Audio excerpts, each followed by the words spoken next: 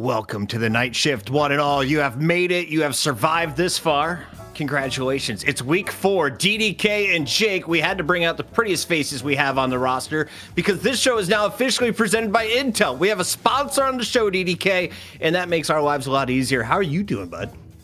I'm doing great. We just did our Counter-Strike show over the weekends. And I'm pretty well. It's nice to cast some Counter-Strike again, but we're back with Deadlock. And there's been a lot of things that have happened. We've had a lot of new heroes. I want to see how the pros are playing them today. Okay. Absolutely. The night shift is continuing on here in Deadlock with 6 new heroes added in the last 2 weeks. Jake, I've been watching some Billy guides. Is there any character in particular you want to see most tonight?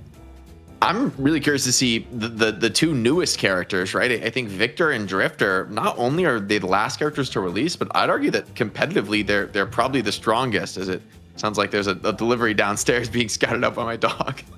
It's pretty awesome. Let's take a look here at what is going on for our tournament tonight. It's EU and it's NA. We've got 2 challenger teams. The winner moves on to play in our money match against Buff Enjoyers. Later, we'll see our 3 NA squads go toe-to-toe. But first, let's talk about the Abrahams and Lotos. What should we get excited about before we dive deep into this matchup? DDK, for anyone who's missed the EU action, what are we looking forward to? Basically, the highest level Deadlock, I think, in terms of the matchups. Because, I mean, obviously, in NA, Hydra Nation are an incredible team, but there's still some, like, rosters kind of reforming in NA. But the true, like, high-tier competition is really at the top of the broadcast, and we usually get to it straight away. Abrahams and Lotos, both really, really good teams. We're going to be diving in with the squads in just a moment, but first, we've got to give a shout out to our friends at Intel and some of the action that has already kicked off. You mentioned we've been doing CS. The CS continues here on the night shift this Saturday. The night shift Asus Intel Invitational continues. Dan, for anyone who missed the first week of action, what did they miss and what are you looking forward to with the upcoming weekend? Yeah, so we had a really fun show. Very, the vibes are kind of like this, even more silly at times. But we have some great teams from the North American region. And going into this next weekend, we'll have 4 teams from the EU region. The pretty high-ranked teams in terms of the Tier 2 level of competition, because all the Tier 1 teams are actually at LANs at the moment. So we'll have that. We're going to have myself and James broadcasting it. We'll have Anders as our guest analyst, so he'll be on the show as well, having a lot of fun with us. Bardolph and Anders are all on a CS cast again. Yeah, and we also have like a cool show match, and we revealed it for the first time last weekend, where we have Intel who recreated TF2 classic maps in Counter-Strike 2, and we did a show match on it. And what's really wild is that the bunny hopping actually works, and so we had some TF2 like pros that were playing last weekend. We might be getting some for the show match this time, and they were bunny hopping at warp speed, and the other team has Counter-Strike people that didn't really know about those mechanics. So you got these bunny hopping like demons with AWPs and machine guns, and it was a lot of fun. We got talented gamers here on the night shift. Jake is one of them, one of the few former pros that we like to hype up. Jake, let's talk a little bit about the Intel Gamer Days, because you're considering going pro in Battlefield 6, I'm told. And in fact, you are playing for free. How do you do it here with the Intel Gamer Days going on? I mean, with the qualifying purchases, you could just snag Battlefield 6, which honestly, I mean, no matter what shooters you like to play, I feel like the Battlefield series is just always kind of that OG of like, you can hop in, have some fun. Me personally, I'm going deep into the back line. I'm doing crazy things as a secret agent in there, just running and gunning. But I'm just excited to, I'll go pro. Maybe I come back out of retirement for the Jake's the good guy who just runs around only healing people. He's just a medic who smiles at you, brings you back so you can die again to a tank. That's all going on right now. The Intel Gamer Days, get in on the deals while you can. We've got to give a shout out though to our Patreons. These are the OGs. They are the original Twitch subscribers before we had the subscribe button, which is now active. The top patrons, of course, have been helping run the business on the back end. DDK, we've got tiers of this thing. Anyone you want to give a shout out to? I know we have a graveyard shift for all the patrons that are currently signed up.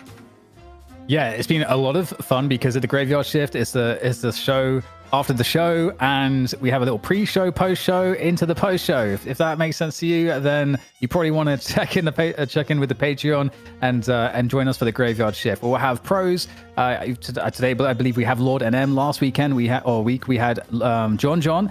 And that was really fun. You get to know the players a lot more. You get to ask them questions and ask us questions if you want and participate in the chat. So it's a lot of fun, and we are aiming to, over time, add more stuff to the Patreon as well. This is just the beginning, as we want to keep this show going, growing, getting better over time. More girth, less dearth. It's all about the info being dropped by these guys. We got DDK, we've got Jake, and we've got the best in Europe. We already talked about our patrons, but the subs are rolling in. And Jake, you just did it for free. How did you make use of your free subscription, Jake? Guys, you click subscribe. There's going to be, if you got Amazon Prime, there's going to be a little checkbox comes up that says use your Prime.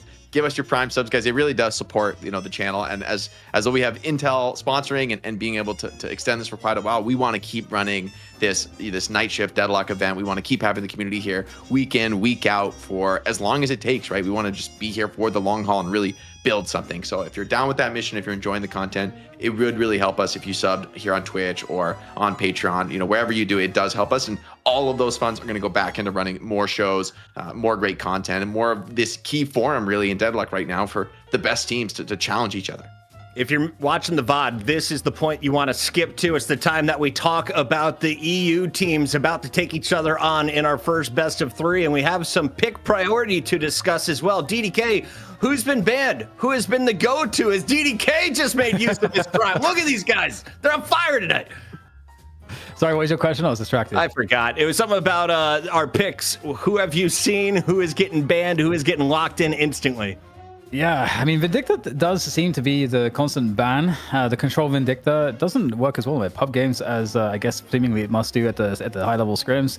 But yeah, a lot of the usual suspects that we're seeing get banned at the moment. The one that's been really interesting from last week to now is Billy, as we can see, and is actually coming up on the picked list, the priority wise. When the first week there was maybe some sentiment that Billy was kind of trash, but it seems like the sentiment's turned around there, Jake. Yeah, I think Billy, the ultimate is so powerful, right? Like pulling everyone in, blocking movement skills is such an incredibly potent skill. You're such a great initiator for that. And you have enough mobility and tankiness to really start off team fights aggressively. And we've seen in the past how, I almost compare Billy to characters like Yamato and Borden, who maybe Billy's a little bit lower damage, a little bit more in the catch department. So it is new in that way. But those characters are often really valuable because they're key for those late game team fights. However, I think as much as we look at these picked bans, the one thing I think is going to be for sure is that I think we're going to see some pretty big changes with, in my opinion, Victor and Drifter being really strong heroes. Like I think both of those heroes are going to see at least a pretty respectable pick priority. And so I think, with maybe if I'm wrong, maybe Drifter won't be as good in competitive play. That's when I could think maybe it's a little bit more sus, but that ultimate's so powerful. Victor, the tankiness, the sustain, pretty ridiculous and has a lot of damage, utilizing items like Frenzy. And sorry, I gotta interrupt. We had 5 gifted subs dropped on us by Crazy7SV, and we will continue to interrupt your casters throughout the night. If you want your name yelled across the stream, all you gotta do is sub. It is the first night of Twitch subs. Jake, you had a great point there. Do you want to wrap it up, or should we move on to the roster? All I'm going to say is it's going to be different. We're going to see 2 new heroes. I think they're the best 2 new heroes that's been released, maybe on par with Billy for Drifter and Victor, and I just can't wait to see what the pro teams do. Walden, don't think I missed your sub. Also, shout out to YLFUT. I don't know if that's something spelled in a mirror. Sergeant Miles was one of our first subs, as well as Froglets. The subs keep rolling in as Tressie just hit the prime. Make sure if you have a crown, that means you have a free sub. That means you have free delivery from Amazon, most likely, is how you got this in the first place. But use it on us every month because it's free money from Amazon that goes in to Jake's pocket. DDK, you and I will get cut apparently next week. Let's talk about the Abrahams, though, because they are one of the juggernauts of the European Union. We have seen them represent Russia proudly, but they've fallen short recently. What do they need to do if they want to go on to the championship match and win $1,000 tonight? Yeah, it's a good question. I mean, they have like an incredible lineup, obviously, having ABL joining into this team. Someone that is a star player that can play a lot of different playmakers to a super high level. I mean, I honestly it's probably just going to be some recalibration around the patches. I think that's one of the difficulties with Deadlock, where we've I think in previous episodes of the Graveyard Shift, we had AVG talking about having players fitting different archetypes, and that kind of helps you navigate some of the variability going patch to patch, because you can still kind of have your team understand, okay, in Deadlock, we want to have people that fit these various archetypes, so you can adapt as the game changes much more easily. And I think, there is sometimes Abrahams is going to be one of those teams that is pretty consistently very good regardless. And I don't know, Jake, I feel like I feel like Abrahams is going to be in the finals today. I just feel that way. I mean, you got to think with those two matches against Buff Enjoyers in the last week where Abrahams was a huge lead. I mean, they really felt like they were going to win 2-0. It looked like dominant victories. And then both times as a comeback, the first game was an even bigger comeback, but even game two, Abrahams, I think, had a lead and still just couldn't hold on to it. So Buff Enjoyers, that immovable force, proved to be enough. But I think Abrahams are going to come back with something to say today. I think they're going to have reviewed those matches and have a different approach. If you can create a lead like that in the early game and make some better decisions in the mid game, I see no reasons why Abrahams can't be our champion today. Freemock is subbing in for Taz this week, so keep your eyes on Freemock. What is he able to bring to the squad? Does it throw off the teamwork, or does it enhance? Silver Brain just hit us with a prime sub, which means it's time to roll on to the opponent tonight. Taking on the Abrahams for a spot in the grand finals against the Buff Enjoyers is the one and only Lotos. We know Pyro, we know Psy, we've seen the Ivy play. If you're looking deeper in the lineup, Sonya Sniper has been the most recent addition. What can we expect from this team? How do they get to a finals matchup, Jake?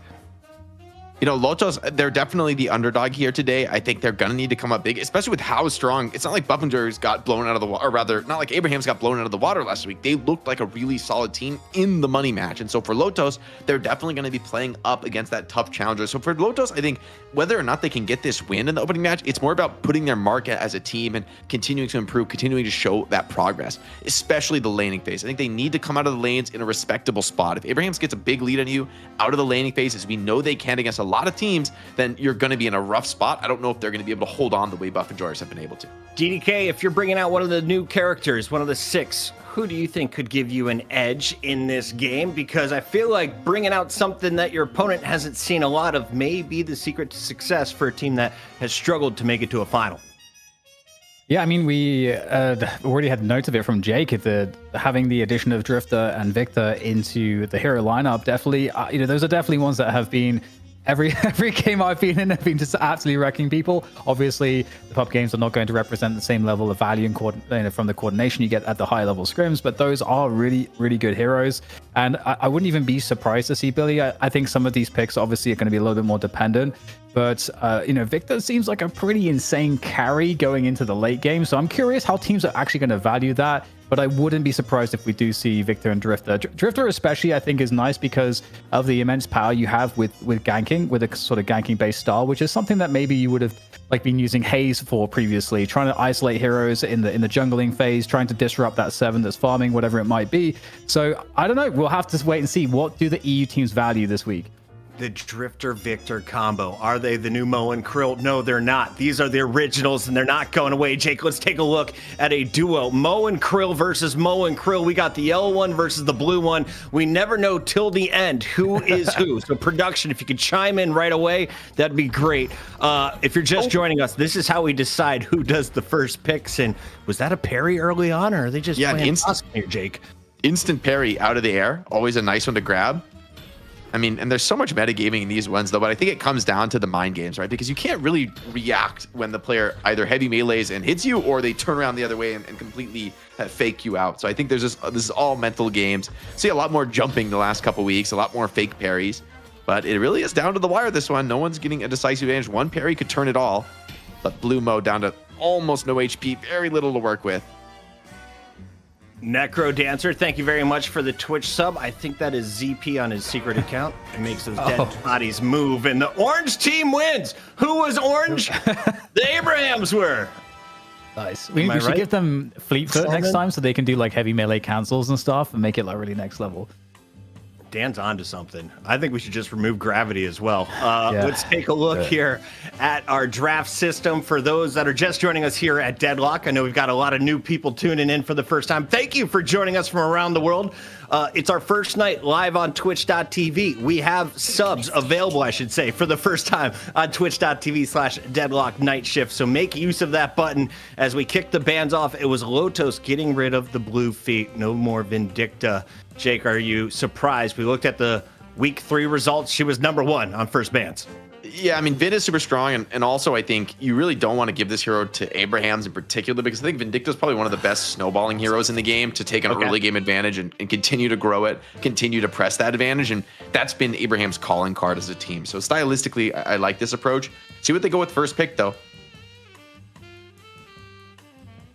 Well, there goes Pocket. So, oh man, this is going to say a lot if we do see one of the new heroes out of the gate, but still, like, there's a lot of value for a Holiday. Like, picks like Holiday. Oh, Visca's first pick. That's super interesting. I was going to say, like, Holiday is still something that is really important, and it seems like teams are valuing those initiators a lot at the moment, and Holiday still is unique, I think, in the class because of the level of versatility. Affx just dropped 5 gifted, by the way, on the stream. Much appreciated, Affx. That's a huge one. Don't know how I missed that. Thank you, Jake. Rehan coming in with the tier 1 sub. Thank you very much. Hypeon, appreciate you. Haven't said your name yet. They just keep coming. In the meantime, we do see the holidays. So you're right. We're going to see some barrels of fun, a few lassos of fun. Holiday, the most OP character, DDK, or who do you put in that #1 spot? I don't know about most OP, but I think it's the scarcity of the role and what the impact that Holiday can have. A lot of people consider Holiday to be really overtuned in, like, oh, she's an initiator, but she actually has insane amounts of damage potential as well. And the disable is pretty unreal with the lasso, and she just can do everything. Super mobile as well, really high gun damage too. So it's like, just does everything. And there's not that much that compares for that in the initiator class. Jake, I think we coming in. We're going to talk about initiators, but in the meantime, Mick Titty Sprinkles 3539. Thank you so much for the Prime sub. We got to keep going through the chat here, Jake, because Scrumpledy Dump hit us with one. Hot Dog Water hit us with the Prime. And we have a guy joining us at the end of the show named Jason Kaplan. I saw that he subbed at some point, and he's mentioned that he's willing to put body hair. I don't know if it's his head hair, chest hair, mustache hair, what is on the line. But if we get to 1,000 subs, he's willing to bust out a razor. In the meantime, DDK, let's be professionals. Catch me up. What do we miss? Well, I think the Viscous Moancrill Paradox opening for Lotos, given that they had a lot of different options available to them, feels very different, Jake. Yeah, I mean, it's a lot of catch, a lot of initiation, which is both teams are prioing super hard early. I think that makes sense, especially with the Vin ban. So there's like a little bit more prio on getting these sorts of heroes that let you start fights, later on into the game. So you swap somebody into a combo. That's like almost a guaranteed kill on anybody if you have a bit of damage to follow it up. And there's a lot of options in terms of the hero pool right now for those like high damage heroes. You got to think Drifter and Victor both kind of fill that potentially a carry role. As you see, even the Victor being banned. So we won't see it this game, but this is showing that the pro teams are agreeing that there is strength in this hero. It is something you want to worry about. That's quite the avatar.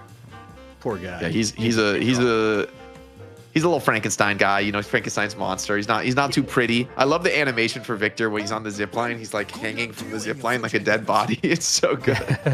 Yeah, man, Valve just every time. They just every single hero is so sick. Oh, else, guys. We got Dukes Up coming through. We just had Afax dropping off the 5, as you mentioned. Big Duck Energy.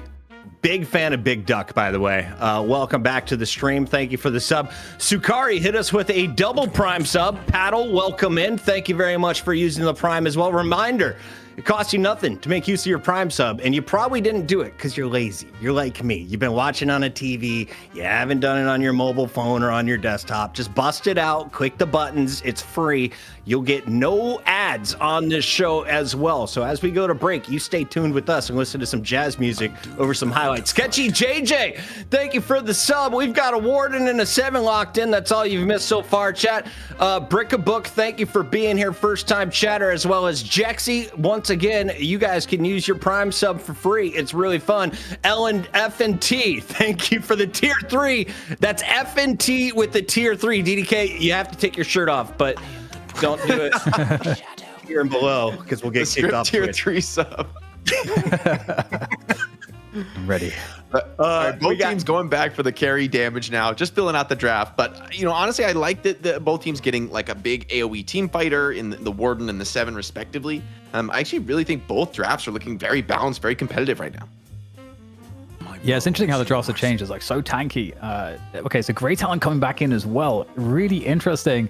In terms of just like a pure DPS option. I feel like Grey Talon's been out of fashion or hasn't been valued for a while. Like, Jake, why do you think that may have changed? Because I'm not sure how to read that, because there's a lot of other options available. Jake, you can talk about that during the gameplay. In the meantime, can I ask the question from the chat? Froglets asked this to me, but I'm going to turn it to you. Jake Cat Maid costume. How many subs? 1,000? I'll do it at let's say 750 subs. Let's make it attainable. At 750? No, you got to push it above 1,000. All right, 1,000. I'll say 1,000. I'll say 1,000. At 1,000 subs, you will do a Cat Maid costume. Yeah, I will. I don't care.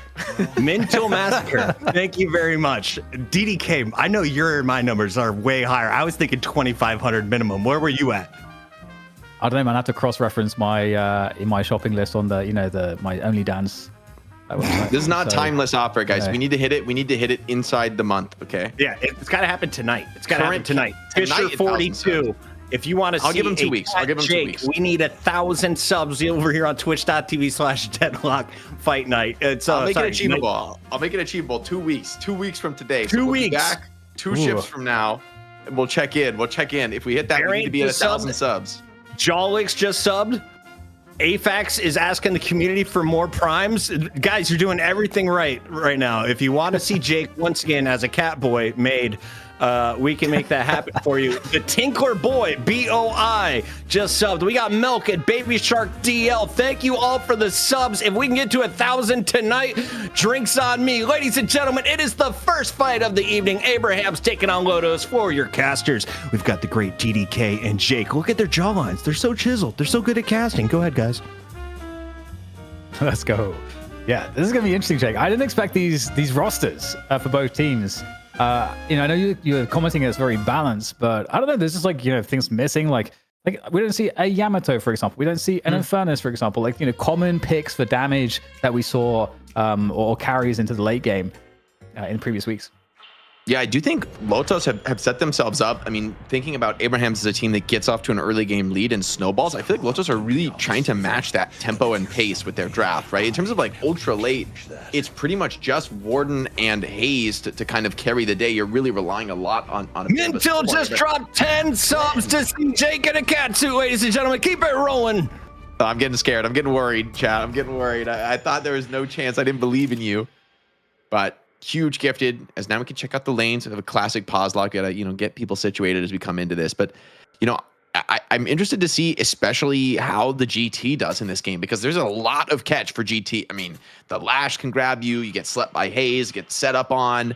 Once there's a Phantom Strike on the Viscous, he's going to jump on top of you, and then your swap and combo are insane. So there's a lot of kind of squishier targets on Abraham's. If that backline gets targeted, I could see trouble for them in this draft.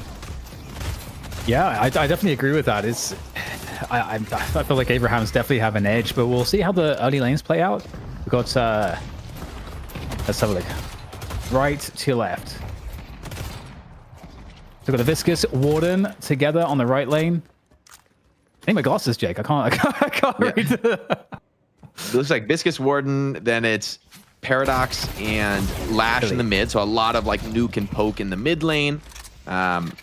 This Viscous Warden lane is pretty devastating in terms of lane harass, right? I see this being a really hard one, especially for Billy, who kind of needs to get a bit closer, and I'm not sure you're going to be able to trade with a Warden and a Viscous. These guys are monsters at dropping big poke in the lane. And one thing that's nice too, I really like about Abraham's mid lane is that with the Holiday and Grey Talon, you've got all of this damage that will allow you presumably to, hopefully for them to win that first Guardian, and then you can keep the Talon in lane. You can throw the birds out to support ganks that then happen from the Holiday, from Fremont, because he roams off of that initial takedown of the Guardian. So in terms of a setup there, for me, that is strategically really important for the early to mid game, that they take the first objective with the Holiday Grey Talon. Yeah, I think both of those lanes in the mid lane are pretty competitive, though. I think Lash and Paradox can give as good as they take, even on long range against GT, right? They both have some pretty good connections and long range skills. Attempted steal. Hold that thought, Jake. We just got another 10 gifted from Subby Jubby. Thank you, Subby Jubby. Not only did they sub themselves, they've gifted 10. Nevsky CrossFit, Dat Guy 1, That Iceway, Prussian Pancake, Something CT. Thank you all. The sub goal has started. Let's keep it rolling. Huge gifted coming in. Thank you guys. Much appreciated here. As couple trades coming out in the early game. Abraham's getting a little bit the better of it since Saint was able to escape from that gank on the side lane. But I think Viscous Warden's still going to keep the pressure up. However, on the other side, pretty devastating. This 7+ Abrams lane, you get like a reliable stun setup into the charge and a lot of damage to boot. That could be kind of problematic once ultimates come online. Getting that early kill in the lane as 99 lives drops another 10 gift. I just need to go order the catsuit, man. It's getting way too close. It's getting way too. It's way. We too are fast. up to 117 of the 1,000 needed for the catsuit. If we can update our sub goal to 1,000 for a catsuit, Jake. If you like maids, if you like cats, or just boys from the Northwest Coast, we got them all here. It's the night shift. Well, back into the action we go, and we're still looking to see, where who's making more progress to these first Guardians, because it's so much pivots off of that, and it seems like neither lane here, Jake, is really getting even very much chip damage. So it seems like there's an equilibrium here. Oh my God! Somebody just slammed 20 gifted. Are you kidding me? That's not somebody. That is Myth who is coming in. Myth, what is up, buddy? Thanks for checking out Deadlock. Hope you're loving the game and loving the stream. This is week 4 of the night shift, and you are watching Abrahams, who always go to the finals. Sometimes they walk away with $1,000. Thanks for the 20 gifted. Trades coming both ways. The Myth there. He wants to see. He knows what he wants. He wants Jack and Cassie. Jack, Jake. I mean, yeah, Freemock and Sonya both finding kills in the mid lane, so they're both going to have their ultimates online first in that mid lane. So both on the relatively low HP. That could be a contentious place for trades. 7 has gone all in on the pressure with these items, Headshot Booster and Extra Spirit. Putting a lot of damage in on this Mo and Krell, who's kind of scared to come up close and brawl. Somebody like Abrams is really happy to take those trades, and so keep your eyes on the top right, Jake. Small lead. Oh my God, more gifted. They keep coming, man. Arv's Roke has put us over 140 subs. We are on the way to 1,000 catsuit being ordered by our producer right now. Jake, send him your address on Discord. Thank you. That's Rig Medin with the most recent one. Keep it rolling. Huge stuff in our opening game. Really appreciate the support, guys, coming in from the community. Thanks, Crowbot, as well. This early game, it's pretty even, though. Lotos, I think they're going to be pretty happy with this, right? Like, the trades are going both ways. It's not dominant. This could be in big trouble here. Yeah, it does get cut down. Sonya's off to a bit of a snowball start. Yeah, he's funny not for the this only one in big trouble. This Sorry, mid go buff, ahead, the side lane buff here, and it looks like Abrahams might be coming out on top in this fight overall. And this might actually turn into a small edge here on the souls, but at the same time, like, neither team's still really able to get that chip damage on the towers. So I'm not sure if anyone walked away with the buff and survived. We didn't catch that on camera. So we're not sure if there's going to be an edge there in terms of the laning here, and if that will translate into more progress on the objective. But so far, honestly, this is a very even game, Jake, in the early. Flexing hard with the 10 gifted, Jake. We just saw another one come in as well. We are up to 162 after the H-Bow. Just as I said that, 5 more gifted. A perfect time to pause and marinate in the Deadlock community's glory. 167, and we are not even to the 6-minute mark. Jake, are you nervous? No, they're gonna run out of steam, Puckett. There's no way they can keep up this pace. It can't be done. They're gonna fall off a cliff. Just you watch. Just you watch. I'll be fine. I don't need to order any catsuit. Chat has now started calling out the people who don't have the sub icon, saying you need to sub. Random Chinese kid, thank you for the Prime sub. Great name. Appreciate you being here. As we get this pause, Pyro's coming back in. Ultimate's coming online, though, so I'm expecting some bigger clashes in the next couple of minutes. Saint, I think, on this Sinclair has a lot of potent ults to steal this game. You got Warden ult, you can steal combo from Mo, you could steal the Lash ult, so I think Saint could have a potentially pretty big game with a lot of options, a lot of stuff to keep in track of here. Oh, nice combo catch there. Oh. Unfortunately, I mean, Sai's going to be able to get that kill. That's going to be a one kill going Lotus' way here. But still, Seven able to kind of keep up on the lane here. Jam side isn't, again, preventing any tower damage from happening. Again, that's kind of the key aspect here. Usually in the 6 to 8 minute mark, I feel like we would normally see a lot more progress, so that whatever it is in terms of the objectives, the first one to break here is going to be pretty decisive, I think, for these two teams. Because again, I really think that Freemock on that holiday wants to roam more, and without that Guardian going down in the mid lane, is going to be less incentivized to do it. But the teams are going to have to start moving a little more. Now, I mean, the next big thing, Jake, is going to be the Sinner's Sacrifices that pop up at the 8-minute mark. That's going to be a really important next point of contention. Mintil Massacre brings us up to 178, and we might have a kill. Nice kill there. Fremont getting on the board. I think it's second kill of the game, third on the streak here. So Holiday off to a nice hot start. Another good sign, I think, for Abraham. As good as some of these ultimates are from Lotos, they are vulnerable to counter stunts, right? And a reliable counter stun from, like, whether it's the Warden when he's casting his ult, a long cast time for a Lash, even the Haze. You can shut any of those ults down with a quick lasso from Fremont. Similar story here for Abram. So these frontline initiators for Abraham's going to have their work cut out for them. Yeah, like about 40 seconds till the Sinner's Sacrifices come up at this point. All the first stage Guardians are still up as well. Bit of pressure on this left lane here. Finally, a lot of damage being done. I think this is one huge benefit of having the Mo on your side. Although in from the back, we've got the Abrams there, Saf trying to get the damage in, and both players, Sai and Saf, falling off of that fight. Both very weak. The tower is getting lower and lower at this point. Some of that sustain coming in from the Mo, able to heal up a little bit, but still, it's very, very challenging here for both players. Neither wants to give up the position. And again, Sinner's Sacrifices are spawning now, and you would normally expect the tower to be down and for teams to be making use of that forward space to be able to challenge for them. Yeah, that next wave crash almost certainly going to be able to drop the tower and maybe look for more off the combo. I wonder if Mo's going to get quite a lot of heals here, especially grabbing the first kill against the Creep 7. Maybe you could try and turn around for a kill, but Haze is such a threat right now. I think has both Enchanter's Barrier and the bullet shielding online, so it's going to be a problem. But Mo's going to go back for the heal. They're just going to let Haze grab some of this solo farm, prioritizing her early game. Yeah, now we have a lot more movement from Fremont as well. They're coming back into the mid lane on that Holiday. There's a lasso available, but it doesn't look like there's going to be the timing. It looks like Lotos will be able to fall back in the mid lane to be somewhat safe from any gank attempts. The tower's pretty healthy as well, so like diving doesn't feel too awesome at the moment. In the meantime, we actually do get some progress. There, Lotos able to take down the left side Guardian, and in the meantime, still heavy pressure on the right side as well. And it's a perfect opportunity to give a shout out to 6 Foot Sam, Toast 325, DMAT 798. Thank you for the subs. We're up to 186 of our 1,000 goal. Stolen Warden ult here. See if Sinclair wants to use this to pressure tower. I think he will. Backs up, no stun going to be coming in to cancel. So yeah, this could be a tower down, dying fast. However, do they have response here? Biscuit's coming in with the ball, Warden in with the ult of his own, and Sinclair's running out of time. They're not going to get the tower. They're going to get completely shut down here. Great counter engaged by Lotos. Yeah, they have like a really nice amount of map control to work with, like clearing up some of the jungle on the left side. That is actually going to bring out a couple of players here from Abrahams to try to respond to that. But in the meantime, we'll have to see, how the soul differential starts to grow here, because Lotos are really using this control to great effect. 8k in advantage now. Another fight breaking out here between the two of the tanks on other respective team. Okay, Seismic Slam to retreat there, barely getting out of dodge.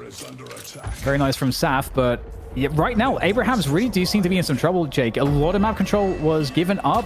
Lotos is capitalizing nicely off of that. So they're going to have to find a way to recover. We just had both bridge buffs come up as well. Yeah, this tempo snowball starting to look really good. Magician, kind of a misplaced clone there. It looks like it will be enough to just get him out of dodge along with that Rabbit Hex. A lot of pressure here coming in now. Ultimate's popping off. This is with the cube going to keep him alive for now. And Billy getting trapped here. No follow-up, though. No damage. He's going to be able to slip back from this. Makofin also low on the business. He is going to be nuked down by ABL from range. As looks like Abraham's running for his life. Yeah, there we go. More progress on some of these objectives. And there we go. Another Guardian down there. Lotos really feeling it at the moment. Although Abraham's finally able to get something back as well, so trading one out. We got the urn collected as well, so it's going to actually be a defensive pick, or rather a deposit for the urn in defensive territory for Abraham's on their side of the map. So that probably feels really good, because it doesn't really seem like it's that easy, or I don't think there's really any options. Yeah, I don't think you can stop this. This is so early to invade this deep in the map. I mean, there's a possibility. You ain't stopping this urn. In the meantime, I'm going to give a shout out to Paper Jam, To the Moon, Chadley, Sergeant Miles gave one to Obi Kim as if he hasn't made enough money playing this game. Tanner the Fish, the Koki, Purge the Seuss. Thank you all for subbing. And bringing all those players though. yeah, to over to the right side. I like this decision actually from Lotos. Rather than contest the urn, they're putting heavy pressure on this side of the map. 7 trying to defend alone. Sinclair has come in to assist it, but still half Walker down. Catch onto a Lotos player, though, is a nice find this early in the game. Yeah, I really like the you know, again, as we were saying, like it really wasn't possible for them to challenge that. So really huge punish from Lotos to get that control, get that damage on the left side. And they've also been, I think, largely commanding a lot of the enemy neutrals on the left side too. With that said, we do have Freemork, who might potentially catch Sai, who is still roaming deep in these positions. You've got to be super careful. The initiation could be perfect here. We do have Lasso up as well. So 2v2 on this left side. Is there anyone to catch? Haze and the Mo and Krill on the other side here. They definitely want it. They have 7 coming in as well for the assist, but you got Lotus, you know, they will be falling back. I mean, Mo is such an annoying character in this spot. He's going to grab some Sinners here. They're going to try and catch him, but he dodges just away from the Rabbit Hex in time. Has the Burrow. They need to stun him out of this. Get the 7 stun on him, but it's going to take a while. Stolen combo. Okay, surely this is enough control. They brought so many players to deal with this Mo. They are able to grab him, but on the other side of the map, also a winning fight for Abraham. So they're able to win 2 at once. That would be ridiculous. That's huge. Lotos able to get that kill there on the right side, clean up a little bit, and they've got this weakened Guardian on the right side also to deal with, so that's going to go down. And that means that right now we have a pretty big advantage for Lotos still. They are even on souls now. They were almost 8k ahead previously, but they have the possibility to take more map control than their opponents. That's kind of the edge they have at the moment. And with the bridge buffs coming up in a couple of minutes, and that might be one of the focuses for the next big fight, in addition to that urn. Haze and Mo working together to set up some potential kills and a catch on ABL. Okay, no, just some harassment here from Lash. Getting in, getting out with that majestic leap right onto the farm potential. And that's pretty annoying for ABL. I mean, on this GT, right, every point of HP matters. You really don't have that much tankiness to spare. A catch on the 7 hit. Ooh, with our stand coming out as well for this fight. Oh, a failed jump up from Warden, though. That's going to be costly here. The majestic leap, not quite enough for the catch. So the last stand is ultimately escaped here. No, Jamside does get hunted down by Sonya. So we might have players for Lotus falling back here on the right side. In the meantime, we've got a 2v2 on the left lane that is being teased. There's this constant pressure here. Essentially, Lotus just really making it impossible for Abrahams to get enough pressure going towards the enemy side of the map. These 2 Guardians on left and middle positions are still completely healthy, which is pretty unusual at 15 minutes in. This Mo is so annoying. Like, you're trying to catch him. Okay, stolen ult, maybe the combo, counter combo. That is a pretty nice response here by Sane. They're slamming heavy melees into him. Paradox comes in for this fight, but I don't know if you want that smoke. There's a lot of Abraham's players here ready to engage, and the net worth lead is completely even here. Yeah, the juking is being attempted, but like you said, it is going to be very hard to escape this position. We even have the GT birds coming on in to ensure no one can survive from Lotos. In the meantime, the urn does spawn, and in fact, it will be Lotos that will pick it up. Okay, this could be a potentially big point of contest or a big potential team fight on that urn, but in the meantime, looks like we'll have a dive coming in from Abrahams, dealing with this Guardian, having control now of the lane where the deposit position is for this urn that is now being run across by Lotos. Yeah, the responses to these Mo invasions have been really clean from Abrahams. They punished it a couple of times now with the nice copied Mo combo there by Saint. And that's restored the map control. It's kind of fixed the situation for the most part. Urn slapped out of the hands of Warden, but can you maintain this position? Here's the combo coming in and the follow-up from Last. And a little bit of revenge here onto Saint, who, wait, hold on, he teleported out. Is he trying to slip away from this one? Movement buff on Light. He might be getting out of there. He is, but this weakened Walker on the left side from before, there's a moment finally where Lotus finds a more harass and more damage on that. It's going to force a response. 2 players coming in from Abrahams to try to deal with that. And in the meantime, the urn does get returned. And Lotos, 88k, even with Abraham's 88k, and more of a fight brewing towards this left side. Neither team wanting to give up on either the aggression or the defense, but at this point, job done for Lotos. First Walker down. Massive control on the left side of the map here. Still big presence. In fact, they seem to be okay with going for fights right now. Even 3v3, now 4v4 for both sides. And here comes Billy in with the ult, trying to pull them all in with the chain, and we've got Borden in there as well. This is really messy. It's a disengage from Lotos. They might lose quite a few players on this one, though. Seems like Viscous able to roll out of that one, but getting the Warden kill is nice. In the end, though, it's a Warden death for a Garden, and you brought a massive rotation of Abraham's players. You used a lot of key ultimates. So I'd still say the tempo here favoring Lotos, but the game very much balanced on the edge of the knife. Lotos really needs to find a team fight before these ultimates come back online. And against Abrahams, I mean, you still have Lasso, right? So you can still look for some of these pickoffs. Speak of the devil, and it's Mo caught, punished. Once again, all these stuns slammed on the Mo time and time again, but it seems like a missed pin will be enough for Mo to slip out. As we find out if the Mo can survive, big shout out to the chat, especially everyone who refused to give Hoot a sub. Let's hold strong, gift them randomly, but no one gift Hoot one directly. He'll win one later in the show, I guarantee it. Let's stay tuned though with our casters, DDK and the great Jake on the mic.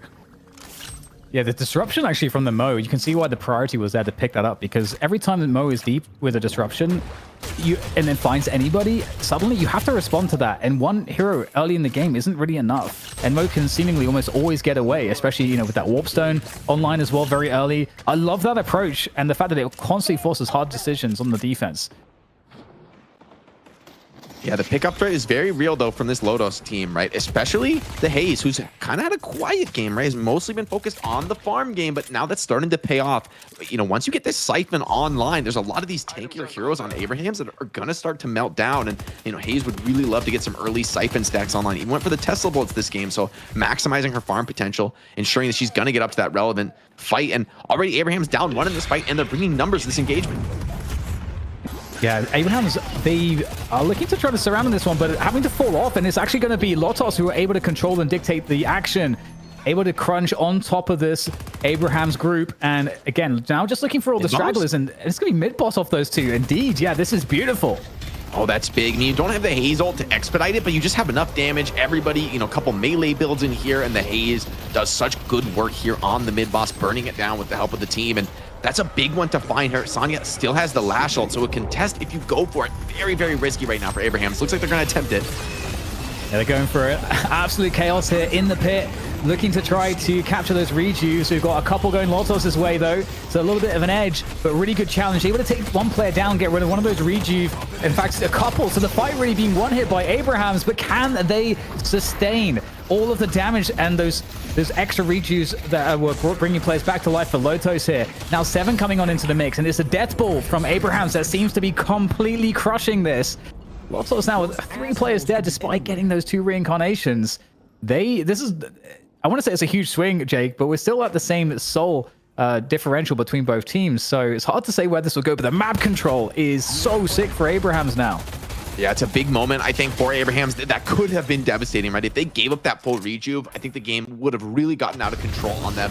The fact that they're able to pull that contest with the counterspell on ABL, really well played fight from him, is now adding insult to injury. Pyro, the Warden, is caught out and can't really get into this fight at all. That might be snowballing this into a Walker take. Lotos, the game's starting to crumble, and do they want to risk contesting here with the less numbers? I think maybe you need to go for this, so you don't want to give up mid Walker, and a nice catch on Sane in the exit could turn this into a chase. Yeah, we've got everyone spreading out here from Abrahams trying to fall off it, but the hunt is continuing as we see the Mo there trying to prevent this urn from getting stolen away, but Billy's going to grab that one. That's in the hands of Abrahams, and it's a mad dash to the right side of the map now to deposit the urn, and it's hard. Yeah, it's a 2v2 on this right side. Yeah, it seems like 7 got out of there. Now Abraham's looking to fight Mo, but oh, nice parry by Mo. Gets a damage in, but you know, Abraham's just too tanky. Mo doesn't have that damage on his own. Has numbers coming in. Abraham's been great at saving out some of their players, but Jamside getting so low is probably gonna have to fall back to base. It's a bit of an inefficient play for him. They're able to grab this urn, but the turn in is pretty difficult. I mean, you don't have Guardian on that side of the map. You don't have the waves are crashing against you right now, and yeah, I don't know that this is that realistic of a turn in. I feel like you just have to hold the urn. As by the way, Haze just grabbed this Siphon bullets. Watch out for her damage in the next couple of fights. Haze and Sonya, you got massive gun damage, massive spirit damage, and the team fight to boot. It could be potentially scary. Like if you get a really good lash ult this game, I feel like that could be the team fight. Yeah, I mean, it might be an opportunity for that. Actually, no, lash ult is offline currently because the urn is looking to be deposited. They want to posture it, and even if they don't actually try and turn it in, just by holding it, you know, they're showing where it is on the map to the enemy team, as it does reveal on the enemy minimap, and that's going to often create respect. You know, you got to rotate to defend that line, but defense is now on this left side Walker. A response here, 2 versus 2 there. You don't want to over-respond, and it's looking pretty good right now for Lotos to prevent the damage, but that is the moment the urn is getting attempted to be turned in here by Abrahams on this right side. Huge battle, as discussed. That 7 ult's going to come in over the top here. Massive spirit damage connection, controlling this area completely, and that shuts it down for Lotos and gives every bit of space over to Abrahams. Haze does get big stacks on 7 though, so I don't know if you want to continue to take this fight for the 7. The Haze is going to pump huge damage. Saint thinking about the urn turn in, but here caught by the lash ult. Big dunk onto the 7 as well. The follow-up is there. The nuke's coming in, and are they going to be able to clean up these kills? Saint Rabbit Hex keeps him alive for just a second, but it's not enough. Yeah, Lotos in control on this right side, and they might be able to grab this urn as it's walking its way back. Huge swing of value and victory on that side. It's going to be at the cost of a Walker, so at the very least, this 2v2 that was on slow burn on the left lane does give some consolation to Abrahams, as we now have Billy just on the lonesome trying to defend. This Walker does have the assist now, baby, on that Grey Talons. That's a lot of damage output, and they're going to put the stoppage on this, but still, a 10k difference almost has now asserted itself on the scoreboard in favor of Lotos as they regroup in mid.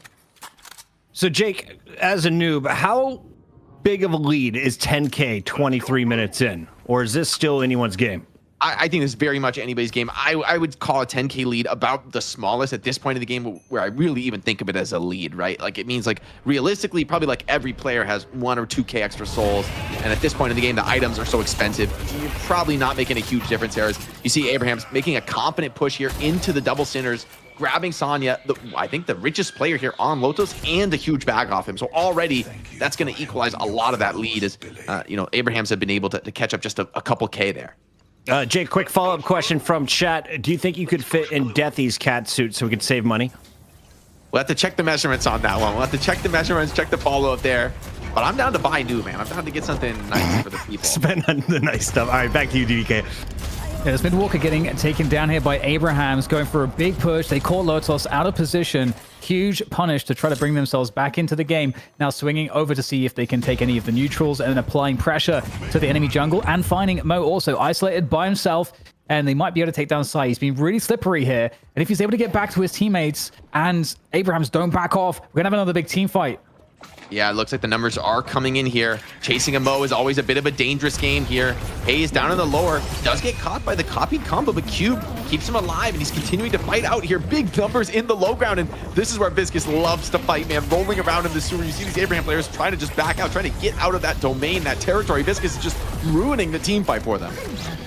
Yeah, constant disruption from the Google. Really big stuff there coming out of Coffeen on that Viscus, and now it's going to be Abrahams. They're going to have to back off. They've lost 2 players, in fact, and mid-boss is a minute away, so they're going to be very cautious about that, and more damage now trying to be placed on top of the retreating Abrahams players here, as Lotos have full dominance. We have a cleanup of that lane from Lotos. That left lane is, of course, like really pushed for Abrahams, but that's not going to be continuing for too much longer. We've got the bridge buffs, both bridge buffs going to Lotos. And again, with that mid boss coming up in 40 seconds here, Jake, Lotos are in a somewhat commanding position. Yeah, they've got the buffs in order to set up for mid-boss, which should be pretty nice. Hayes, I think, loves to get a health buff at this point in the game. Makes her a lot tankier, a lot harder to burst down, lets her stay a little bit deeper into those team fights. Viscus may be able to get a pretty free earn run here. I think once he crosses the midpoint of the map, I just think it might just be too far to contest for Abraham. So the lead kind of expanding back up, maybe a little bit above that 10k mark with the jungle steals they were able to grab in that last fight. And it's a free earn too, so this is also off the back of that, winning that team fight. There's just nothing that can be done against this from Abraham's POV. So again, if Lotos don't make a mistake and just put themselves in a position to have a team fight, get a kill or 2, or even just a pick, they have so many opportunities to then mid-boss into massive, potentially game-winning advantage, or something close to that. So Abraham's really on the back foot here. Spirit Burn will be a nice pickup for ABL, though. I mean, this GT can quietly become a pretty scary threat. Big catch, though. Lasso onto the Lash, who's already low. The Billy follow-up. 2 ults have to be expended, but they are able to grab that kill onto Sonya. And Bird is going to clean up that mid wave as well. fixing some of the lane problems here. So that's a nice find once again. I mean, Sonya on the Lash, he is really vulnerable with the amount of stuns and control, especially with somebody like Billy. Once you deny Lash's movement, he just can't really play the game. Yeah, no, right side lane pressure from the Mo is not all that concerning. You can see here for Abrahams, they still have that mid control. And again, they got that opening pick onto Sonya Sniper. This is the way that they bring themselves back into this and threaten the mid boss themselves, is winning the pick-based game. And right now, Lotos, they're going to be down players because still Sonya Sniper is trying to respawn. So they have to be cautious not to take any team fights, lest it be in a spot where then it could just get rolled into a mid boss. So Lotos need to be very cautious. And in fact, I love this, threatening the mid boss already. They might set this up as a bait, Jake. Yeah, this is interesting. If they really drop it here, I think it's super risky, right? Viscous is like already here to harass them inside of the pit, imposing further cost. Yeah, I don't think this is that realistic of a mid boss. And Sonya has Arctic Blast. He's coming back into the fight. Everybody's grouped up here as Mo does get caught, does get lassoed pretty deep, but hold on, this is a Mo. This is a tanky hero you're starting the fight on. Follow up, see if it's there here as Lotos comes into assist. Mo does go down. I think that's what they were looking for.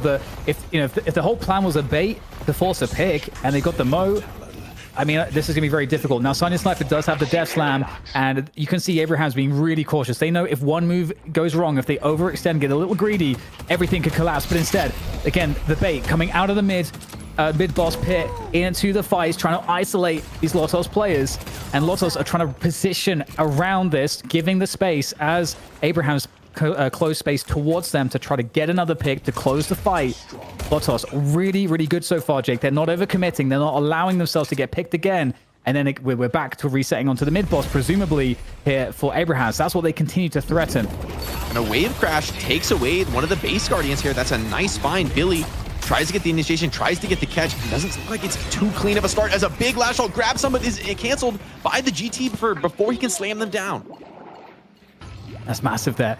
Lotos, again, got to be so careful. Down a player sight, almost back up again on the Mo, but it might not be soon enough here because big damage coming onto Rayek on the Paradox. Can he get out of here? Trying to use the movement, trying to get himself into safety and force a chase, force more delay. That's what they have to do. Lotos, they got to position themselves correctly. Mo with the combo, but there's just a huge ball of players from Abrahams. Again, he's tanky as hell and is still somehow surviving. This is huge delay again from Mo. The Mo play so far from site has been instrumental to keep Lotos in this game, and still they need more of it, and they need their teammates to come in now to try to get a good surround on this fight. And there, off of the blade dance, it's the bullet dance. They're trying to get the damage in. Viscous with the save on the cube, and still the fight continues here. Big 7 over the top, though. That may just be the final nail in the coffin. Lotus tried to get back in on this fight, but 7 is disrupting, zoning them out of the team fight. Warden doesn't have ulti either, so really doesn't want to take part in this. He's gone to a very invested ulti build. Mo, so tanky on this Mo, even as the Juggernaut, but just, I mean, getting 5-man focus, you're just not going to be able to survive that no matter what your item build is. And mid-boss is online. This is Abraham's cracking the game open for what feels like the first time, and should be a free mid-boss, potentially even more on the map for them to take. And the respawn times are so long here. You know, these deaths, it takes so long to come back. There's no chance now. And you know, you can kind of feel what Sai was doing there with that death at the end, feeling that the mid boss is going to happen. And if there's some way for him to like get a catch, create more of a chasing situation, more of a delay, maybe he could have prevented this scenario. But again, 181k to 181k. So there is a huge... In fact, are they still going to be coming in for the fights here? There are still players right outside the mid boss here. In fact, they were trying to go for another challenge there. And that is pretty surprising because at this point, there's going to be nothing to get a defense online here. This could, in theory, be some shrines potentially going down. At the very least, base guardians. Oh, you can't die here, Lash. This is so painful. Oh my God, he just gets popped. The spirit burn. Disgusting damage there out of the GT. Showing the value in the comp, and I mean, I think maybe there's just a thought there of like, you just have to try and steal one of the leads away. You have to do something. Chain onto Billy is, looks like blocked there. So not enough follow-up on the Haze, who is, you know, a kind of a problem to try to push into. It's like a visual bug on the items. I don't believe you can buy two of the same item. I was going to say, like, yes, two of the, I don't think that's possible, so. That would be pretty interesting. But I mean, this should be shrines down, 4 rejuves. It's the fact that this is second mid boss is pretty valuable. Viscous doing what he can to harass, but I mean, Abrams does not care. They're like not taking damage. I mean, with all the nuking you bring here on Viscous, it's just not enough. And that 30-second death, 30-second respawn time for Sai, I think that's enough to maybe go for this 4 Regis. Why not? You have the 7 ult over the top. Yeah, they got massive spirit damage output at this point. Yeah, indeed, this would be such a good spot here now for 7 to find a spot. There it is, coming in on top with the ult. This is massive damage. Gets disrupted, though, by Viscous, I think. They're on the Google, but it doesn't matter. The damage is thick, fast, and furious there, and it's a finish and a half from Abrahams, picking up the dub against Lotos. And they were behind, I feel like, Jake, for most of the game, but they made great decisions in the macro and had great tenacity to bring it back. Yeah, really great macro play. I feel like despite the fact they were behind, they managed to just get an edge on walkers. They managed to take walkers a little bit earlier, managed to get a little bit more value despite the soul deficit they were in. So really well executed by them. I think they leveraged the global presence from Grey Talon really nicely to kind of add that extra +1 into some of those fights on the flank. Also got to give a lot of credit to Fremont, right? He's subbing in, filling the shoes of Tass. I would say Tass is like the best, or at least clearly in that elite top tier of initiator players. And so for Fremont to come in here and put on a big show here on the holiday, get a lot of big connections on the lasso, is I think a great sign for their upcoming money match there against Buff and Jars. Yeah, to quote chat, you saw Pyro just getting put in the corner and forced to watch things. It was not nice. The lasso was working. Holiday was pumping. Fremont doing his job and doing it well. DDK, we are almost to 200 subs. I feel like it's a great start to the day. We're getting 800 more as we go to the money match, but did you get what you were expecting out of Lotos? And how did they throw this game? Because we checked in and it sounded like everything was going their way around the 23-minute mark.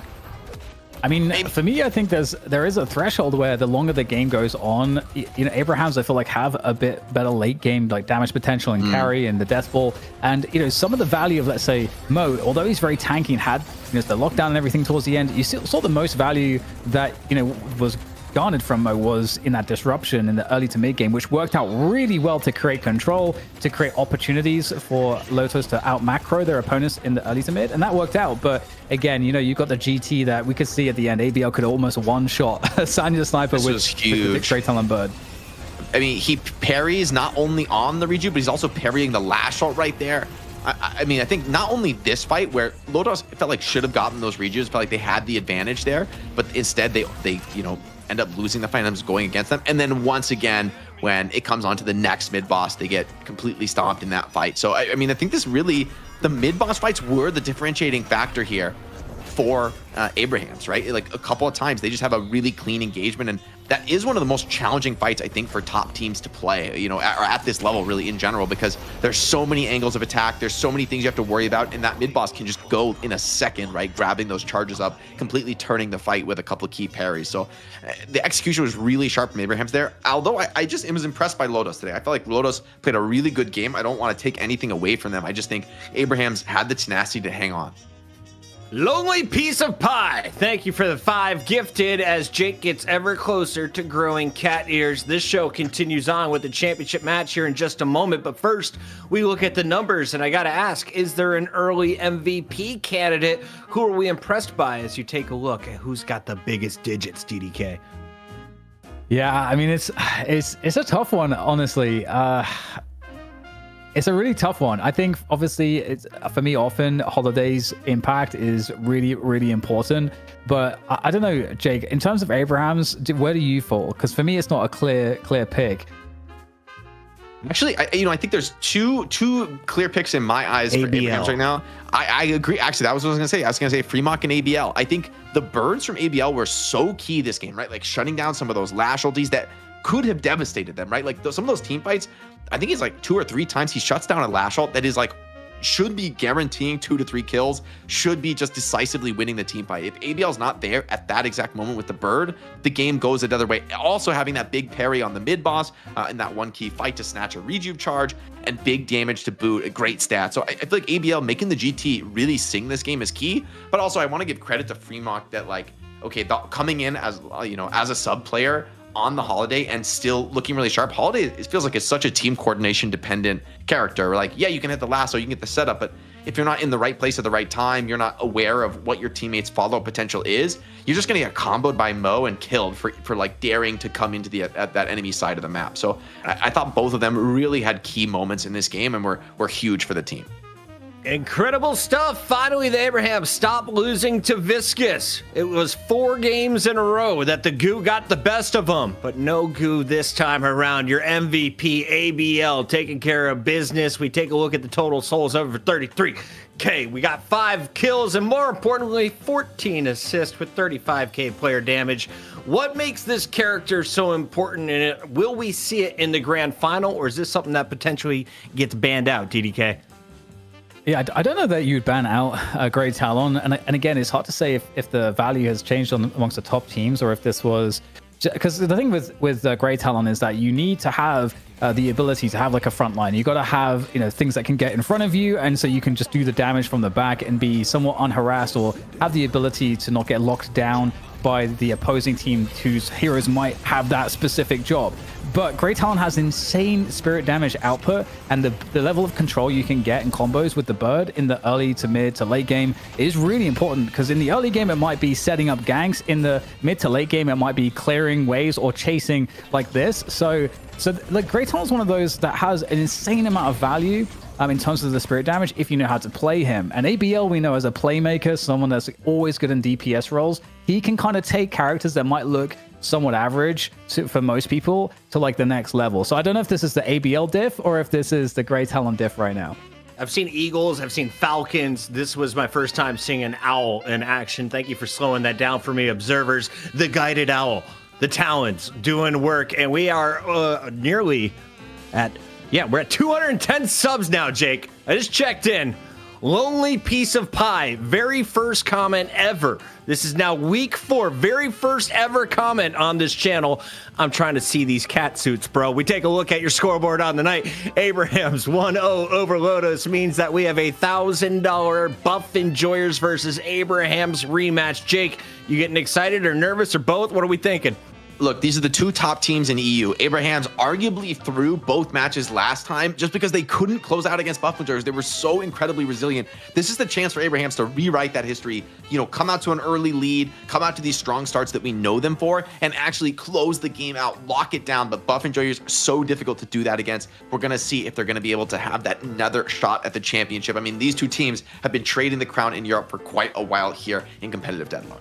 It's been a blast so far. Big shout out to everyone tuning in from around the world. If you are one of the 210 subscribers on twitch.tv/Deadlock Night Shift, you don't have to look at these ads. You know what? You can just hang out, listen to jazz music. You ready for this? We come back, we got another game, $1,000 and more Deadlock. Go ahead and throw us all in. Thanks, bud.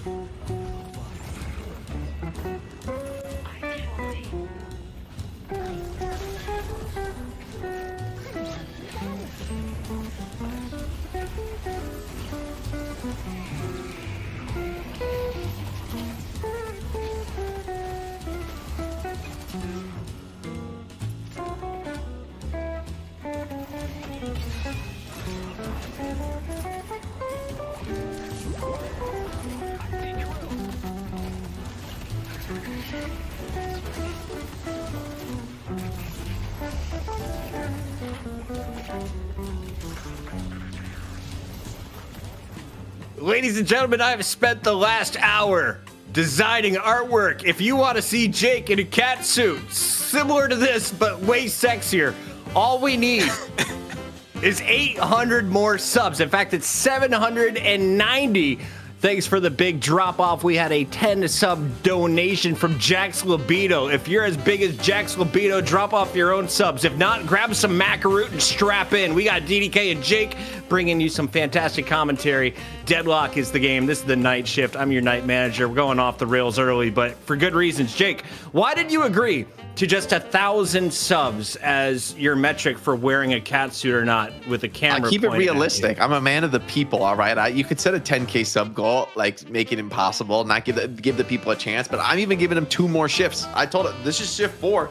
You're up to shift 6. That's when I'm going to check in at the end of shift 6. If we're at that 1,000 sub mark, if your friends are not here watching the show, you get them in here, get them sub, get the primes coming in. You got time. You got time to workshop this community. I want to make this possible for you.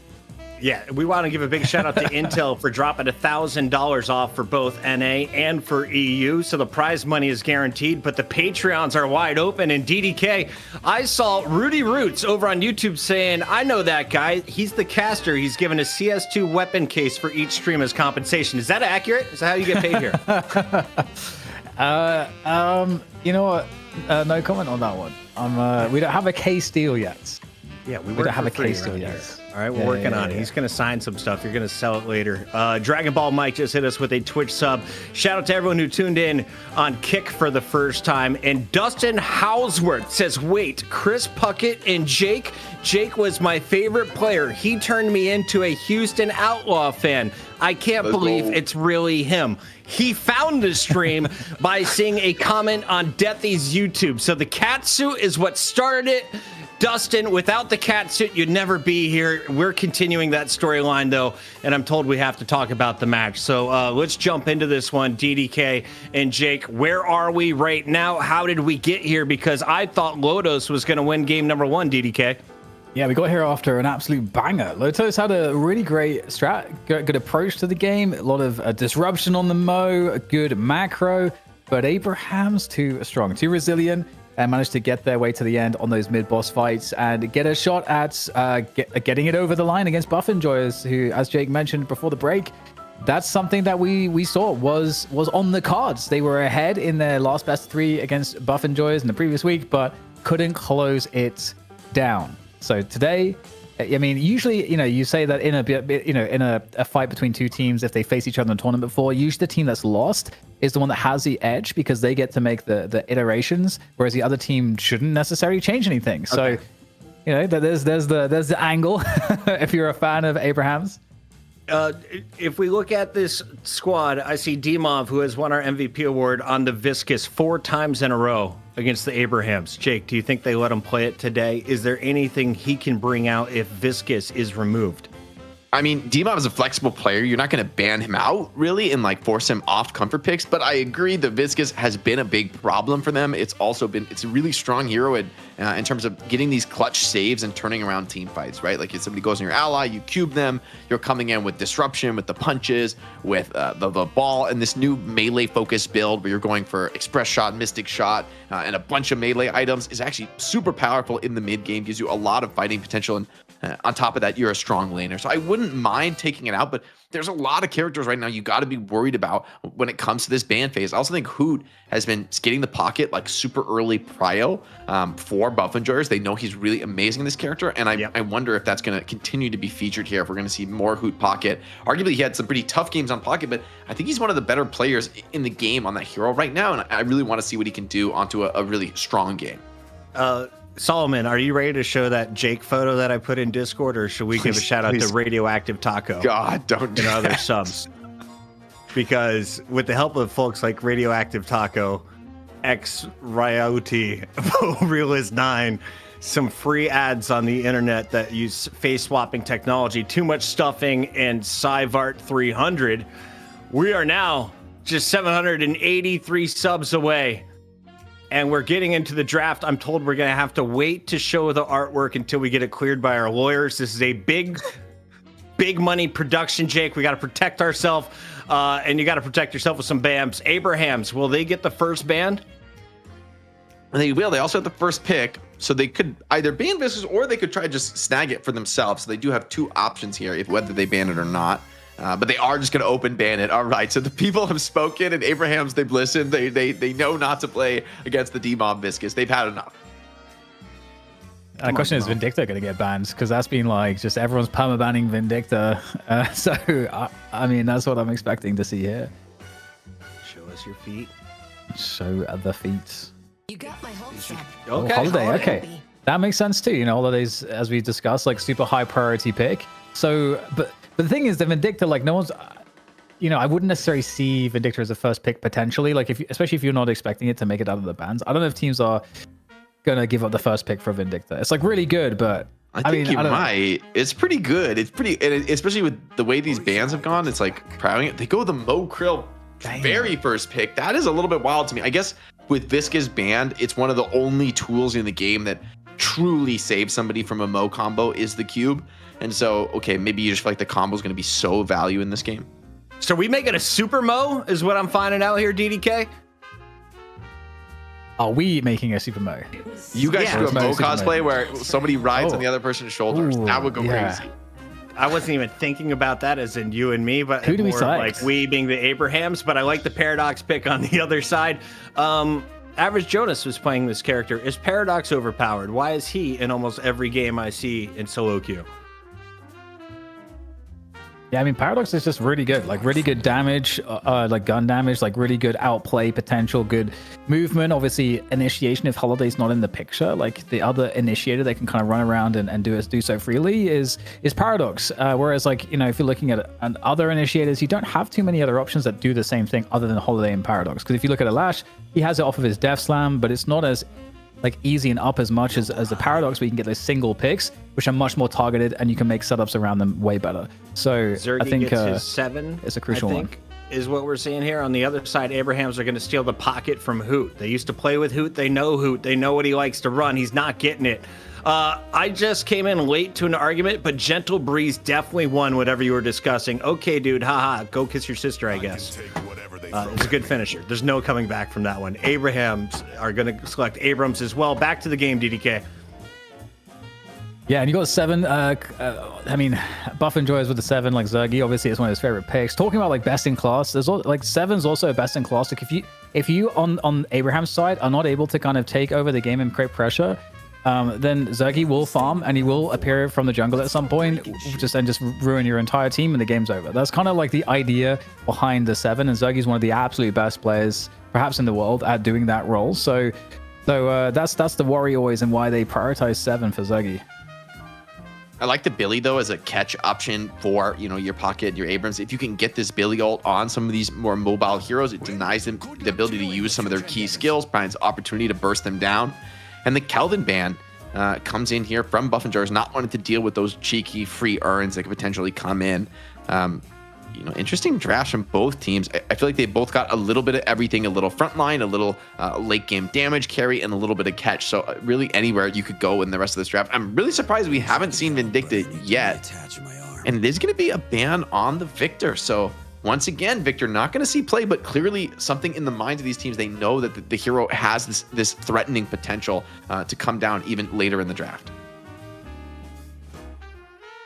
I wonder if we're going to see Alash make an appearance as well, especially with, you know, Kelvin not being pickable, one of the heroes that can kind of ruin that dynamic. But I like the Yamato as well, actually, because I was also thinking that Abrahams could benefit themselves from having a Yamato in the mix, because again, you know, Kelvin is another one of those potential counters that a team can pick to spoil Yamato's you know, kind of up close brawly gameplay with that ult. So Abrahams, which direction do they go in now? That's the question. There's a Vindicta. All right, so I almost forgot about Vindicta. There we go. We're going to see that control Vindicta, where you can get like just with the greater expansion, where you can basically catch an entire team with the stake and the Alchemist Fire and stuff, and it's just brutal.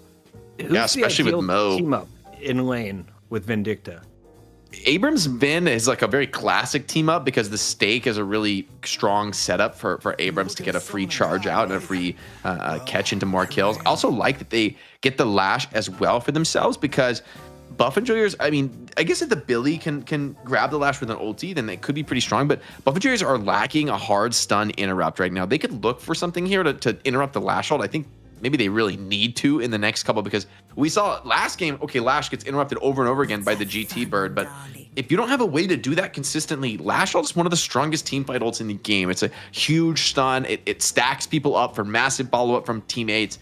You like Lash ult them into a pocket follow-up, Abrams ult. Pretty much every player and every hero in the game has some kind of follow-up for a Lash ult. So definitely a scary threat here that Buff Enjoyers need to respond to with their final pick. Does Lash have a late game fall off though? Because he seemed to be the hard carry for Lotos and then disappeared towards the end. Great talent could be last locked in for Buff Enjoyers. They want to just run it back. What ABL showed you can do the last game, right? Just bird the Lash over and over again. I think this is actually a pretty strong response. Not one I'd really thought about previously, but I see the vision here. They have a lot of spirit nuking as well. Pocket has really low spare resist, so if you do catch him with some of those, power shots or the bird, Pocket just absolutely gets blown up. Buff Enjoyers, I think, still a little bit light on the control, a little bit heavy on the damage from my perspective. So I'm curious to see how this draft works out for them. In the past, I've seen they've played more control-heavy drafts that allow them to get individual pickoffs with chain stuns and come back into these games. I think this draft, I see a little bit less comeback potential and a little bit more of a desire to maybe play from in front this week and try and come out really strong into the early game. Chat, we would like to know if you'd like to see DDK dress up, who would he best cosplay as? Which Deadlock character would look best on DDK's jawline? Go ahead, give us a side profile real quick, DDK. I don't think you could do the Lash. You would need a bigger chin. No, You're that's more Jason. Jason should do the Lash. Ooh, that's a great call. Someone said He's got a good Krill. Lash. I don't think that's very nice, chat. We're going to be jumping into this game. A reminder, this is our $1,000 matchup thanks to our friends at Intel. You guys can still contribute, joining our Patreon, and of course, any donations going to the players on top of our Intel budget at the end of the day. Jake, we're going to be jumping into a best of 3, though. Is there anything different? Can you try out different strategies here in Deadlock? Yeah, it's a best of 3, right? But both of these teams, I think they want to come out strong, especially with the history between the two rosters that they've really traded this back and forth. I think to stake your mark on that first match and put up a big win is key, especially with Abrahams having, had early leads that they weren't able to close out. I think there's a lot of pressure really on Abrahams. Despite the fact that they lost previously, I still feel like since they came out to those early leads, they're going to be kicking themselves for those losses. They're going to feel like that's their own fault, that they didn't get outplayed, that they just made mistakes that opened the game up to Buff Enjoyers. And so for Abrahams, I think they really want to rewrite that story today. People are annoyed. We don't see any new characters. People are hoping to see a Victor, a Drifter, maybe a Mina. You're going to have to wait for NA because Hydra Nation don't give a... They will do anything we ask them as long as you guys pay for it. Speaking of paying for it, you are already 1/5 of the way to a Jake Cat cosplay where I think he is willing to do a calendar shoot for any locals in the California area. So if you got the big dono money like that, Jake, and you and your private photographer can make it all happen, here to thanks to the night shift. I was just trying to buy time. Jake is officially red. That was the goal. DDK, what are you excited about going into this game? We've seen these two teams match up 1,000 times with Hoot on both sides of the lineup. Yeah, I'm just excited to see. Honestly, I'm always excited to see Buff Enjoyers because they have so many best-in-class players, and I'm curious to see how the Billy's going to look. Also the GT, because GT we saw GT. There was an era of GT, and we saw it a lot, but it has otherwise disappeared until this week. So I love GT. I love seeing the intercontinental missiles that is just the bird flying across the map, setting up ganks. I think that's so much fun. So I'm curious to see that dynamic. And Abrahams, I also think getting the pockets very early on as well is always super fun for me. Lots of playmaking. Pocket is one of those classic Deadlock heroes, unique gameplay. There's a lot to like. We've got another sub that brings up to 218. Thank you to ZOH3. Shout out to everyone who's been tuning in for the last decade of esports or more. If you're just finding us, this is week 4 of the night shift. Buff Enjoyers, well, they've been champions since week 2 since I've joined. Can they make it a 3-peat? It's time to find out. Game number 1 underway with DDK and Jake. Yes, yes. It's going to be really fun, Jake. We're running it back from last week, and we're going to see if Abrahams can win, not just get the advantage, but close it this time. And so, kicking off with the early lane setups, is there anything that stands out to you? I like that it's Hoot on the Yamato. I think Hoot is this like super strong player for Buffingers that they want to play towards. They want to give him some of that carry potential, and they're going to do just that on the Yamato. Arguably one of the strongest characters in the game if you can come out to a huge lead and snowball. You're not the best farmer, so it's hard to actually create that lead consistently, but if you can win lane and get some pickoffs, and paired with a Geist, like that's a lot of ranged nuking power. Yes, and Yamato always also like a classic early lane menace. Still, I think still considered maybe a top laner in the game, even though she's received some nerfs. And also, actually, another focus as well is that Vindicta Abrams combo. That's something that we've seen be a really nice combo time and again, but we just haven't been able to see it forever because Vindicta's been banned so much. Yeah, seeing ban into the server is going to be interesting to see how that plays out in the mid game. A lot of trades coming off here damage-wise, and I mean, Hayes is pretty bad at pushing out the creeps against a wave, or rather a lane like this, so Mo is going to really take the brunt of this pressure while Hayes just tries to get all the last hits, tries to keep the farm going.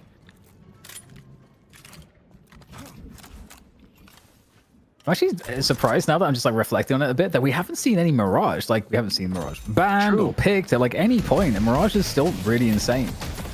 Yeah, that is pretty surprising, I would say. Sleep comes again, big heavy melee there. Oh, they got 2 heavy melees on. I think that's really risky, right? I think he could have maybe parried the second one. Maybe didn't quite read that coming. So Hoot slept and nuked, and that's a big kill in a lane that I would argue is a little bit unfavored here normally from Abrahams. They're able to snag that kill, and off to a strong start for Hayes. Yeah, definitely really, really important.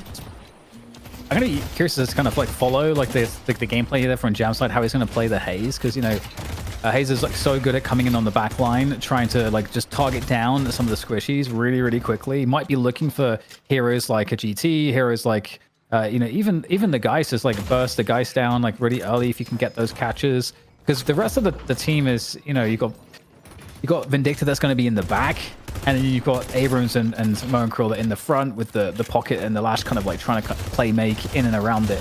And Lash needs setup, right, Jake? He's a hero that needs some setup from the front line to find like the perfect moment to come in the fight, like maybe like a few seconds after the initiation. Yeah, you definitely don't want to be starting the fight often on Lash. Usually it's a little bit easier to kind of hit that counter engage. AB on the pocket has gone for an early cold front here, so a lot of nuking powers. He sneaks up on the side, wants to get close, but I mean, GT can just play at such long range. Paradox as well, it's hard to kind of close that distance, but managed to get a full nuke combo there off onto the Paradox. Does take an arrow for his troubles. And it's pretty painful too, like if you get that like great damage early on and it's not enough for the Paradox, like Obikim in this example, to like maybe just go and die to neutrals or something and reset his HP, then it just kind of sucks because you can't really apply much pressure on the lane if you're Obikim in that position. So like getting that burst damage in early is nice, and we'll have to see if ABL has a good game here. He's such a powerful playmaking player. Nice pick up there from Hoot coming in. Hoot, I think Hayes could be in trouble there. It takes a lot of pressure.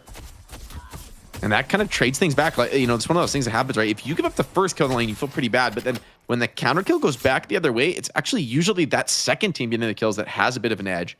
That being said, Jam side staying alive, probably the more important hero in this lane to be off to a good start for the farm potential, as Mo is kind of happy to just get in here and just trade HP. Yeah, Mo definitely a nice matchup against the Yamato. Like having that lockdown with the combo on the Yamato is like one of the best ways to deal with Yamato. Ooh, okay, a little bit of a scare there for Freemok with that Vindicta. It's gonna have to fall back and actually go back to base to heal. That's actually pretty annoying, because there is a wave like crashing up against the tower here. So that's gonna put them slightly behind. Yeah, it's nice that you still get free souls for Together. I don't think they're going to be able to push the Abrams out of lane, so I think they kind of found the timing to get the Vindicta out early. But Sav also took a ton of pressure on the Lash, so the spam, the harassment, not turning into kills just yet, really, for Buff and Joris, but it is creating space, creating opportunities for something else to occur. Yeah, big pressure over the fight over the buff here. The bridge buff is a casting buff there. So Seven actually picked that one up. Oh man, so big fight in the low ground. And Mo's coming in to assist too. Mo's in trouble though. Yeah, I think he's maybe caught a little bit too deep. Swap comes in as well. Do they have follow-up? Need some big melees here on this Mo. And I think Billy is going to be able to get this one chased down dead to rights. Mo in real trouble needs to find some sort of a cheeky parry here, but just not happening against players of the Buff Enjoyers caliber. Oof. And you can do some really tricky stuff with Billy as well, because a lot of players like the to play against Billy's style with the just wanting to melee, because you have an ability where you're actually getting like a essentially buffing your damage and so on, or creating a debuff with that melee. You can do crazy stuff like if you do the heavy melee cancels, you can kind of fake people out, get them to parry, then they've used up their parry, then you can still get the melees in. So like the mind games with the Billy in these fights can be pretty tricky to deal with. Yeah, mid Guardian down though, pretty painful for Hayes, right? Who might struggle to get as much farm. Maybe they can just fall back, do a lot of box in the mid lane, but the key problem for that is it opens up rotations. If Hoot and Sharik want to get more active, want to put more pressure on elsewhere on the map, they have the freedom to do so while leaving one pretty safely farming in the mid lane. There we go, Billy coming in. Using the chain gangs, trying to pull in the Vindicta. Big damage done. In fact, there's no escape from this, I don't think. Freemog getting just deleted there. I think from full HP as well. That's really great damage coming on in and just control of the lane, leaving Abrams alone. And that is kind of nice for Together to at least trade out one kill, get some extra money out of that. But ultimately, we're going to see a lot of damage on this tower. Just Billy just... Oh my god, so many melees against the tower here. So much damage done. Trade comes in. They are able to put the pressure on the opposite side of the map. Deal with that paradox. Put some of their own Guardian damage in. Here comes a player here coming in from Buff Enjoyers wanting to force this fight. Mo gets the tower, but it's going to cost him his life. So better trades across the map. 3 players down here for Abraham. Spawn time still very, very low, but I mean, this is a draft that with the Vindicta, with the Mo that wanted to play a bit faster tempo and finds themselves slightly on the back foot. Yeah, and speaking of Vindicta, Freemog's starting to come towards the mid part of the map there. And Vindicta is pretty tricky to play in the sense that, so much of the value is going to be on getting lockdown on the opponents with the stake. And obviously when you can get like something like an Alchemist Fire online, suddenly like with all the extra buffs to your spirit damage, where you can get this, like stuff like Mystic Slow and Suppressor, you massively debuff players like this, and then you can have an enormous amount of AoE now with the kind of more modern Vindictas with greater expansion and so on. So like becomes like an insane threat, but it has to be placed in the right position at the right time, because as always, Vindicta is pretty vulnerable, has pretty limited movement. Even though she can fly, she's kind of slow. I think it's really important that the Jam side actually has a pretty strong game, since they're going to be really relying on Jam side for damage. I mean, Pocket and Lash can contribute a pretty decent extent. As Billy tried to get active here, tried to come in and steal that center sack, but yeah, is going to be turned around and punished on for a kill. Really greedy spot to steal, as he has a lot of Abraham's players in this territory, no one assisting from Buff Enjoyer. So Listic got a little bit too big for his britches. Still, space created on the other side of the map, and it seems like the trades are coming in. Ult combos, though, do enough to get a counter kill. Yeah, that but a little bit too late coming in from Bimov. And the fight continues here on the right side, trying to get out of there. It's hard to take down a Mo and a Hayes, to be honest, but the attempt's still being made. You're going to have to fall back now, and you can see that the fight's really turned. Sharik is now the one on the escape, but I don't think it looks all that good. There's the life still keeping him alive. Can he take down the Hayes? Oh, with the bomb right before he goes down. The Spirit Bomb, the Geist Bomb does just enough. Still, it's a nice catch, right? That is actually a very value kill for Buff Enjoyers to shut down Jamside, who is this key farming snowball. You see a couple of health bars as well, super low for Abrahams. And the farm is just, I mean, Seven is just on mode farm right now. He is like barely cleaning waves. He is just mode jungle, cleaning everything here. And I mean, Seven, I think at this phase of the game, like around 10 minutes, is the fastest jungler in the game. Maybe that's not exactly true, but it feels like realistically one of the fastest farmers in the game with that power surge clearing through these creeps so early. Yeah, you can basically just have it on all the time by reducing the cooldown, get that power surge on it, and it's like the damage is ridiculous. Yeah, it's hard to imagine anyone else competing with that. We do have the bridge buffs coming up, so that's why we see some of the positioning changing here to this high ground. Here from the Billy on Listic is on that Billy, and the farm for Hoot is really good too. It's that Yamato carry. You always want them to be doing well. And we have Abrahams looking to challenge on the left side of the map, so it's going to be a bridge buff apiece. I don't think that there was enough from Buff and Joyce to stop the left side buff going to Abrahams. Yeah, I think Sharik just too greedy to even be in that part of the map, right? Like, probably should have expected that there would be a big swell of Abraham's players securing their side of the bridge buff. And the fact that, you know, Sharik's there to get caught is pretty painful, but there is a lot of catch on this side. Meanwhile, speaking of catch, it's Jamside who finds himself in big trouble, ganked by Obakim on the Paradox, who looks to be cleaning this one up. Needs some fancy footwork to slip away from this, but the bird comes in and slams the door. D-Mob, nice catch, nice awareness to get that +1 from the bird. And once again, the carry from Abraham's shut down, starting to fall behind even some of his teammates. So game is looking a little bit rough. Even though you do get that counter kill on Obakim, you're pretty happy with that one if you're Buff Enjoyers. Big burst damage though coming on to the Billy. Listic going down. Really good disabled though as well. You know, you got Saf in there, the ground strike as a follow-up, so pretty hard to get out of that position. The Crow annoying as ever. Does so much damage over the entire game. Damage stats on Vindictors are gonna be probably the highest due to that Crow. The debuff stacks are crazy on it, and just stacking so many debuffs. You get like the suppressor, maybe you get movement slow, right? And you just really add this annoyance factor into every single fight. Challenge for Vindicta though is not getting caught out, right? Like, you get caught by like a Billy, you're basically just dead. Like, there's really nothing you can do on Vin if you get caught like that. You just don't have any survival tools other than your flight, other than actually just escaping that immediate area. So, you know, it does rely a bit. I mean, quite a few of these characters, when you think about Pocket, think about Lash, Vindicta, kind of want some of those open air fights. And so, I mean, think about maybe some of those contests in smaller quarters, inside creep camps, stealing center sacrifices. It's a spot where I'd favor the Buff Enjoyers lineup. Yeah, definitely. And we saw how important it was to be on top of those mid-boss fights, and how that is that's a unique fight in terms of the fact that it's underground and you are more restricted in space. So very interesting to see how that pans out. But we have a fight here potentially brewing. Buff Enjoyers bringing themselves into that mid position. Could be a pick opportunity for either team in this position at the moment, but another team looking to commit too hard to this one. We get everyone fanning out across the map and moving in pairs. Okay, Yamato is going to be getting caught here. Hoot, though, able to get out of there. Hoot, the most recent addition, replacing Mikhail S, the legendary Mikhail S, taking about a seat. I believe he's focusing on studies for the time being. I think Buff Enjoyers just want to ward off any potential pressure on this mid Guardian. They know that full HP mid Guardian is actually a really valuable resource here. Keeping a very accessible shop up on the map lets you play more efficiently, lets you keep your souls on the map more easily. And it's also that bulwark, a position where it makes it a little bit harder for Abrahams to get some of these deep rotations. So I like the prio from Buff Enjoyers saying, hey, if you want this Guardian, you're going to need to win a team fight for it. Again, there's a lot of players here for Abrahams in the mid lane. Two players on the right for Abrahams. Wave clearing. And this might be a moment for Buff Enjoyers to find a pick potentially. Paradox not in position. They'll spot Lash. Lash is able to get away on the right side. So far the tease coming in from Abrahams, but nothing too easy in terms of catch opportunities for Buff Enjoyers. And Paradox does have that. Paradox will swap up. Obakem is likely looking for it. And there's the bird being sent across the map. Is going to find somebody. Oh, a couple players. You know, lick of damage on both of them. But again, giving the respect to Buff Enjoyers.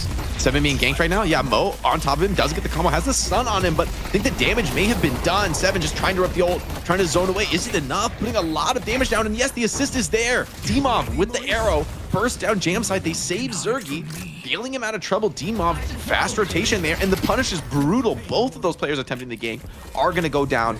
However, at least for Abrahams, they are able to grab that mid Guardian, so a nice consolation prize. And this is a problem though, because in addition to getting those kills, we got this massive pressure on the right side. Walker, I don't know that this will be the defense will come in time to stop this from going down. In fact, it looks like it might just. The info was there, and they don't want to risk every single player for a Walker at this stage. They got it really low. But there is another fight there. Abrahams able to get that charge on to the 7, taking down Zergy. Really well done. And Obi Kim fight now. He's going to be stuck by himself on the rooftops. That's not a good look, but in comes Billy Listic to save the day, looking to try to keep his teammate alive here. Obi Kim makes it out. He's still on the roof doing damage on that Paradox, and he forces a complete rout. A lot of players low for Abrahams. Jameside doesn't want anything to do with the rest of this fight. It's just going to full kite out. Lash and Abrams as well, also pretty low. So despite the number advantage, I think the buffs are actually going to go to Buff Enjoyers. Spear buff on the other side of the map, uncontested. So Vindicta is going to be able to grab that one too. At the very least, Buff Enjoyers is going to be able to push out this side lane, pick up the urn. Was that a casting buff too for Vindicta? That's nasty. If so, Yeah, that's nice. Are going to hurt. And yeah, that was interesting because the walk on the right side did still go down for Buff Enjoyers. So that was a pretty big win for them. 7 in trouble, but yeah, going past that threshold into the room with the Vindicta, not realistic. You know, 7 actually pretty scary fighter. Also has gone for quite a defensive build here, right? Has a couple key defensive tools here that are going to make him a little bit of a harder target. He knows how much pressure there is on Abrahams to focus him down and trade him in the fights. Also, how much farm is on this 7. Kills on the 7 are so valuable to Abraham. So I like that Zergy is kind of invested heavily in the defense, insurance against those incoming ganks. Yeah, the urn getting dropped here. You've got a response from Abrahams trying to prevent it from getting deposited. And there we go, the lockdown coming in from the Vindicta. Maybe not even required.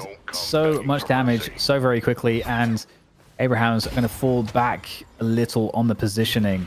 Now, Hayes still farming up. In the meantime, Jam side, 15k souls. So reasonable.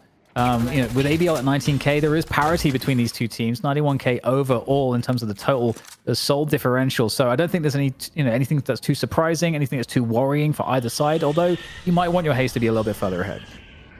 Yeah, the game's just a total dead heat right now. Soul lead, essentially nothing. Both teams pretty even. The biggest advantage I would say on the map right now is that Buff Enjoyers do have one walker down, but right now, Abrahams are in an invade position. They're stealing up a couple jungle camps out of the other side of the map, so generating what lead that they can from the position they're in. Not wanting to give up this undeposit as the fight gets set up. In fact, it looks like they are committing Abrahams moving forward with the urn to try to stop this from going down. And there's Zergy on that Cloudstorm. He is very, beautiful combo to get the disruption there to try to control the fight. And you've got Buff Enjoyers here that are looking so good in this one. Together's going to go down real quick. Insane on that Mo is also so weak. So this has been a perfectly handled scenario for Buff Enjoyers. A key moment, I feel like, in this game.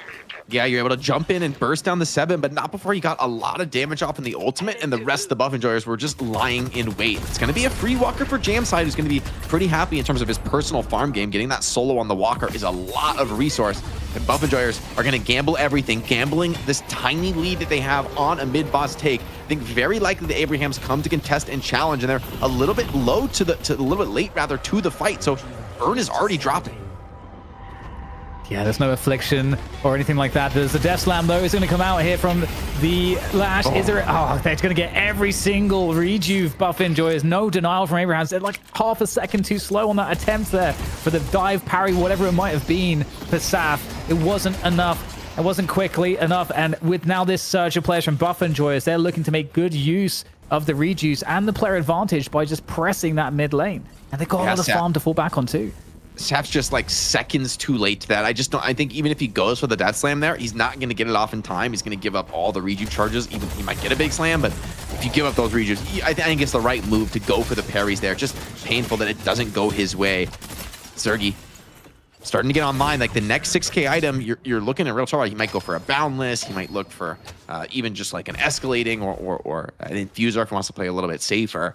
But 7 is getting up to a pretty ridiculous farm total, has what, 5k over his next teammate. I mean, it's getting to a scary level. 7 this farmed this early. He's pretty tanky too, so it's a scary spot to be in. Look at that. He's about to cruise in through that left side of the map and farm up absolutely everything.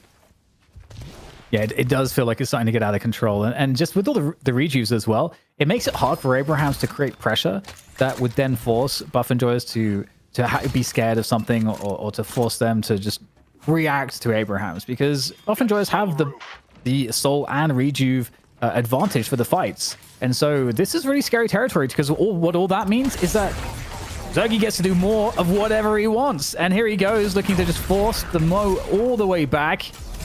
And the E-shift. Rough. I love the E shift actually by this game. It gives you that instant dodge on a lot of these really deadly skills and means that, you know, this idea of jumping on the 7 and bursting in burst, pretty unrealistic. If he can get an E shift off, he's gonna have a ton of time for his teammates to come in and support that. So great pickup for the game for Zergy. Fight getting started though, this time on the Billy, who's bitten off more than he can chew. They're taking that fight in the low ground. And even with the rejuve, I wonder, yeah, I don't think the support's coming in. Billy's just alone into this one. Yeah, it's a really big find. Is Billy's doing so much damage though? It's like kind of scary actually. But in the meantime, response from Buffinjoy is it's not to help Billy, but it's to look at these Guardians, Space Guardians, see if they can threaten them. Don't think they were able to take them down. In fact, it's actually pretty impressive and good for Abrahams that they haven't lost this mid Walker just yet. He wants a combo so bad. He's clicking it, but he's a little bit out of range. Mo now in a bit of trouble. Gets caught with a stun on, can't really cast during this. 7 still healthy, still tanky with that E shift. Abraham's not even trying to get the kill on him, but with these 2 rejuves up, I mean, this is a really scary fight for Abrahams. They could get routed. Missed the trackball. Yeah, ready to go, and we've got the dance across the map with the urn here, looking really nice for Sharik. Looking to try. I mean, is there anything to stop Sharik? Yeah, from Abrahams, I don't really think so. They're going to make an attempt, but he's able to get it down in time. A combo comes in. Sharik still up and alive? Where's the damage? You got support is going to be coming in soon here for Buffinjoyers. Sharik dancing away. If he gets down into this pit, then okay, yeah, man, it's just a little bit too close. Has to go for that turn. Remember, he still has the rejuve, so yeah, you're clipping off some of these rejuves bit by bit, but Buffinjoyers are happy to take the trades around the map here. Yeah, able to be a bit more aggressive. Now they're going to take that mid walker. They're going to keep the fight pushed forwards, and that's going to force Abrahams back into the base. HP low for both sides here, but one rejuve still available. Oh my god, the flying strike really absolutely sending it straight into the base here, but that might be a little bit too much. But the rejuve, as we mentioned, still 1 online, now none online. Charge into the Yamato, who gets annihilated, and there's no one other frags to find, I don't think, on the retreat, but that's something at least.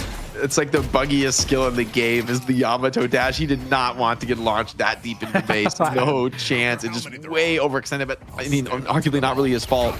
Now, you want to look for more. The Phantom Strike here. Abrams has prioritized getting this up very early, and now it's paying dividends. Billy is in a bit of trouble. Maybe that bounce away is enough. Getting him back to the safety of the walker. That resist. Just a bridge too far for Abrahams. These are a couple nice counter kills. I think they played the rejuve imbalance really well and kind of minimized the losses, but still, you're facing down a 20k soul lead who coming back in on the Yamato, has that ultimate online soon, and now 7, I think, is becoming a bigger and a bigger problem with that E-shift online. I'm not sure what the answer is for Abraham's boundless as well. So now he's not only very hard to kill, but he's too dangerous to ignore. So Zergy gonna be really the key player for the next few team fights. Yeah, and especially those mid-boss fights, which invariably we're in that territory where a team fight can end up into a mid-boss fight when it respawns. That's I don't know how they manage that, and so we'll have to see what they can create. They might be able to get some key catches. Looking to go for a fight in mid here. Let's see the swap coming on through. But that's gonna be Fremont dead. That's a great pickup for Buffinjoyers as they keep the pressure on across the entire map. Every lane pushed. Yeah, Jamside thinking about farming this wave, but he's got to be careful. Showing on that wave, a little risky right here. Buffinjoyers have the cutoff on Haze if they want to look for it. Looks like they're invading deep into that. And a catch on the backline as well. Pull in deep. Flash in trouble. Has to rip the ultimate, but yeah, no chance to get that off. The damage is there. Great follow-up from GT and Yamato. Insane spirit nuking. Just carving through that lash. Oh my god, wait, this Billy goes crazy with the gun damage. Yeah, it's no joke. That melee damage pretty nice as well. And defensive posture for Abrahams is really hard for them to get out on the map, and that's being cleaned up right now by Buffinjoyers using that map control to fall back onto all these neutral camps anywhere they like. And Abrahams, they can't be too defensive. That's kind of the problem. If you're too defensive against a team as good as Buffinjoyers, they will just keep getting ahead and ahead and ahead, and then they're going to fight you when they want to, when the advantage is too big. So you have to take risks from Abraham's POV. And I mean, Dima is just ripping these birds on such low cooldown, looking for whatever he can get, and scouting value as well, right? He's just seeing where the enemy is, getting that vision on the map for his teammates. Not really a counter to this. They're all speculative, right? He doesn't really rely on any of them particularly being valuable. but it just zones more of the map away and really limits what you're aware of for this Abraham's team. Yeah, totally. By elimination, you know, there's so much information gained there. So yeah, there's not another ability in the game like it. So pretty good value. Mid boss is up now. This next fight pick-off scenario could really end the game if it's going to be Buff and Joyous to take the advantage on it. But Abrahams can somehow fashion a pick. Maybe some bad fights for Buff and Joyous. There is still a chance for them to bring it back. Oh, Curse. He's in trouble. Jamside, this is one of the worst case scenarios getting caught here, but the counter engage is in. Abraham's absolutely crunching on Obikim, bringing big numbers to this fight. It's kind of the bait and sword they needed. And in goes the team fight. Had the lockdown onto the Yamato. Yamato's tanky. Yeah, I can't quite finish him off in time. Who is a dangerous player on that Yamato? Is going to be able to catch the most. Saint has been eliminated, and it's going to get worse from here now. Look at the damage coming on through onto Together. He's trying to survive here, trying to stay up, trying to dance around the fight. Death Slam coming on through to try to edge this fight over towards Abrahams, but they're getting real low. They've managed to get a pickoffs, key pickoffs. 2 players left, but it is the most dangerous players, Hoot and Zergy for Buff and Joyous. They might be able to 2v4 the remainder of Abrahams if Abrahams are not careful. Jamside is trying to escape here. Sap is trying to escape. The damage is pretty crazy. Both teams kind of want to back off, and that just tells you how ahead Hoot and Zergy are. Still, it's a big fight, Abrahams. I think they're correct to take the reset there. They don't want to risk trying to challenge into the, like you said, the most farmed players. But hold on, now Yamato in a bit of a trouble. They're on top of him, chasing him down, but now Zergy has caught, a missed Warp Stone. Vindicta in big trouble now. Doesn't have that key tool to escape. Zergy on the reload. Oh, the wall jumps. Okay, dead to rights on the Vindicta now. Who being dove under the walker. It does get traded out elsewhere on the map, so Abraham's playing the disadvantage really nicely, getting some comeback kills, a comeback fight, and giving themselves a real chance in this game. Yeah, that's crazy, because that fight, like, just to be able to catch Obikim at the beginning of the fight was so important to start off with an advantage, given how far behind they are, because it really seemed like what was written on the wall was Buff and Joyous are gonna, you know, have a situation where they get the first pick and then they roll it into mid boss and then the game ends. So now Abrahams have given themselves something to work with, and they've kind of put the game in a situation where I mean, do they want to try to mid boss? There is a world where they could try to do it, but there are walkers up as well. Like in this position, Jake, what is Abraham's best move? I think I think walkers seem pretty scary to me. I feel like Seven and Obikim together, it's super dangerous to push into. ABL can maybe go for some damage, but just with a low commitment play here, I just don't think it's realistic to force a fight. Also, Obikim has gone very aggressive with the build. He's actually lacking much defense of any kind. He's pretty much all in on mobility plus catch and kill. And oh, speaking of catch and kill, not Sab, anyone but the Lash. Oh, the sleep from Jamside, but no. The follow-ups there. Sharik's on top of it for the kill. And it's been a struggle game for Lash, especially once that curse is online now. It's such a problem. Paradox catches you, curses you, you're pretty much done for. And now Zergy also just picked up the leech too, so that's going to mean that he's just probably not going to die when he goes into cloud form. And if he's in any trouble, like you say, the E-shift is just there to save him. So you're just going to dump a lot of stuff onto him. You basically have to avoid him in those scenarios, because you won't be able to kill him and you won't be able to stay in line of sight. So Zergy becomes even more of a threat, as we understood already, as time goes on. But with that said, you know, ABL's been doing a good job, and here is the mid boss. Now they could just burst it down and go for it here. It looks like they're not going for the bait. They're just going to take the mid boss. Is there a response? You've got to try, but now ABL, I mean, he really needs to find a big affliction in this fight. E-shift onto the pit for Zergy, immediately ripping that all 4 rejuves, all going to Buff Enjoyers, and they may have locked up this first game, DDK. Yeah, I don't know how they managed to win this one. Obviously, one of those reincarnations will get used by Obikim, but 2 players for that cost is not a good exchange. That's a bad trade. ABL going down as well. Maybe the most important player at this point in terms of the carry for Abrahams, and it's just a complete decimation of Abraham's roster as they fall back on the map. And yeah, it feels like at this point, it feels like too much of an edge to overcome. Yeah, these rejuves could be backbreaking, especially on top of the huge lead, and Jamside's going to be going down here. Surely he can't play his way out of this unless needs a perfect escape, needs a perfect dodge. And actually, hold on, might be getting out of this, but no. Sab once again, the Lash, the one to be punished for his teammates' sins. waves crashing, Urn being turned in as well. Buffingers are doing everything they can to just lock this game up. They're clearing all waves at the same time. Wouldn't be surprised to see Yamato even push left lane. No, it's just going to prio getting straight into the base and dealing that damage, but Obakim making sure that they're across the board, their waves are in good positions. Yeah, it's looking real rough, but I mean, Abraham's like they honestly they did a great job in this game, making like just preventing Buff and Joyous from extending their lead, and we were kind of just totally balanced for a long time, much longer than I actually expected. At various points, I expected Buff and Joyous to like get ahead, further ahead, I should say, off of their advantages, but. A quick counterspell for Zergy to deal with, whether it's the Lash ult, maybe he could, get it off in the pocket ult. Going to be pretty potent in this fight. Like a lot of counterspells probably on the Buffingers squad. And this is classic Buffingers. They're going to go back. They're going to clear the whole jungle. They've got time on this rejuve. There really is no reason for them to actually push and end right away. This not only secures the game and prevents, like, even if you do lose a team fight somehow miraculously, there's not that much farm on the map for Abrahams to take.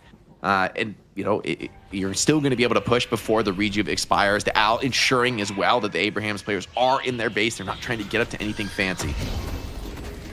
Oh my god, the damage. That's like 1,000 spirit damage.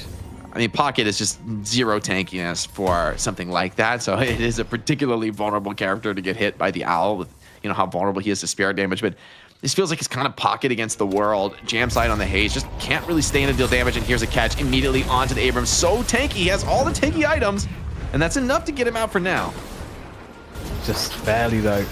Has to go out the safety door, and now we've got the forced fight into the base. Buff and Joyous looking to end it, and just, yeah, that's ridiculous. He's warp speed. He's warp speed. Death to my enemies. It's coming. So much damage, and there it is. The E shift in the pit. And there's just nothing to stop this. The patron is melting there. Abrahams are going to lose map 1 against Buff Enjoyers. Buff Enjoyers looked so good. And I honestly, I was thinking when we went into this, Jake, that maybe the ban is to 7.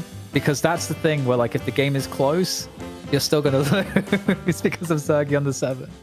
I mean, they prowed it super early this game. I think in some of the previous days, right? Zergy got like a really low prio on his pick, so he ended up getting on some very off-meta carries. But this game on the 7, he shows what he can do with a top meta pick. Like, led the game pretty much from like minute 10 and just never gave up that lead. I think the build choice was really strong as well from 7 this game. Like, did not go greedy in the early game, right? Went very conservative, very safe with the item build, knowing that he's going to get targeted in all those early fights. They're always going to come for him. So he's able to actually participate and help in the early game. And then at some point, right, he's just at, what, 40, 50K souls and just completely out of control. TDK, should we ban trackballs? Dude, I've actually thought about like buying a trackball and then like doing like a video on it, because for those of you that don't know, Zuggy is perhaps probably maybe the only FPS player, pro FPS player that uses a trackball. Only adult that is like under 70. Actually, I had a friend when I played TF2 who was a spy player who used trackball. He's actually really good. He was really good using the ambassador. That's the only other two person of them out there in like a 15-year esports career that I've ever seen. There was one Quake player ever I knew, and it was like from the period of like 2003 to 2007 or something, and then he switched off of it. But he was the only one. Coward. Zergy ain't no coward, though. Incredible plays there on the 7.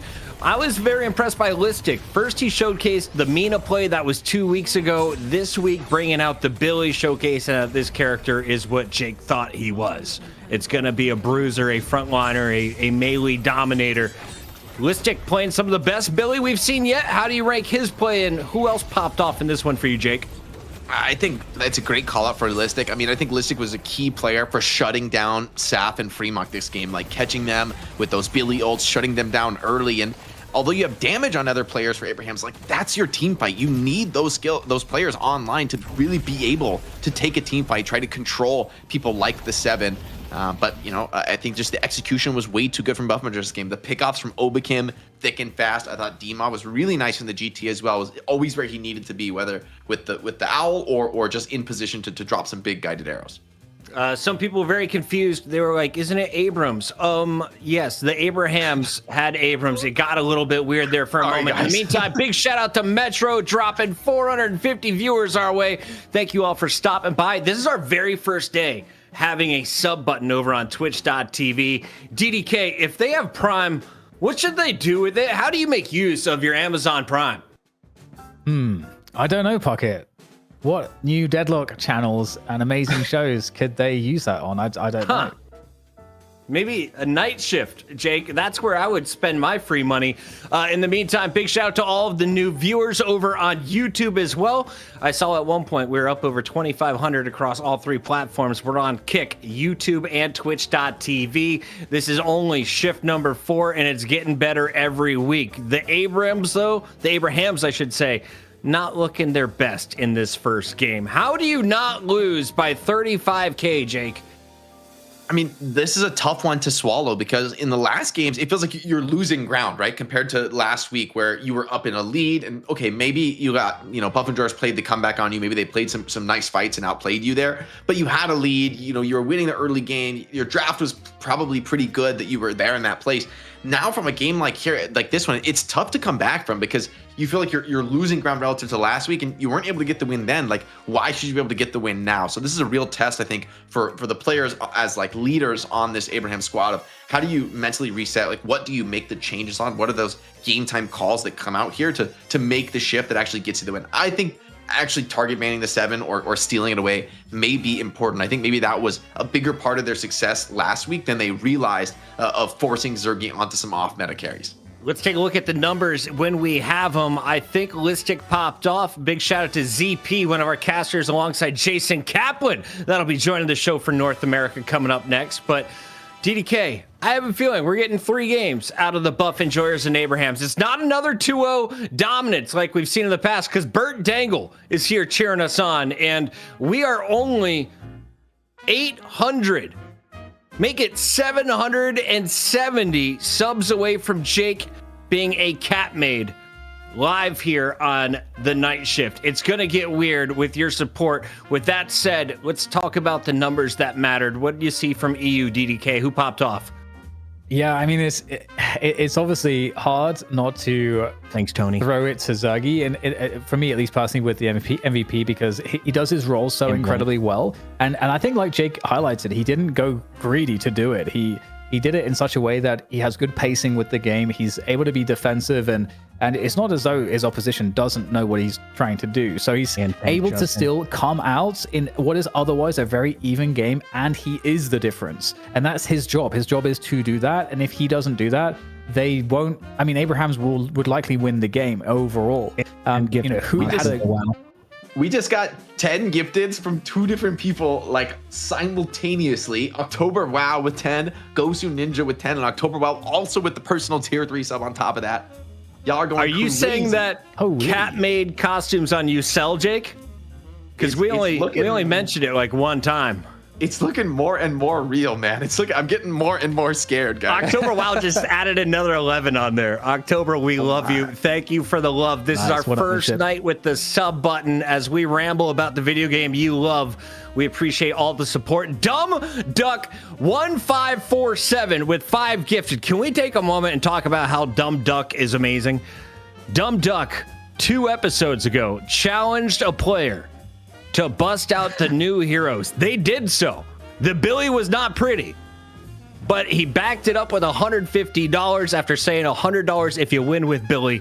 Didn't get the win, still paid out. Vinthalis, thank you for the sub. Thank you everyone who's supporting us here on the Deadlock Night Shift. It's episode 4, shift number 4. We've got the best team from Europe, the best teams from NA, and DDK, we just got a whole bunch new subs. So while everyone's celebrating their new emotes of ZP's butt, let's take a look at where we're at in the tournament real quick before the break, Solomon, if we can.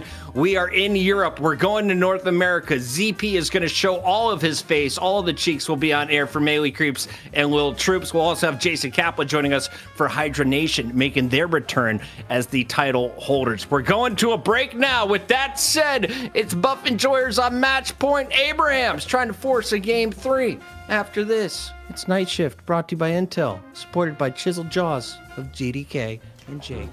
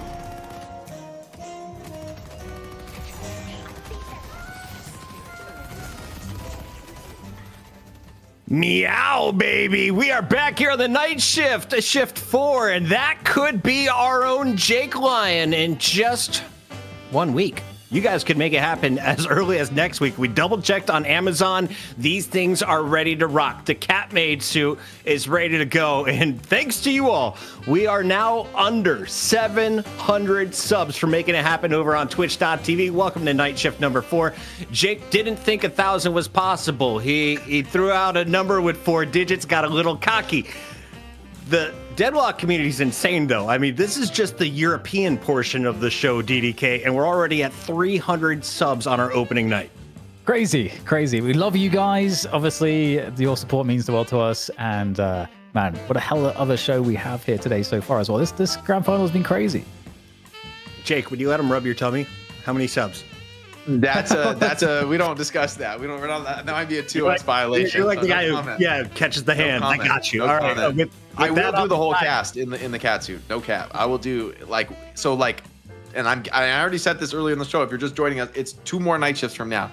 So in 2 more night shifts now, we're gonna check it, and I will be there in the cat suit if we're there. If we get 1,000 subs, that means we are paying our producers, we are feeding the observers, and we're up and running for a few more shows. So thank you all for all of your support. Night Shift also presented by Intel this week, as they are covering the $1,000 that is up for grabs in our EU finals. Buff enjoyers have been collecting all of the money. They've been spending some of it. Hoot, though, has not purchased his own sub. He even has a free Prime sub that he hasn't used on the channel. Do we love Hoot? Yes. Are we annoyed that Hoot hasn't done what he should have done by now? A little bit, but will we forgive him with the MVP performance? 100%. Jake, I've been trying to buy times and nothing's really happened. The lady with the hat is gone once again. We put the lassos away. What do the Abrahams do to keep in the game against Buff Enjoyers? Reminder, they were winning game 1 last week. Yeah, well, Abraham's going to have the second pick now, so we're going to see how they end up going with this. Maybe, do you end up okay, they banned the viscous once again. They just don't want any of that viscous smoke, which I can understand here. So far, pretty much no change, right? Both teams basically running it back. I mean, Buff Enjoyers are going to get 7 for sure. Like, because they can't let 7 be, because 7 will get banned on the second round. I think that's fair to say. Or Abrahams are going to take it first too, maybe if they don't, right? Like I think. While we wait on these answers, here comes a few. I forgot to give a big shout out. We have Jake Catsuit big donor list. Gosu Ninja. We got Fleck Cat. Pharaoh was dropping a 10 gifted. Afax, who has already subbed at the start of the show, drops another sub and 10 for his friends.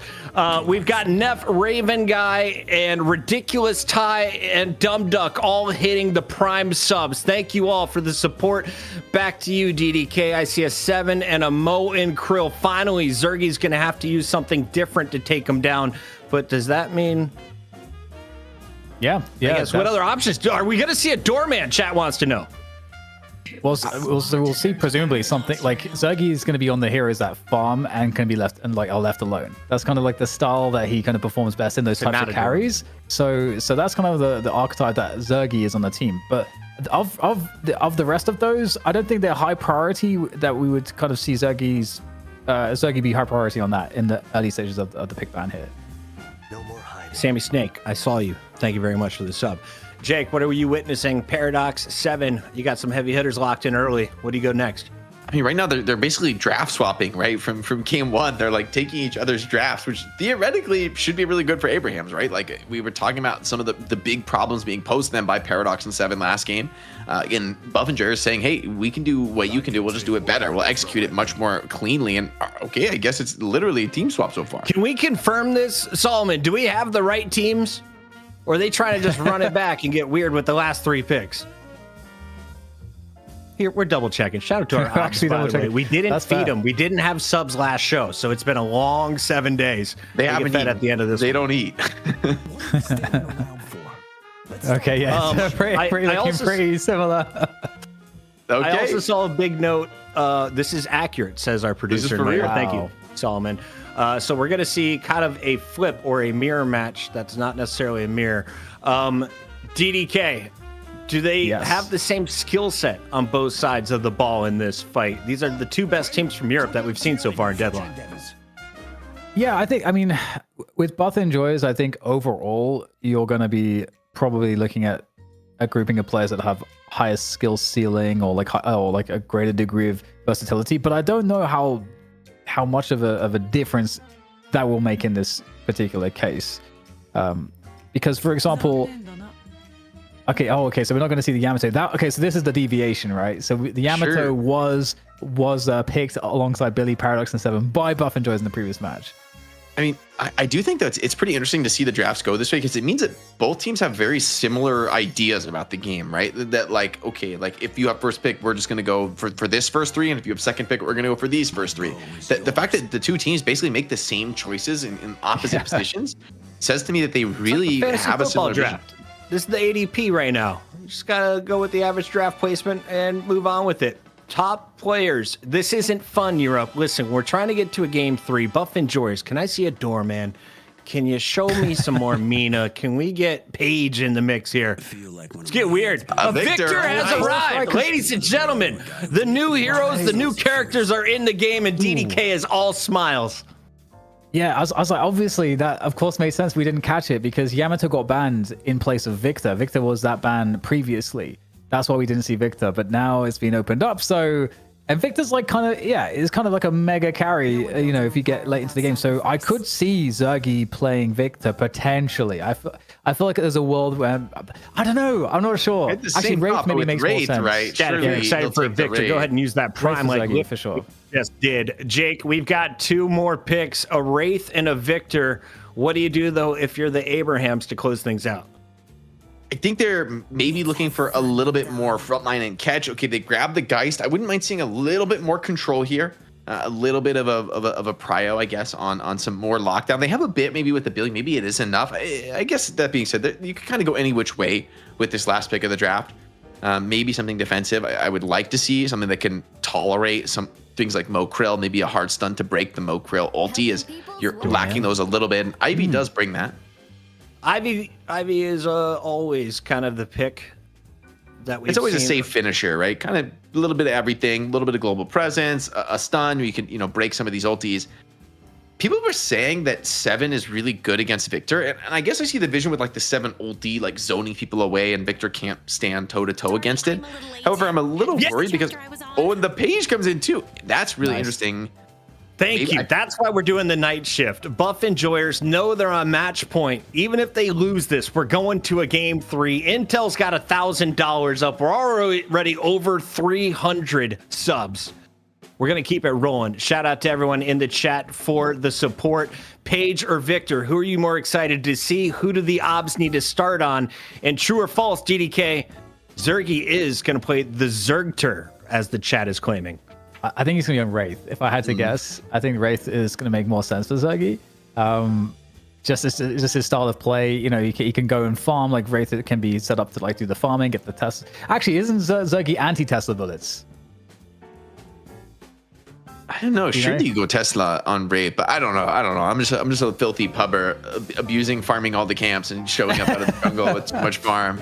So I'm not sure what the meta item build is exactly on Wraith. I do think. The damage is going to be pretty huge. Like we've seen the Wraith Mo from them before, where you have like the Wraith, whichever one starts first, right? Those 2 ultimates are such insane single target lockdown, becomes really strong in some of those comeback spots where, yeah, you might be in a lead, but if you get like lifted into combo, you're just done for. It really doesn't matter what your souls are at that point.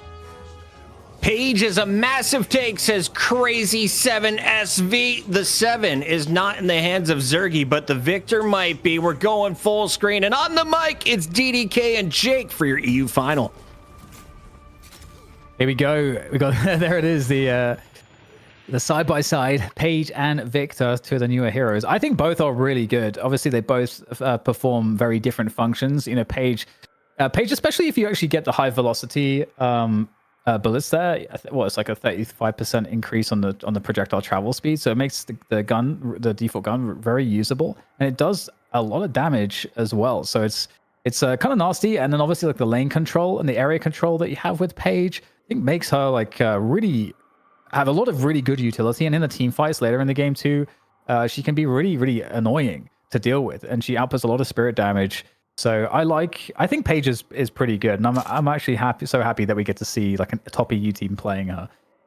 And I'm also excited to see this, like the supportive Paige build this game. I think Hoot on the Victor is going to be the player to watch for the match, though. I think Victor has a crazy build. Like once you get deeper into that late game, I want to see that like both of the resist items, both of those armors, and then on top of that, you get like a frenzy online. And Victor, he's going to be on low HP, but he's going to be like deceptively unkillable. And that's really the moment I want to see. How does the other team try to deal with it? Build nice fake melee there from Hoot, though, aware of the threat of the parry. Yeah, really good to see. Oh, speaking of which, wow, he gets the counter parry. Beautiful stuff there. Oh, okay, this is a bit dangerous. Saf is definitely so dead. There we go. So you finish that one off. I am curious how this is going to pay off, because I So when they picked the Ivy, you know, you can get a lot of damage output on Ivy with those gun Ivy builds, and it definitely made sense to me because you've got so much tankiness, like so much. Like I don't know how they're going to deal with Listic, Sharik, and Who. Like the level of HP you're going to have to, you know, get like melted down. You consistent output. I don't know if they have enough. Oh, believe me, when you see the Victor damage in the late game, you're gonna be singing a different tune, man. This hero gets ridiculous damage once he's able to stick on top of you.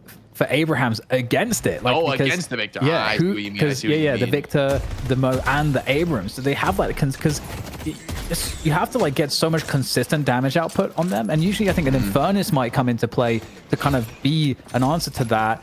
Also with the anti-heal and everything. So it's yeah, I'm just really curious how they'll solve that problem. Yeah, my thought about dealing with Victor, I think you need either hard stuns like Mokrill, which they don't have this game, or silences. The problem with someone like Infernus or even the anti-heals is that once you get this second skill on Victor maxed out, it's just a debuff remover in your pocket. And it can have 3 charges, which is insane, right? Having 3 charges on debuff remover would be ridiculous. So things like Infernus, I just don't think they really work against him with how he's going to purge your debuffs over and over and over again. And I mean, Infernus really relies on getting those going and keeping them up early in the fight. I would say too, I think one of the nice answers in theory, at least in my theory, for Victor might be the Yamato with the burst spirit damage as well. That's like a good answer, but obviously that got banned out, so it really removes that potential. And I think Victor can also play kind of similarly to a Yamato in some sense in the game, where you can kind of go in recklessly without much fear for your own life because that ultimate is such a powerful backup defensive tool. Still, Abraham's, while they've been praising the Victor, I mean, they've come up to a strong lead, especially in the mid lane where Obikim struggling to lane. I mean, Paige is a pretty weak laner, frankly, and I'm surprised he hasn't bought anything yet. 2K souls and hasn't gotten them on the map. He's must be rushing something.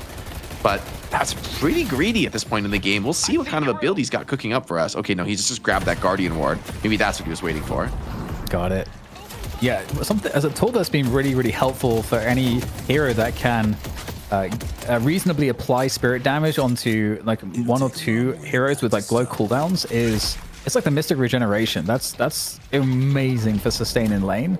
That's something that I love on Mirage, for example. Like I feel like you just never need to leave the lane. And you're always at max HP if you're careful. So yeah, rushing that instead. Wanted to get that extra spirit damage out there. Big hit. It's a nice hit with the pain battery, even dodges, and now maybe the tempo is going to swing again. And I mean, this is a Wraith laning with you. Wraith is one of the weakest laners in the game, and so for like to be winning a lane with a Wraith is actually huge, and I think speaks to some of the power that Victor offers early on in the laning phase. I'm kind of surprised teams even let Victor go to the second ban phase. Like maybe you're worried about that pocket matchup since you can't debuff remover the pocket ulti, but I feel like this Victor is going to do huge things here for Buffajors if he gets online. Yes, I'm really curious to see how it's going to be dealt with, and we're here on the mid lane, and there's like big damage being done to the buff enjoyers. Listic will fall as well, and Obikim super low. So much harass. Do we get anything extra here? Oh, it's such a deep dive! He just missed as well with the kinetic carbine. That could have been a difference. He's got big buffs. He's got a lot of shield here. He's really tanking on the Page with Guardian Ward as well. Oh my goodness. How is Paige alive? Obikim managing to escape. Heavy melee to get up onto the roof there. Listic looking to potentially threaten him. The buffs though coming up on the bridges, and Paige finally going to go down to Jam side. And Victor trying to get involved early, does have that ultimate online, right? So willing to take a death. If you haven't seen Victor before, when you die or take lethal damage, it's just going to proc your ultimate. And you're just going to respawn, dealing some damage and stunning in an AoE. Also, just a very powerful hero on low HP due to how a lot of his skills work. Okay, so checking in with Hoot here. Doing pretty good. Hoot is remarkably good. It is like considered by many to be maybe the best player in Europe as well. So to have him on the Victor is a scary prospect. There's that kinetic carbine connecting up onto Mr. Listic, Mr. Abrams himself, I feel like, in Europe. Yeah, I mean, you have such huge harass in this lane with the Paradox and the Great Talon, but there's so much shielding coming in, and Abrams, of course, has that natural tankiness from the passive. So he's forcing all these trades. And, I mean, look at that barrier. It's like more than his normal HP total. But it's super strong. Still, typically in this game, like, tanking up through damage is just not all that realistic. Oh, but the parry is so painful. It does get the counter, but could have been much better if the parry didn't come through. So well played by Fremont. And ABL is really such an important, it might be the most important player on the team potentially going into the mid late, because if ABL can get ahead enough in this early to mid game on the souls, that spirit damage, you need that spirit damage, those spirit damage power spikes to be able to, I think, keep the players like Victor under check in some of these fights. You have to have that threshold of damage to make it scary enough that they can't just abuse the ridiculous abilities that Victor has to chase you down and be a complete nuisance. Yeah, maybe GT can be a key player in that. I also think, speaking of GT, in a bit of trouble, right? Got caught by some of these lockdowns, some of the stuns. Swap under tower, though. A lot of damage on Abrams. Shields, cooldowns are low. Remember, this is Victor only on the first life. Still fighting pretty strong here. Yeah, and it's looking actually pretty decent for Abrams, at least on the progress to the Guardian damage. They actually have that mid lane. They're winning the battle of the mid lane Guardian damage so far. So looking to get some more damage on this tower. So they might actually take it down here. Looking really good. That's where that extra spirit damage comes into play too with the GT there. Those power shots are really, really useful for that, especially now that since the changes to the Guardian Spirit Resist. But here, a bit of an aggressive dive coming on in from the pocket. Demov trying to find a finish, and he's going to get pulled back in here. Demov, he's used a lot of his escape abilities, might be potentially vulnerable. And we have Paradox coming across to try to finish him off there. This is a really important assist. Can Fremont find anything there as Mo is able to get on the ground and get out? And indeed, it looks like things will stabilize there for both sides. Victor lost one life in the side lane, but now Geist has used that swap. Victor thinking about re-engaging. Doesn't have any more charges, though, of his jump start, so it has to just fall back here. Page looks for the ultimate. That cavalry charge, seems like it went wide there. Didn't get any connection. Couldn't catch Sap in the backline, but the follow-up is there. Zergy coming in with the damage and all these tanky frontliners in front of him. Raid's able to actually get active much earlier than you'd normally see.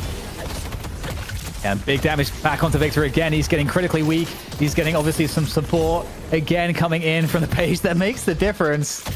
The defend and fight barrier. Oh, eventually though, Fremog is going to find the kill onto Hoot. That's a big one to get. Listic from up high there, looking to see what he can find. Seismic Slam's offline at the moment. Charge comes in on the player though, so still in the mix, creating problems. And Abraham's looking like they're doing okay in this fight, but a few players getting pretty low. Overkim is really critically weak, as is Listic. They both have to bounce from the fight. I mean, Abraham's have brought so many players to this engagement on the side lane, but it's paying off. Buff Enjoyers got out-invested here in the side lane, and I don't know how the hell Obi can play his way out of that, but somehow gets back to base on low HP. Now it's Wraith trying to just solo defend this tower. Not really what she's good at, but he's got a bit of HP to work with. See if they come back in off the respawns. But no, not enough. Yeah, there's just too much threat here. Can't stick around. And there's some damage coming out from ABL onto the Victor. It's not going to be enough here, I don't think. One more charge, power shot, but yeah, just not enough. And in the meantime, when that fight was going on left lane, I believe Demorph on the pocket for Buff Enjoyers was stealing Sinner's Sanctuaries over, or Sinner's Sacrifices over on the enemy side of the map. So looking to find edges wherever they possibly can. Buffs up in a few seconds. Trade coming in for the Guardian on this far left side of the map there. Listic picks that one up. I think the buffs went 1 for 1 there. Didn't see exactly what they were, but no big advantage gained. Abraham's up to a 4K soul lead, which is something relatively significant this early in the game, and Abraham's opening up with a big slam from the top rope. Oh, Saf trying to escape here. Is there a health swap? I don't think so. Not in time. Gun Ivy coming in, but oh my god, Abrams is getting melted by the tower, by the Walker and the gun, but is still able to get out of there because he's Abrams. Pocket has Majestic Leap, so Pocket is online and is really ready to get into some of these engagements. Went for the early leap to up that early fighting potential. And while Demov, his farm's not in the best place, I mean, Pocket's one of these heroes that is a little bit sacrificial in the very early game, but once you get that leap online, start putting afflictions on key players, causing problems. And Yeah, trying to set up the fight now as well. Looking to control the laners. Abrahams, they don't want to allow buff enjoyers to have a free deposit. And so they're trying to take down this tower. They're going to be able to get it. But in the meantime, there's the ult there coming out from Billy together, bringing in the opponents. Mo underground, popping back out of the burrow. And you've got to be really careful of all these abilities. The rallying charge coming in from Paige. What an initiation coming in from the support, and that's made the difference. That's converting, and it should allow the urn to be collected. But there's actually still 2 players around the urn drop-off point for Abrahams, looking to try to slow this one down. It's Victor with a narrow escape. In fact, no, okay, there's the ult, and he's coming back. He's alive. He's fine. Still, it's pretty big to take down the Victor ult, right? 190-second cooldown. It's not an ult you want to expend easily. Pocket goes in with the big affliction, trying to fight here on this urn. Prio right by the drop-off, so this fight has a pretty massive prize for the team that's able to keep that control and stay the winner. Mo's trying to get in, but he's so low HP, I don't know that he's going to be able to sustain this. Got a big lifesteal proc, but the urn drop coming in attempted. Guys looking for the swap, does get it on the Pocket. Not quite enough damage to eliminate Pocket. Out of skills, caught low. Barriers coming in to try and save him isn't enough to get him out. Maybe, just maybe, because the backup is here. Buff enjoyers somehow snatch victory in that fight, and it's such a valuable one. 3 kills. The urn turn in as well. Ooh, I actually think that Abraham's got the turn in. What did it? Oh, okay. Yeah, okay. just barely. It mitigates the loss there, but still 3 deaths is going to give you a lot of map control. Yeah, 100%. The fact that Abraham's managed to secure it, I think it was Saf that managed to turn it in, or Freemok. It was Freemok that got it. And somehow it survived too. But yeah, it came at a cost.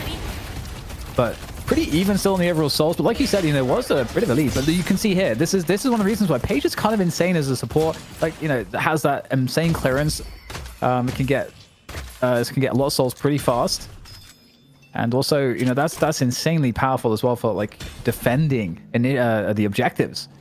I see Abrams. And also the initiation off the ult was like insanely powerful.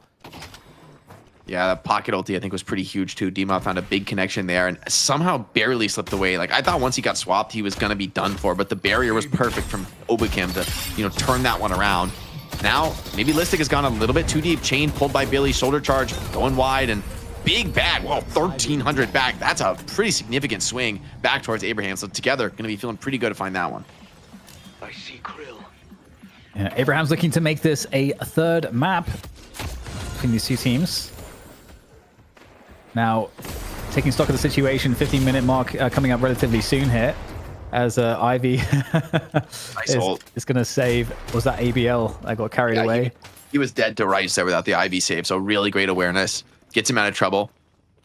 Commitment of ult as well from D-Mob. And Pocket ult, you will just kind of throw it out on anyone you can potentially get a catch on. Knockdown found by Paige, though. That'll be nice. So, that the reliance on that Ivy save may start to fall off. Also, Jam side could struggle. I like the early knockdown rush. Deal with that 7 ult pretty early. Mean that you can save maybe some of those more key ultimates like lift and combo for better targets. Yeah, and just a small bit of respite for both teams before the chaos is about to start again, because we're going to have the urn in about 30 seconds, as well as both bridge buffs. And this urn is going to be worth a lot more than the previous one. So, the stakes keep on rising. And the map control right now is largely on Buff Enjoyer's side of things. The walkers for Abrahams, they're having to defend the waves pretty close to those walkers. So they've got a bulk of players in the mid position. They can go either to left or right. Abrahams, so they're going to have a good movement as a team to whichever direction they choose. Hoot also has the ultimate back online, so meanwhile just going to be clearing the jungle as fast as he can on the Victor, who has pretty insane farm speed as well. But he's ready to get into a fight should one break out near his location. Ooh, I think Freemok got the buff there on the bridge, and Shriek's going to take Freemok down for his troubles. So that buff's out of the picture. Urn is up on the right side. Got the bird getting sent out to the left side. I think it went off the map there. And there's the uncollected now by Saf on that Geist. So it's in the hands of Abrahams. And they do have map control on the left side right now. I like the choice to get the Cult Sack as well on Abrams for Listic. I mean, Abrams is one of those heroes who, in competitive play, you really need to be in the fights early. That's a very important part of your role. But with the Cult Sack, he's going to be able to get deeper into some of these late game items and get to some of those crazy tanking potentials super late in the game, which I think is going to be really important. You need Phantom Strike this game to catch, especially 7 or Great Talent. Another fight here. Parry! that's a sick parry, but still the damage onto the Wraith here. Oh, so much, and Zergy will get taken out there, but together super low, able to get out of the picture on that Billy. And oh my god, just getting the barrage in the corner. There's nowhere to go. So much damage coming out, but able to escape for now. And that urn is making its way across back to the deposit spot, and that's going to be an urn picked up by Saint. That is one huge benefit of having the Ivy on the team for those urn secures in the middle of the action, but they don't want to give it up. Buff and Joyous for free. They're attacking this mid walker, but they don't have enough time to get that walker down. They are in enemy territory here as Abraham's reinforced the position, looking to take them out, coming in from the back there, and it's a big trouble here for Listic as he tries to get out on the Abrams. And still, there's going to be a lot of players here for Buff and Joyous that are trying to rally around this, but do you have a much better coordinated push from Abrahams? Yeah, great assistance to get Listic out of trouble, but across the map, Abraham's getting the better of that trade, right? Getting the stronger of that. And down to mid-boss. That's wild here. I mean, Abrams is pretty low HP, but there's a lot of players for Buff and Joyous if they want to make this contest. And yeah, it looks pretty real to me. So Abraham's gambling everything on this play. Huge risk to challenge the mid-boss right now. Gonna have to play really well around the 7 ult to deny a contest. And Hoot has Infuser just in time for the fight. And they go into the pit. Really huge contest here. Hugely important rejuve as it comes in. We got together, Saint together, and Abraham's picked it all up there. The denial does not come in for Buff Enjoyers, and they're in trouble in this position. They take down Ivy. That's one reincarnation. That's going to go the way of Abraham's, but they still have one left in the tank here as they chase the rest of the kills here. How many kills can they get off the back? They want to try to catch those retreating players there to convert the edge, but looks like Buff and Joyous will get out with only 2 players lost. That's a massive fight. I don't know how Abraham's are able to get such a clean secure there out of that engagement. I think Buff and Joyous tried to go for the early kills, tried to just win the fight outright and get the trades later, but instead it goes against them. Abraham's the gambit this time paying off, and they're snowballing right into this mid-walker pressure. Lanes are good. They're clearing all 3 waves simultaneously. Parry, oh, that's a really risky play from Hoot. Gambles everything, but he gets the parry, and he's going to be rewarded for it. Clears out that last rejuve. Yeah, still pushing the issues, really looking to capitalize Abraham's off of this forward map control. They are pushing not just 1 or 2 walkers, but all 3. They don't manage to take any of them down. They're getting some damage here or there, but ultimately they have to fall back onto their neutral camps here because the defense from Buff and Joyous, and off of that Hoot play, certainly panning out. And that's going to equalize, or I should say, create more of an equilibrium now on the map as Buff and Joyous get to kind of push the waves back out a little bit. And yeah, some edges, because Abrahams do get some time to farm, but it feels like, for me, Jake, Abrahams need to get that pressure back on as quickly as they can. Otherwise, they just allow Buff and Joyous to get back in this. Yeah, I mean, we've seen Abrahams with leads before in almost exactly this same spot, and there's been trouble for them. Buff and Joyous with the Mokrail and the Wraith, always threatening for pickoffs. D-Mob on the pocket, always creating opportunities for maybe some of those bigger team fights. And Hoot as well presents real problems. I mean, when that ultimate's online, Victor's that character that you can just kind of throw into the chaos. Damn the consequences. He's such a tough. I love what we can take a look at the Victor items, see what his progression is. Does he have those armors online? Yeah, I still about the Infuser before that last fight. But I think where Victor is, and oh, look at this lockdown. Okay, Ivy does pull 7 out of trouble. Doesn't want to deal with that chain lockdown. Wow, big team fight though. Abraham's sending basically everyone on top of these players. They don't necessarily have enough for defense here. Buff and Joyous are light help at the moment. Big Bird coming on in for some disruption, but now they're defending Buff and Joyous under the Walker. This might help them out here. I don't know if Abraham's have enough to push into the Walker to chase those kills, as it gives a Bulwark a position for Abraham's to fight from, and indeed, Abraham's have to fall off of that one, and that gives Buff and Joyous time to reinforce. And Hoot's not coming to this fight. He's trying to just put that pressure on the mid lane. Big catch by Billy onto the Ray. Tries to pull her super deep. The blink out just barely gets Zergy out of trouble. The Walker just goes down in time to avoid the stomp. The rest of the players, Buff and Joyous, not so lucky. Big trades coming in. Lift, they're trying to chase down to the Wraith, but yeah, you can silence him, you can disarm him, you can't break that melee. Now Billy with the backstabber gets more kills off the back of this, and Hoot did trade the mid walker there, is going to grab a spirit buff, but was it really worth it? I mean, the cost's so steep right there for Buff and Joyous. Yeah, and the cost is only going to continue to rack up, Jake, because the urn is going to go for free, as well as any of the sinners on the map, the gambers that are available, because there's just nothing out on the map here for the next 15 seconds for Buff and Joyous to stop any of that stealing from Abraham's across the map. So you can see who's going to show his position, but these 2 walkers might be under threat. It's very light defense, but it might be just enough at this point But Abrahams, they can certainly now regroup on this right lane to pressure down the right side Walker, and they've got the entire map in terms of the lanes pushed. Yeah, I think Hoot likely going to go Frenzy next item. That would be my expectation here in this build. And just be like unkillable from a Spirit perspective. But he's got 7k souls unspent. He's staying out on the map, a little bit risky. Maybe he's trying to hit the secret shot, but it's kind of a scary spot to be, really grinding the limit on Victor. I see Victor. Yeah, and forcing the rotation there from Buff Enjoyers. Abrahams by pressing that right lane, pressing the mid lane, and Buff Enjoyers trying to just start to push their lanes up to get that map control back a little bit here as Abrahams fall back onto the neutral camps and farm up. And they've managed to get a sizable lead now, 20k lead or so, because of the consequences of those previous fights. And so they're in a good spot here, Jake, to just continue like creating more and more advantage. And it's going to be up to Buff Enjoyers to find a way to close this difference. I will say this is a game where they've given a ton of farm time and prio to the Victor, and we're just going to kind of be on testing like how broken is Victor with this build. He's got Frenzy and Berserker. So like the thing about Victor is he is permanently 10 stacks Berserker, like all of the time. So you're basically just doing plus 70% damage all of the time. Berserker is an insane item, and now below half HP with the Spirit Resilience as well. I think his Spirit Res is like close to 70-80% on this build once he gets down low enough HP. So yeah, he might do a lot of Spirit damage, but minus 70% is also a pretty ridiculous amount of resist. And I think that's the gamble here for Buff Enjoyers. They're willing to go down a little bit here in net worth. They still have 2 walkers up, right? They haven't lost map control completely.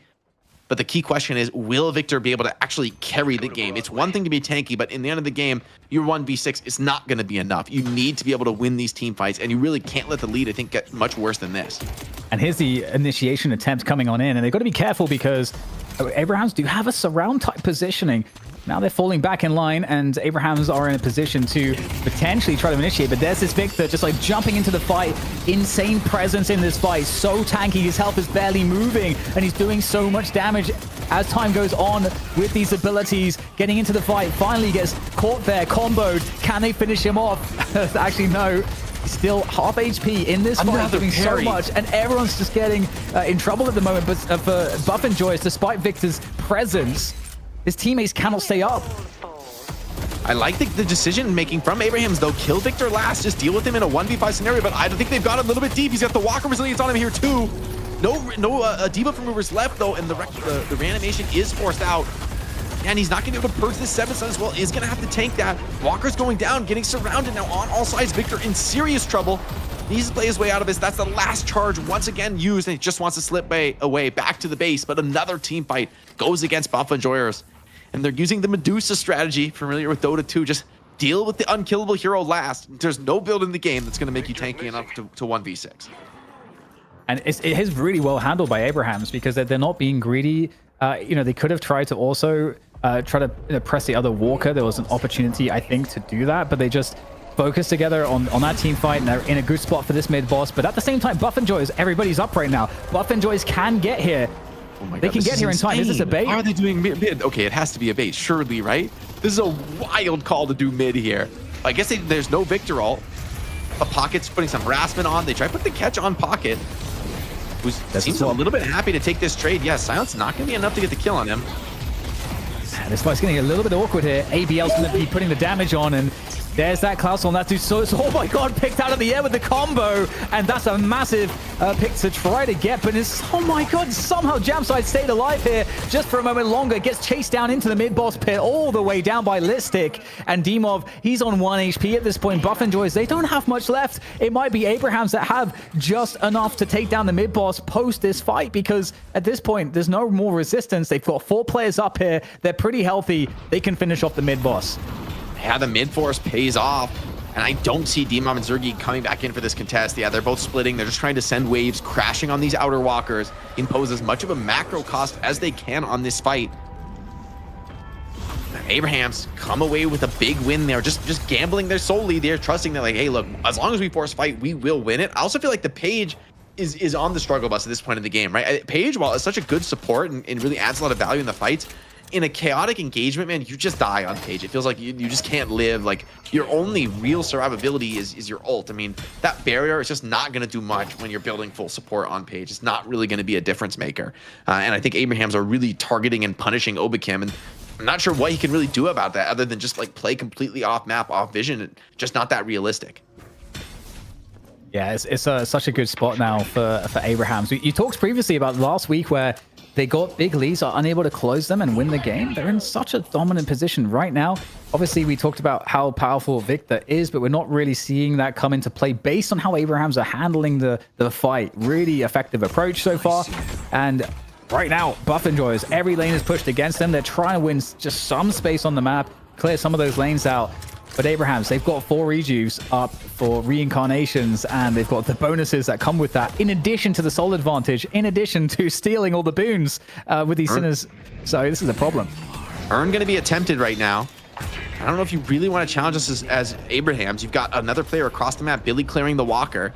And Buffingers, I think, are going to be happy enough to get that earn in and try and back out. Abrahams want to come in here and clean up a straggler. Even 1 kill here would be pretty massive, would be pretty nice for them. And they're able to find Sharik, which really cuts down on the amount of counterplay that you can bring.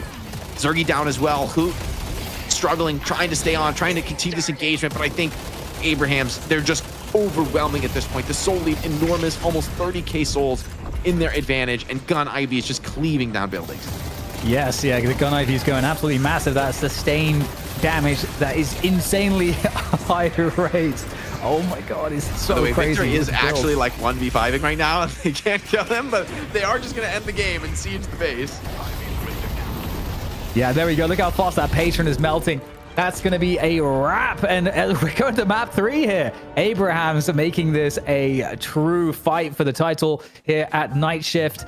And what a game that was. That was so cool to see. We got to see the Victor, but we got to see the Victor actually lose, Jake. And for me, that actually feels somewhat validating because I just get wrecked by him in every game I'm against him.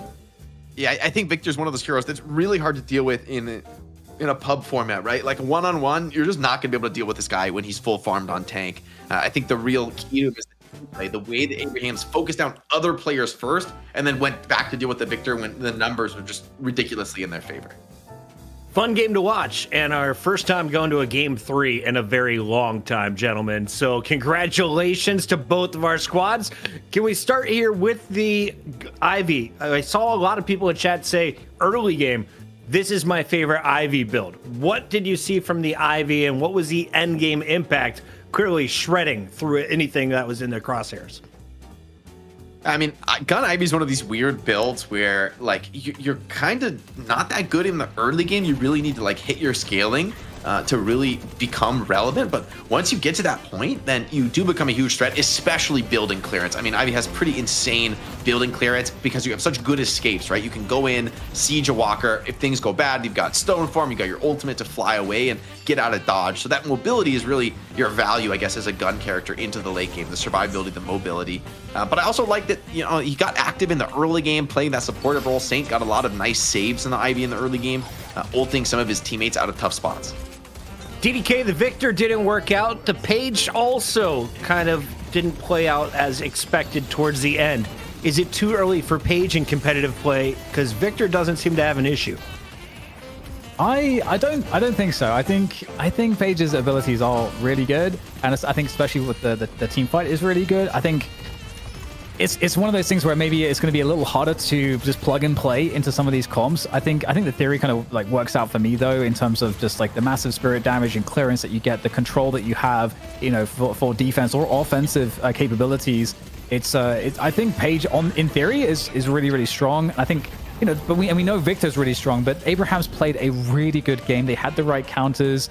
You know, I think ABL played phenomenally well on the GT. That was something that we were talking about, that ABL needs to have a game. He's got to get his power spikes at the right time to be able to essentially keep Abrahams ahead on the damage output, and he managed to do it. Also together played super well, so many impactful ults off of the Billy. Like Abraham, this is a real like team performance from Abrahams. Everybody was doing their job.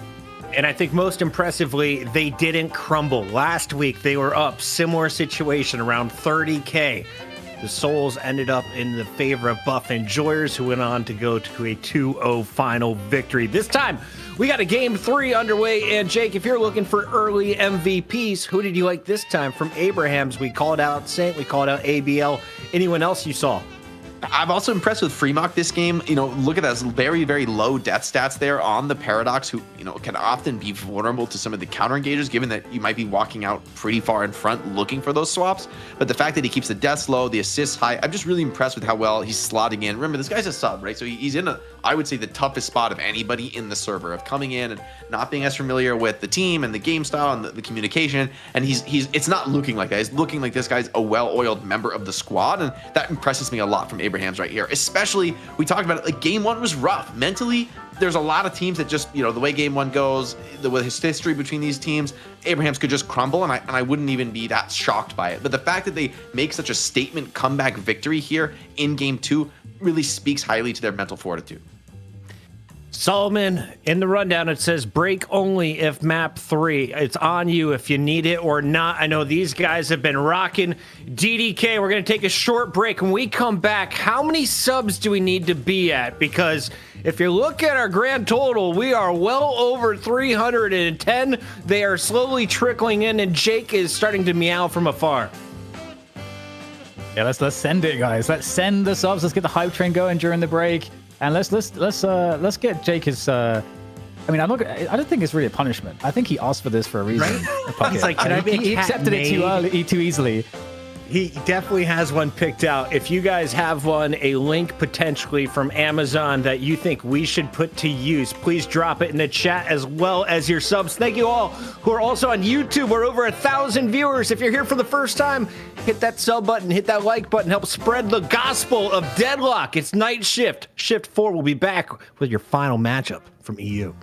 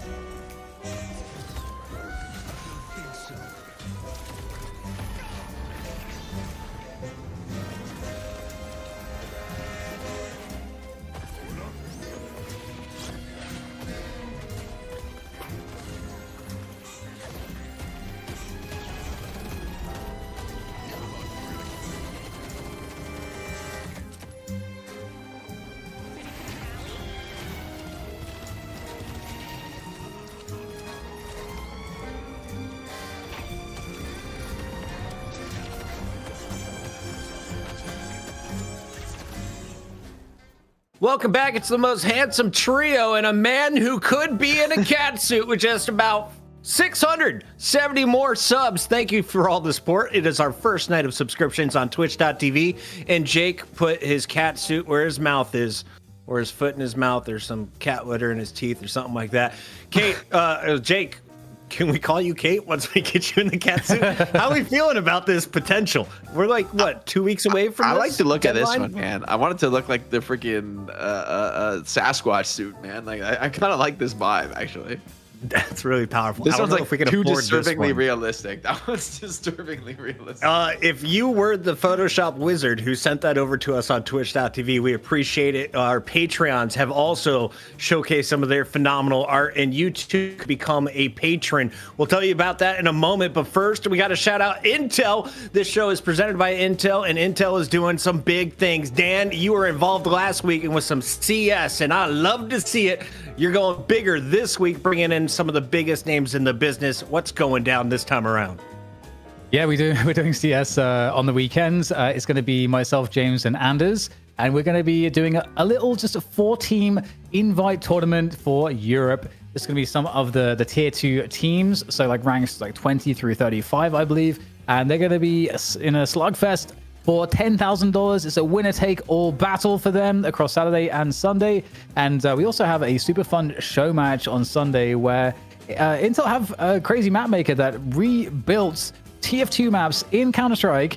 And not only that, but it has classes and it has bunny hopping, and it's kind of wild and it's a lot of fun. So make sure to tune in on this weekend, Saturday, to check us out in our Counter-Strike domain.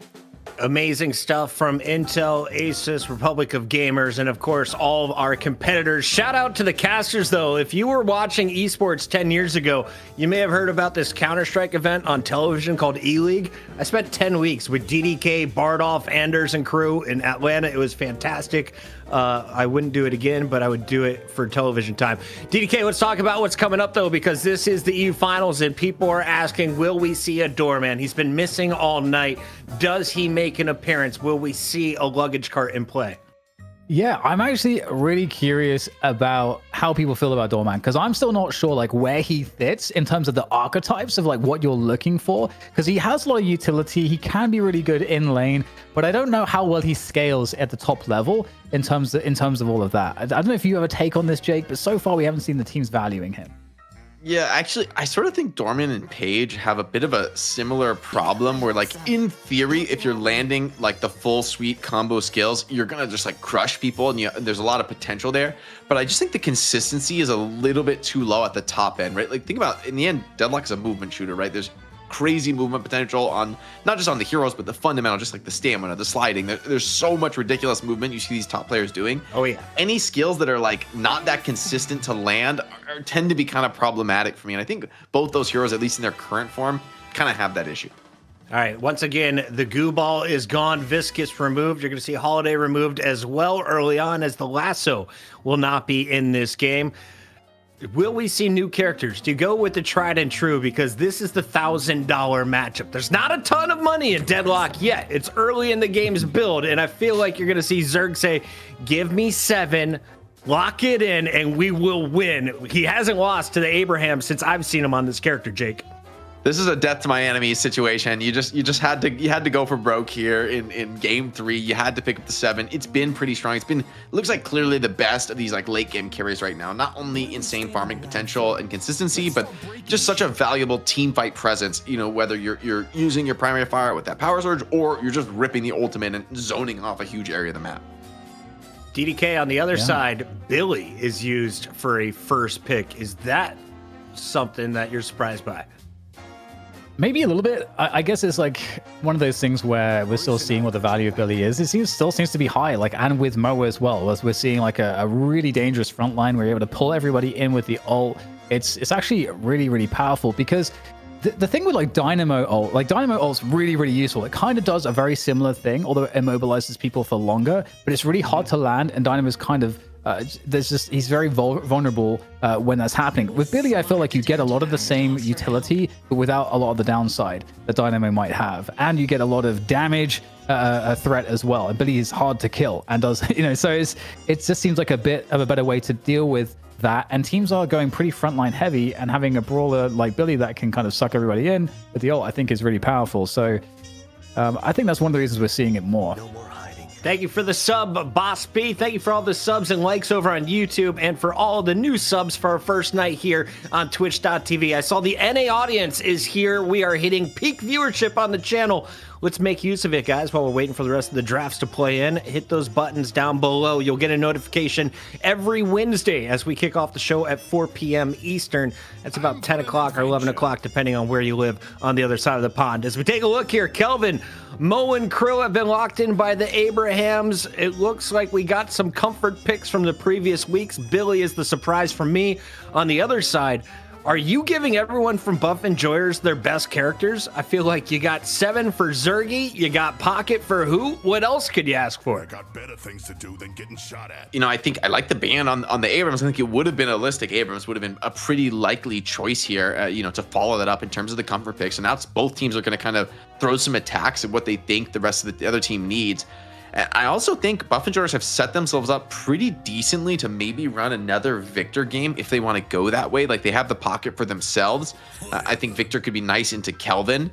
And actually, banning the Shiv might be another attempt not only to block a key combo with Kelvin, but I would think that Shiv is probably pretty good into Victor, right? I actually don't know if executing Victor's first life gives you the reset on the ultimate or not. That's interesting interaction I haven't seen just yet. Even though I've been playing I've been abusing a bit of Victor myself, honestly, on the rank ladder. Well, you can see the GT comes back in as an answer as well. I think again ABL's GT was phenomenal, and also it provided that mid lane power. But they had the Paradox last time, and they don't have it this time. You know, Holiday's not in the picture, so I'm kind of interested to see like what are they going to replace it with. By having by them having the Kelvin, having the Lash becomes more of a realistic option for Abrahams as well. So that might be one way to kind of plug that hole. More conventional choice with the Geist. I feel like this not necessarily the same role as Victor, but something a little bit similar in terms of like a high damage, aggressive, in your face frontliner that has carry potential. You know, I think Shariq's definitely a comfortable Geist player, so maybe this is also just grabbing something he'll be solid at. Could be good against Billy, I would think, and maybe Yamato as well. Another good response of this is like a lot of damage. So yeah, Billy, you might be able to come in here and grab people with that chain and haul them in, but are you gonna be able to stand toe-to-toe against Geist plus Yamato? You know, people like Pocket throwing afflictions at you. Like, there's a lot of counter damage threat, even for people as tanky as Billy and Mokrail. How difficult are these final picks, or do you already know the squad you want going into this draft?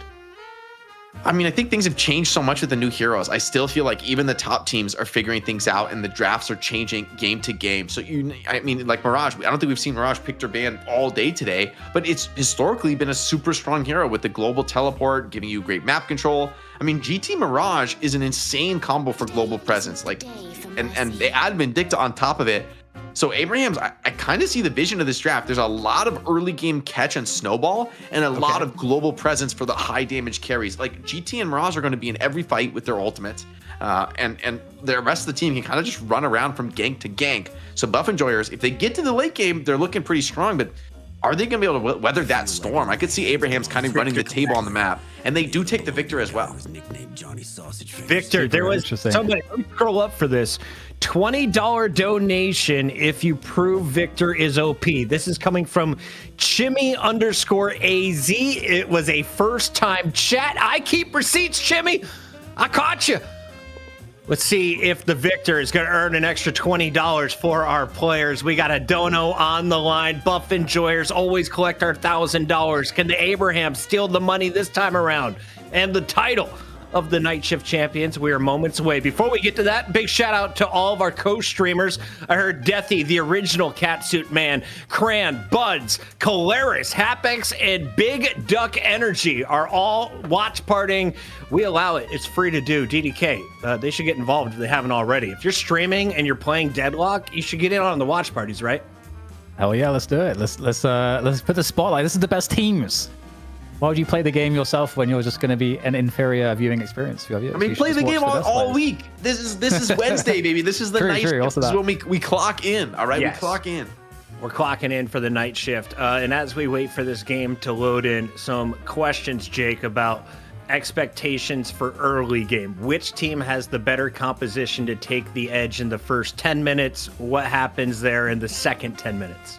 I would say I like Abraham's draft better in the early game. Laning phase, I'm not sure exactly, like early lanes, like the first 5 minutes. Okay, I think it's kind of anybody's game. The Buff and Jors, I think Pocket's a bit of a weak laner, but they also have some pretty strong laners to complement. So laning phase is one thing, but assuming that we get towards that 10-minute mark and things are pretty even, I would expect Abraham's with the global presence from Mirage and GT, with the mobility and the catch from Mokril, Billy, and Vindicta. I feel like I like that early game better. However, I think Buffalo Jars, if they hit that critical mass, if they extend the game deep into that 25-30-minute mark, get online without too much of a net worth deficit, then I can see the Buff and Jars comp kind of overwhelming in the late game. So both teams have kind of stuck to their guns. Abraham's want to snowball, Buff and Jars want to just hold the line. I like this call out. Also, I like the call out from chat. Jake, if we get another 10 gifted every time it happens on stream, will you purr into your microphone? It's not my request. It's from the chat. How does one purr, man? I don't know. You can practice between now and then. We've got some time. TDK, I think he's totally capable of this, don't you? Purring? Yeah. I mean, dude, this is. All right, why don't you show me? Tutorials. Why don't you guys show me? I'm not the one that has to do it. I don't know. Come on, Jake, you got this, baby. Don't be afraid. You got Lion in your name for a reason. And Flint Snow just hit us with the 10 gifted. Jake, let the people hear it. I can't roll my R's. No, give it better. Another try. I can't roll my R's, fucking. Like you're rolling the R, baby. Oh, he's going to work on that before the catsuit gets delivered, ladies and gentlemen. This is your EU final shift for Buff Enjoyers, formerly known as Virtus Pro, taking on the Abrahams. Let's get it. I wonder how many people clipped that. Or, what have I done? Well, dude, this is going to be a super interesting matchup. We've got some really interesting dynamics. Like sometimes like the drafts kind of play out somewhat similarly, where it kind of looks a bit samey. We've got some similar dynamics where we have that Victor in play, but we've got Vindicta back in. We've got the Kelvin. I feel like the Kelvin makes a really big difference, especially in these team fights, especially in like for mid boss or for holds or for like trapping the pocket and the Yamato. You've got the lockdown from the Murray and Krill onto the pocket of the Yamato. There's like answers that Abrahams have to everything that Buff Enjoys is doing, and I love the Mirage too. I think the Mirage is especially nice to help shut down like the 7. I feel like Mirage is one of those players that can really burst down a 7 and be a super strong laner too. So I actually am feeling an Abraham's victory tonight. Yeah, I see the vision. I see the snowball potential. However, I've also seen Buff Enjoyers so many times just stall. Pause that thought. Flint Snow has come in with another 10 gifted, Jake. Crank it up. And Dumb Duck. Wait, is that another 10 from Dumb Duck? And I think that's 3 purrs. We're over 357, make it 358 subs with Hypeon coming on board. Hold on, sorry, I was talking. Can you start that over? That's the best I got. If that ain't worth $50, ladies and gentlemen, I don't know what is. That is Jake Lyon, aka the caster on tonight's night shift. DDK, get us back in the game. I mean, it's a night shift. Everyone's getting delirious. Things are getting weird.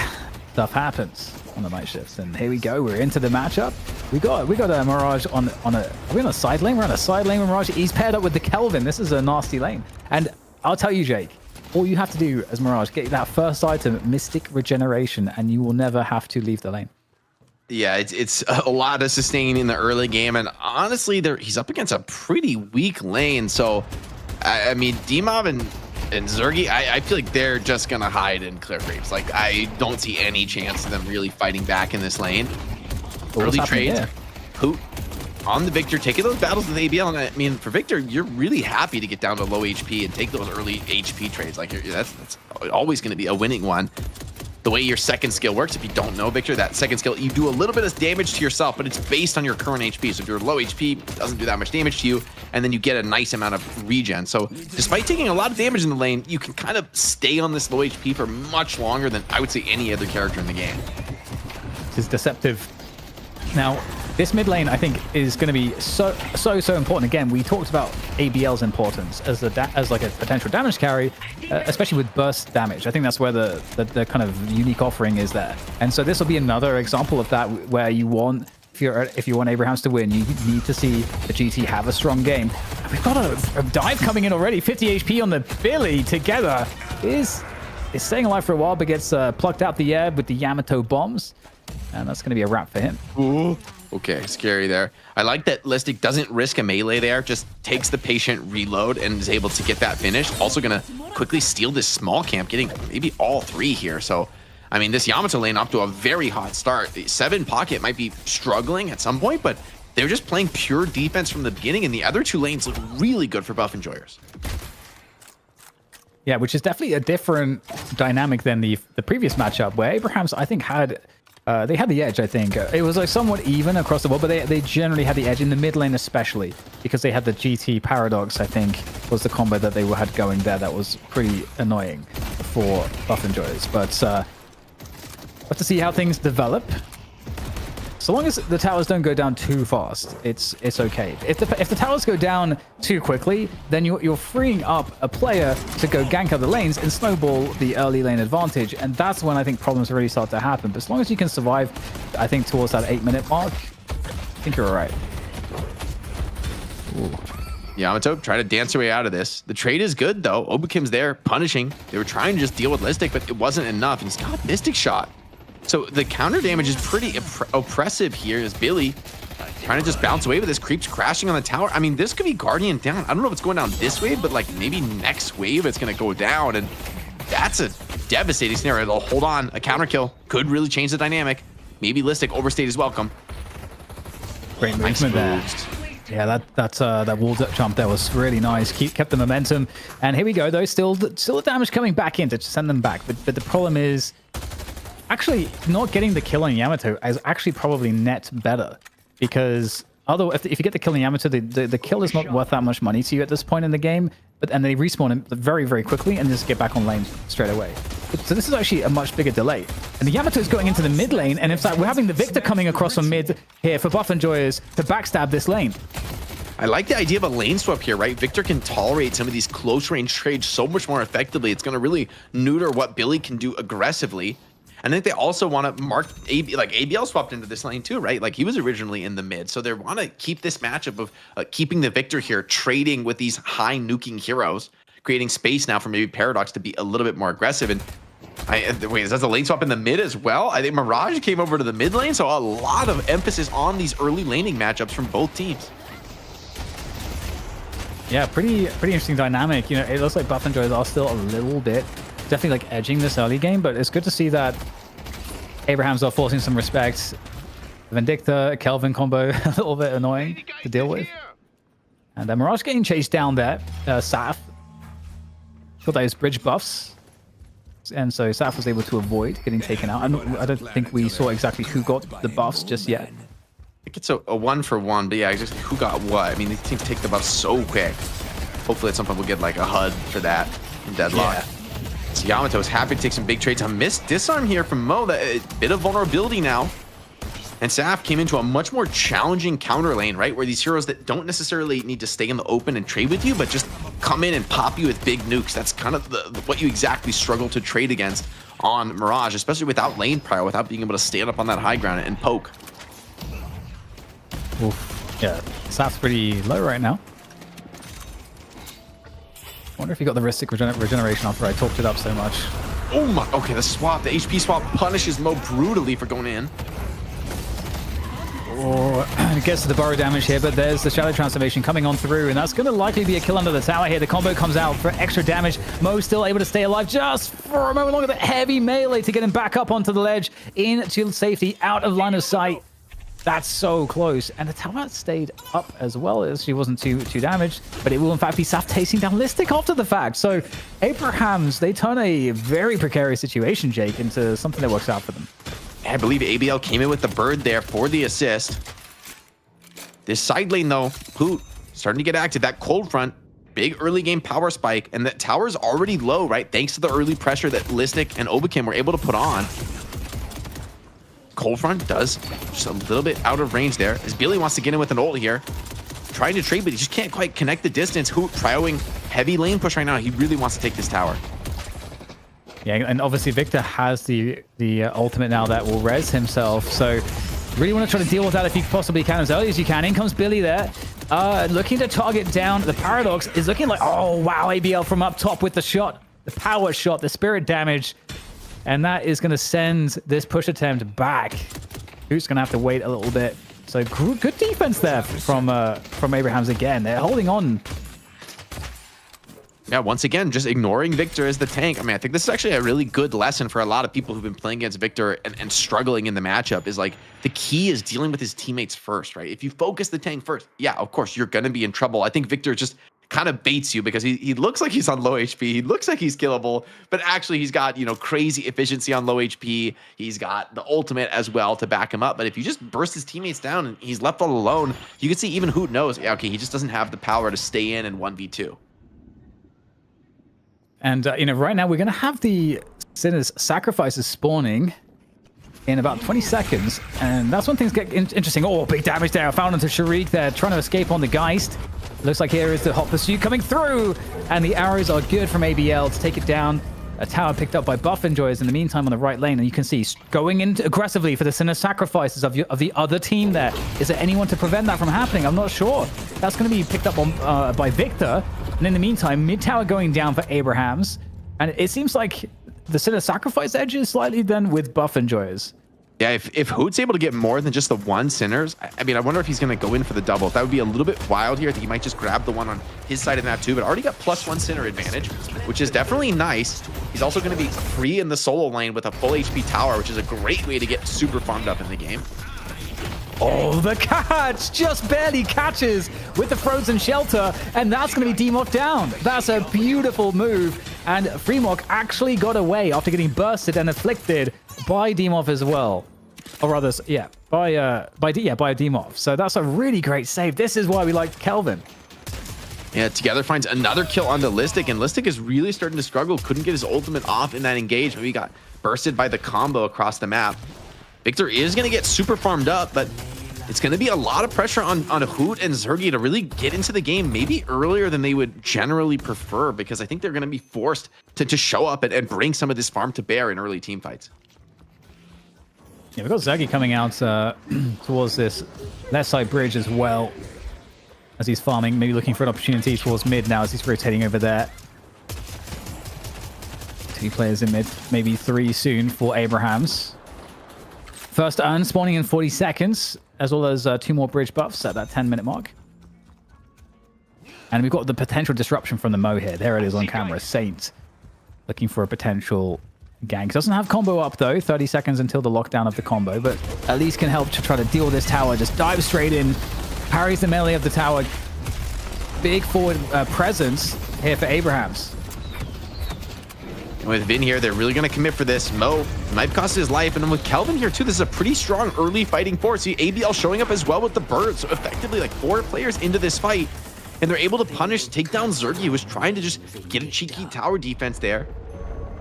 Listic also showing up to this, but I'm not sure there's 5 players from Abrahams on this side of the map. I don't think you can really be here as buff enjoyers. That's actually a very key kill on Zergy. We'll go into that in a second, because we've got Billy like fighting on the bridge there. After the chain gang, trying to survive, and I don't think it's going to happen near the Yamato. Okay, Listic drops down.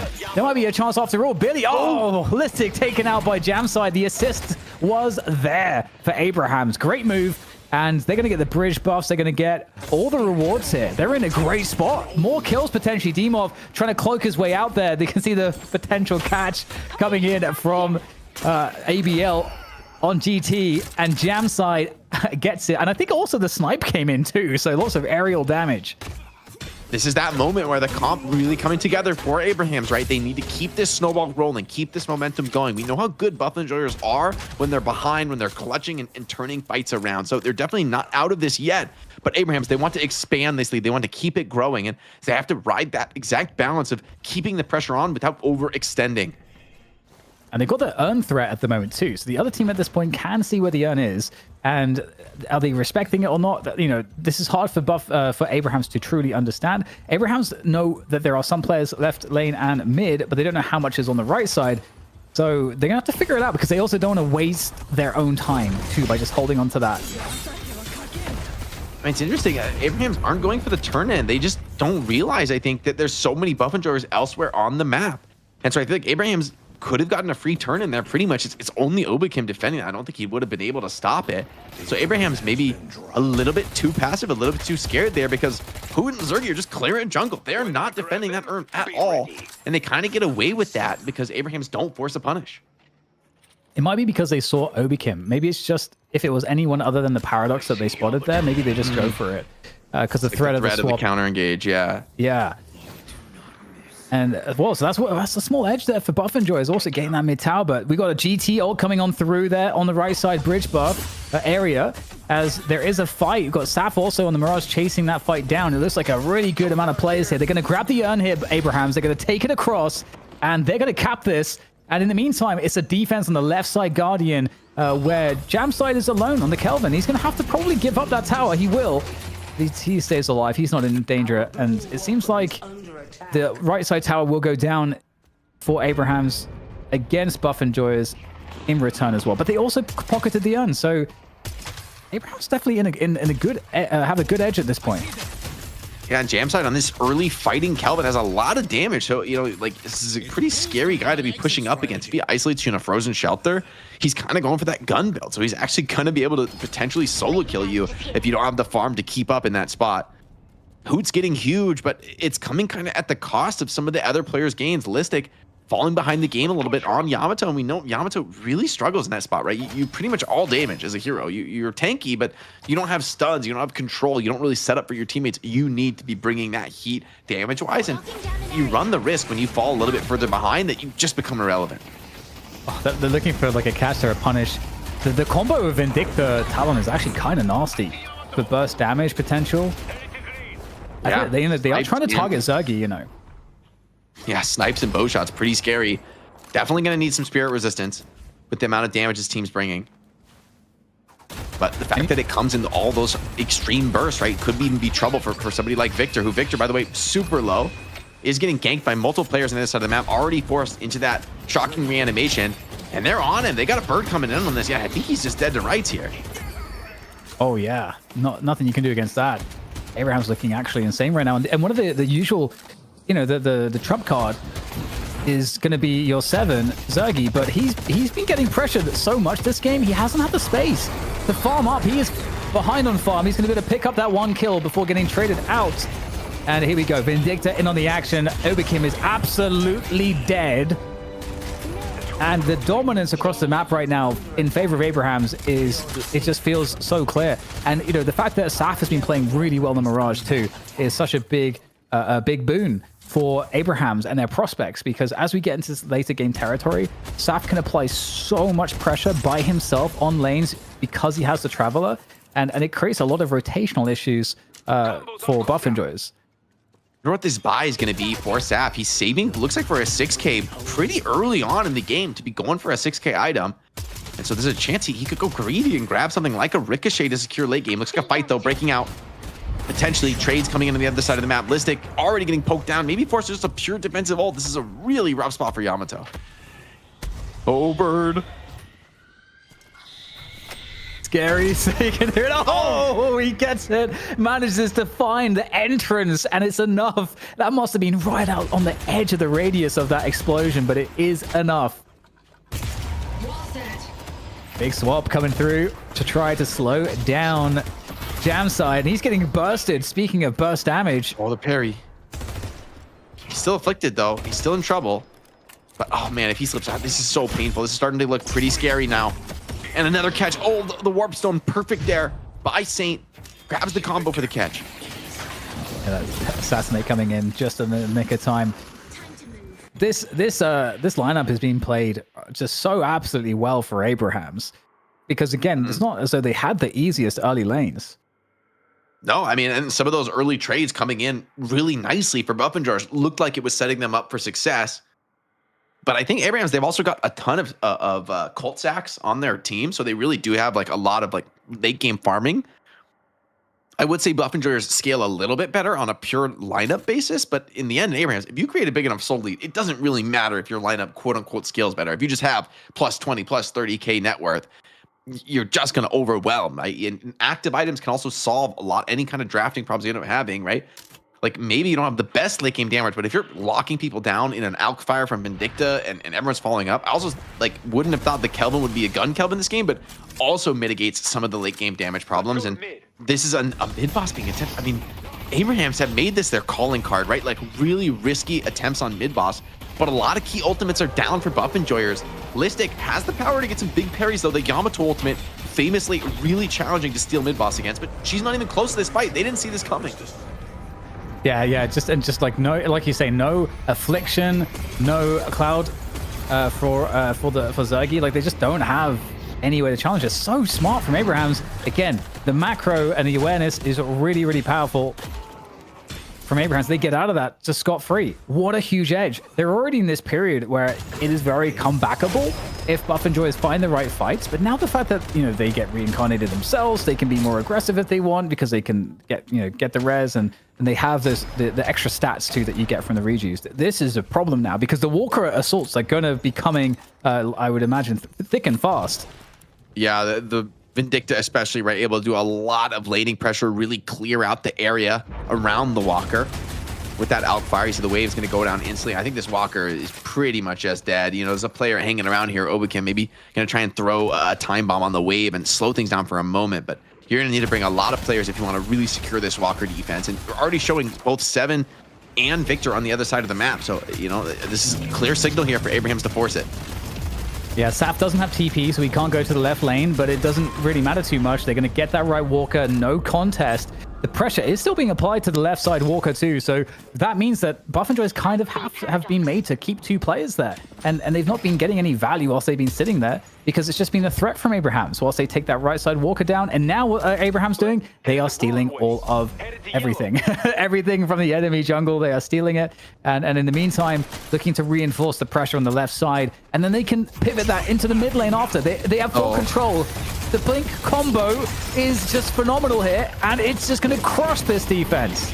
Yeah, no ulti available there. Great punish. The Kelvin ulti healing up everyone. Victor fighting through it well, though. Victor, probably one of the few heroes who can actually tank through that, is getting super low. Just holds on to the reanimation for now, though. Oh, no, does get bursted. Does get forced into that reanimation. And now being chased down under the Walker. This is a little bit risky, right? Victor, one of the toughest heroes to catch. And maybe they've gone a little bit too far. Hold on, Hoot starting to turn this one around with the help of the 7-ult. Yeah, is this too much? Have they been too confident? They obviously have the res available still, so that is perhaps why they're going so deep in this position. And, I mean, okay, you're going to get a couple kills onto Sharik and Sergi. So that's still going to be enough for Abrahams. It looks like the calculation should work out because they can keep pressuring the left lane and the mid lane as well as we get the continued fighting around this. Oh no, getting caught by the stun off the Walker right before it goes down. And that's Freemok who's going to use that final res though. And even with the wave clear, they're able to just burst through that Walker through the backdoor protection. And I mean, it looked like an overextension from Abrahams, but they kind of get out scot-free. It is at the cost of all of their rejuves, but in the end, you got a Walker, you got a winning team fight. You cleared out a big part of the map here in terms of jungle. You're sitting pretty for Abrahams, 20K lead, pretty early in the game to be at that stat line. Yeah, such a sick lead. And they have been getting a lot of these key dinners as well, I think, on the enemy side of the map. As well blah, as blah, own. blah. Victor is real good, and he's going to lead the comeback, right? I mean, it is a strong hero for making these comebacks, right? For like, that's exactly the type of fight you need to create on Victor, where the enemy just tries and fails to burst you. He's also going to slip in deep behind the wave here and just nuke down the Walker. Getting that heavy stacks of Berserker up pretty early, and there are some sinners here. Victor can maybe snag some of those. It would be a nice little coin in the pocket here of Buff Enjoyers. They need every soul they can find on this map, and I think Abraham's happy to be on this left side of the map, given that it's their urn spawn. They don't want to be giving urns back to Buff Enjoyers. One of the best ways, of course, to make that comeback. But a pretty nice jungle steal from Buff Enjoyers. I mean, trading farm is a winning play when you're this far behind. Yeah, they got 4 sinners in the enemy territory there on the right side. That's really big. In the meantime, though, Urn picked up. I'm curious. It's going to be an Urn that's in Buff and Joy's territory. So I'm curious if Abrahams want to just hold on to it and force Buff and Joy's to have to rotate and respect that they could try to deposit it. And that's going to sort of, you know, allow Abrahams to know kind of more or less where their opponents are. So that gives them a map control edge. Or are they actually going to try to... Are they going to really try to turn this one in? I just don't see it being a good idea. This is a wild turn into attempt. They might go for it, though. I mean, they've got the whole team on this side of the map. Maybe they're just saying, hey, look, let's just keep this tempo up. Let's not play slow. That's allowed Buff and Joy's comebacks in the past. Maybe by rushing things, forcing it early. Looks good. Nice combo as well. Grabbing the turn in. Big chain by Billy. Initiating the perfect fight potentially for Abrahams to blow this game open. Yeah, that was huge. It seemed like Buff and Joy's didn't quite believe that they were going to go for it either. Just caught really out of position. This is not really a great fight for them. They've got to try to fall off here. In the meantime, you've got Mirage who's holding onto the mid lane whilst this is all going on, and it's going to be a kill for Jam side. 2 plays down now for Buff and Joy's as Abrahams are in such a good spot. Everyone healed up inside the Kelvin ult. Tempo Kelvin ult here is actually pretty nice. I mean, showing up for this fight, I don't think you can fight this, Hoot. He's got ulti. Okay, maybe the swap on the Kelvin. Maybe they can get the pick off here.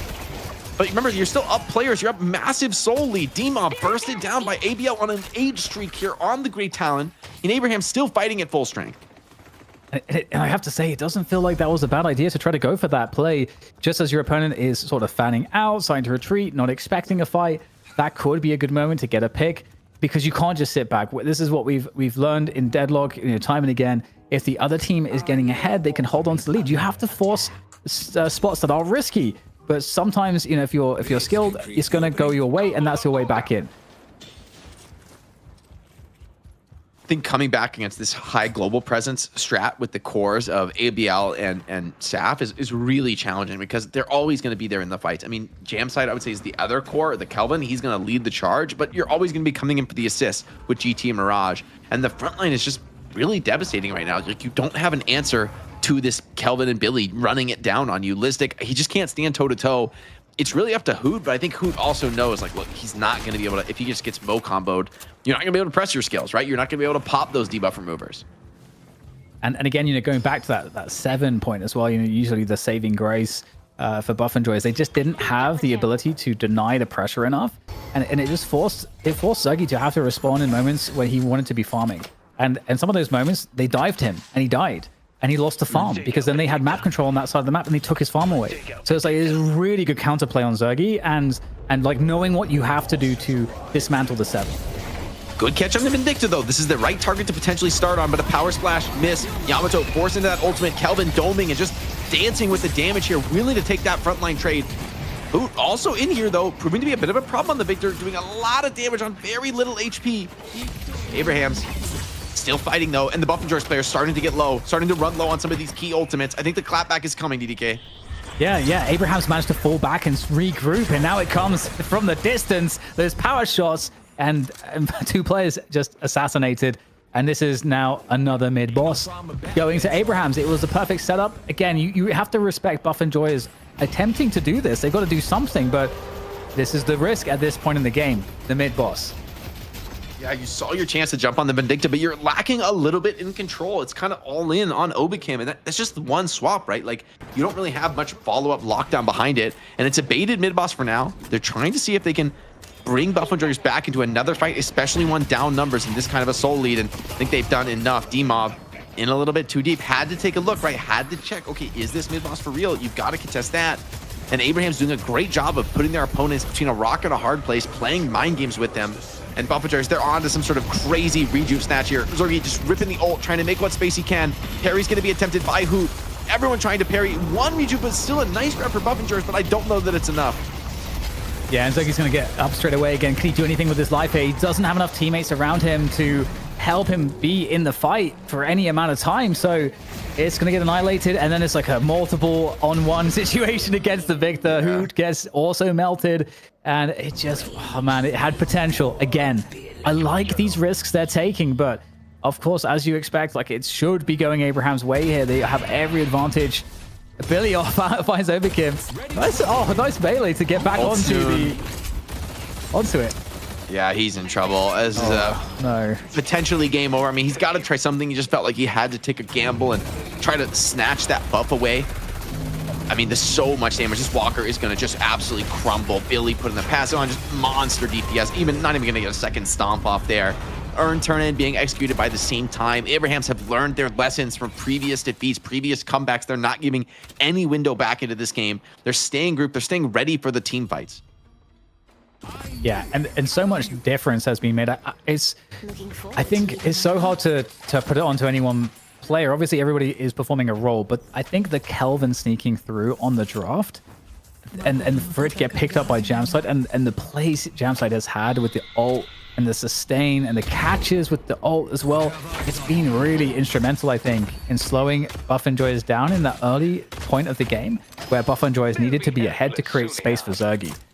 And the waves have just gotten so problematic with the presence from Abrahams. Not only do they have this great global wave presence, but also you're just scared as Buff Enjoyers to really be on the map, to be alone. Because who's not scared? It's ABL. He's stepping up, taking a fight here inside the opponent base, putting some big nukes down. And here we go, that base starting to get assaulted finally. Oh, pocket caught, comboed in. Billy with a big catch, pulling 3 deep out of the base, taking the fight, putting his life on the line with the rejuve behind. Abraham, so many players here brawling out. They can't even deal with the Billy. Yeah, just getting that melee lifesteal getting just kept up there by his teammates. And that is Hoot dead. The unkillable has been killed. And now the shrines are going down as well. The base is not long for this world, I don't think, as you got, ABL up in the sky once again. Excellent performance on this Grey Talon. And there's the bird sending it out. 3 connections off of that one, and there it is. We have the final stage patron. That's all that's left between Abrahams and a defeat of Buff Enjoyers. Steve Abrahams want to double down. They got a few low players, still a couple of rejuves to work with. D-Mob basically has to get a huge affliction here, and I actually think this is the right call from Abrahams. They're going to back off, slow things down. Remember, this is still a very young rejuve. They've got a lot of time left on that clock. There's a lot of jungle on the map. Look at those zips, just, I mean, absolutely blasting across the map. Speed amp plus the fast zip from the broken base guardians. And so Abraham's maybe just going to come right back into this with full HP, crash all 3 waves at the same time, and look to close this one out, securing a title victory that's been elusive for them, Dan. It really has been, and it's so cool to see the improvement. The battle in the draft was also awesome, but here comes an attempt coming on through for Buff Enjoyers to find a good engagement. The cloak in the satchel, back out again, trying to be the tricky, dodgy, pocket as you're supposed to, and it's some damage, it's an engagement, it's an initiation, but it doesn't really do too much to Abrahams here. They're still able to just be knocking at the front door, and they are threatening an end to the game right now as we see them pressing. Yeah, just couldn't get out of that, right? The frontliners who get punished for that. Yes, you can get in on pocket and get out, but Listic, Sharik, they're just not as lucky at this point in the game on a frontliner. You just don't have those options. Abraham's great at bending back from these opening engagements, turning things around. Now they're grouping, assassinating this Victor on the flank, who's proving tanky, who's proving problematic, but surely with the net worth advantage in the state that it is, the amount of players coming to this fight, surely it's just not enough. No way for him to play his way out of this. Mirage, ridiculously stacked, by the way, on the gun damage, just absolutely pumping it. Hoots down, and with him, the hopes for Buff Enjoyers crumbling, Patron falling, trying to just end the game even without Sav fully there. But I think you just have a mile to work with here. Abrahams, they know they got this one in the bag. They've done everything they've needed to do. And here it is, a last attempt for Zergy right over the top with the Storm Cloud, but he's, I'm sure, about to get pumped full of damage here. 7? There it is. My enemies? Oh, he's actually stayed up for the entire... It just doesn't matter. They're just focusing the Patron at this point, and there it is. Abrahams defeat Buff Enjoyers to win a Night Shift. Beautiful performance from them, and what a story they've brought to us every Wednesday. And the fact that it's culminated in this is just marvelous. Yeah, huge props to Fremont for coming in as a sub and looking great. Like I mean, it's not easy to replace a player like Taz, who's been an integral part of Abraham's success. But and for this team as well, after game 1, honestly, after game 1, Dan, I just thought, okay, look, they're boomed, right? They came back on last week. Game 1 is really rough. It goes against you, and then the fortitude to come back game 2 and then decisively dominate game 3, huge from them. And I like that they stuck with their guns. They played this early game tempo draft, spiced it up with some global presence. A well-deserved victory for Abrahams, one that I think folks are going to remember. Incredible stuff, gentlemen. I'm jumping back in, and we got to celebrate because this is now a two-way tie for the best team on night shift. We saw the Abrahams taking week number 1. Hoot and crew joined up for Virtus Pro. Now the Buff Enjoyers for week 2 and 3. And now the Abrahams steal the title back. The question from the chat, was this simply a draft fail by taking the Victor? I know they tried the Victor and Page. Now the Victor alone. It doesn't work out either time for Buff Enjoyers. DDK, is that where they went wrong? Or did Abrahams just not make the same mistakes we saw a week ago? I mean, I think that the Victor's good. I think that there's just some really good counterplay. And I think at this point in the game, there's so many heroes that are available.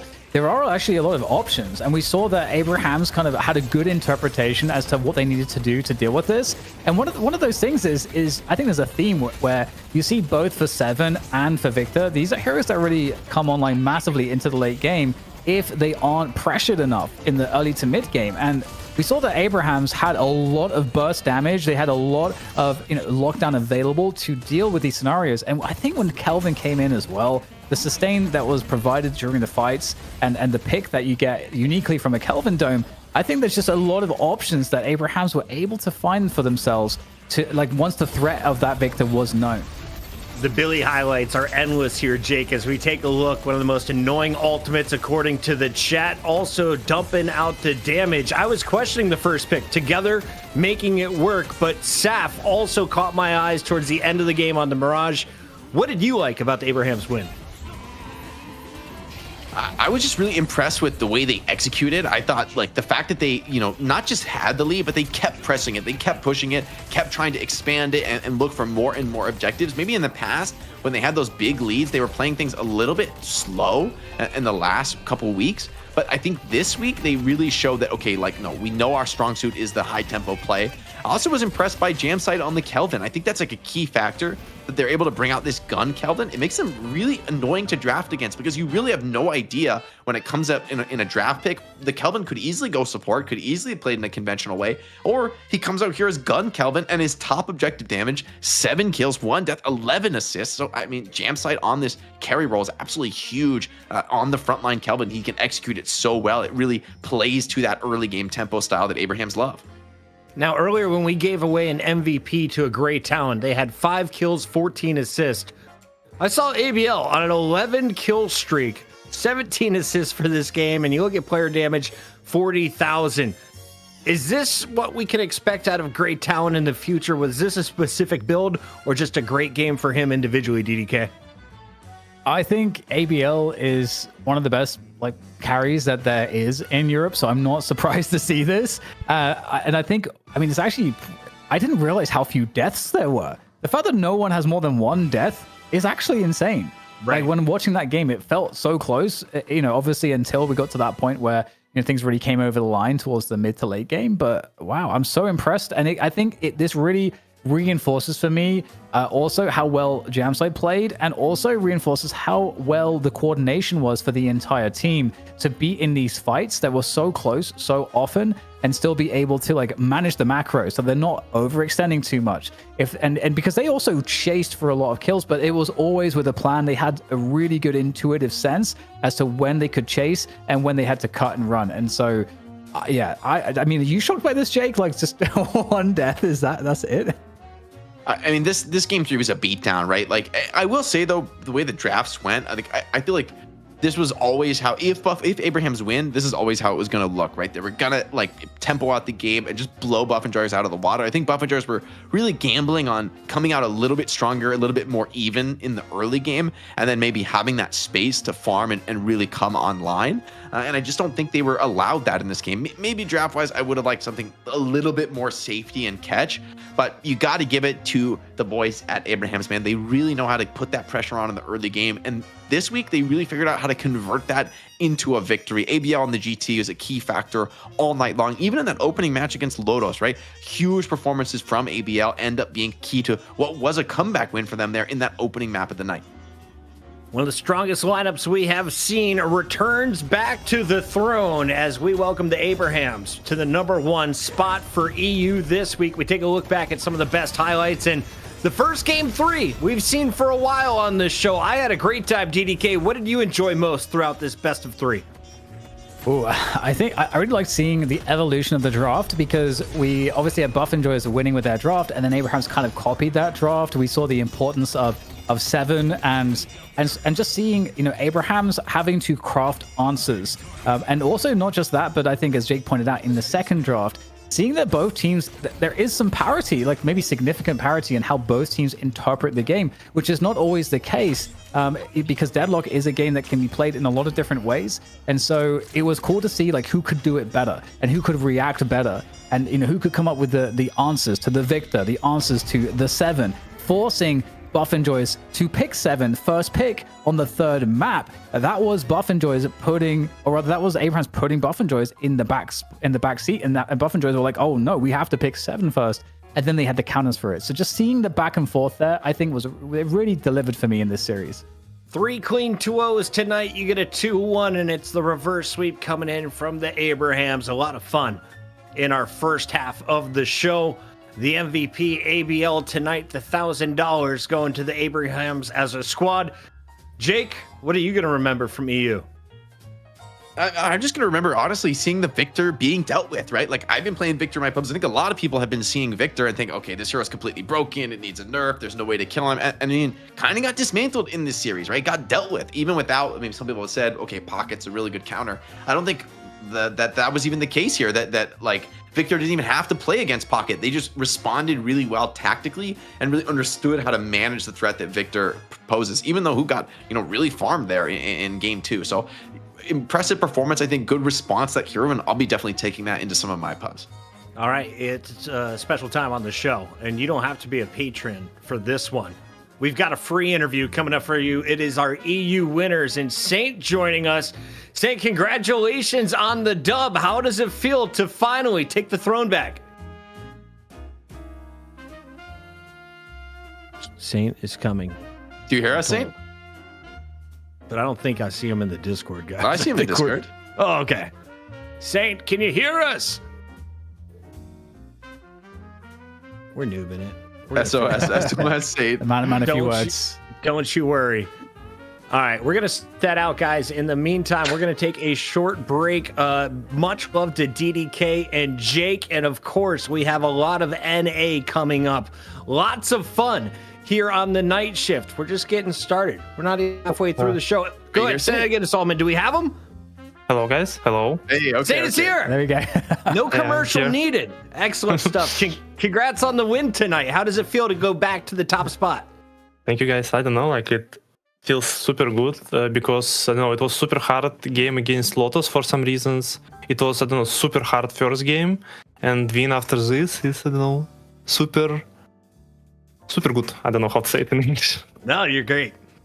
Was there ahead, ever DDK. like worry for you guys? Because I know in previous games, you know, Buff and Jars had a big comeback against you guys. Was that on your mind in this series at all?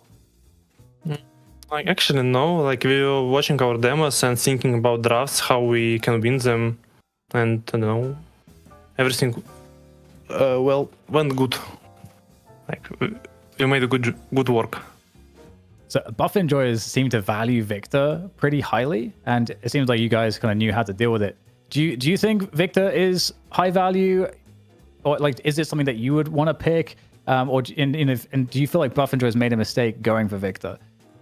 Like actually, I think Victor is not that bad, but the problem with in last game, the problem was like 5 of the other people don't have a good game. Like 1-5, 1-5, 0-6, 1-7, 1-8. Like it's impossible to play when your team is 20-30k ahead and you're playing on Victor. Like the main power of Victor is when if your team is winning or a game is 50-50 and you're coming to them and start fighting with them, like it's impossible to kill him. But with bad game, I don't know, character is trash, worst. Saint, we've got a special guest in the chat right now. He doesn't have a sub yet, so maybe someone can hook up Jamside, but he's saying webcam. Tell him to turn on the webcam. Is there any beef between you and your teammate Jamside? What's he on about? Me? No, I don't have any beefs with Jamside. I don't want to turn on my demo like I am. Can we start some beef though? What is the least favorite thing about Jamside as a teammate? Noob. They're too good. They're too good of a winning team. They're going to work together. About this game, though, there's been 6 new characters released. A lot of excitement in the community. The rebrand, the new map feel. What is your favorite part about Deadlock right now? I really like how developers see the game. Like they adding new heroes, they designing a new map, and I don't know. It feels like maybe in close future, like maybe 5 or 6 months, something big will happen. Like I don't know. I feel it. I feel it coming. Final question before we let you go join the team. This just came to me while you guys were playing. We clearly have 2 top teams in Europe always playing against each other in the final. NA seems to have some familiar faces. If we split you up into 2 players per team and then some community members or some streamers, who would you want to put on your team? Is there any good streamer that deserves to play alongside the pros? Let me think for a bit.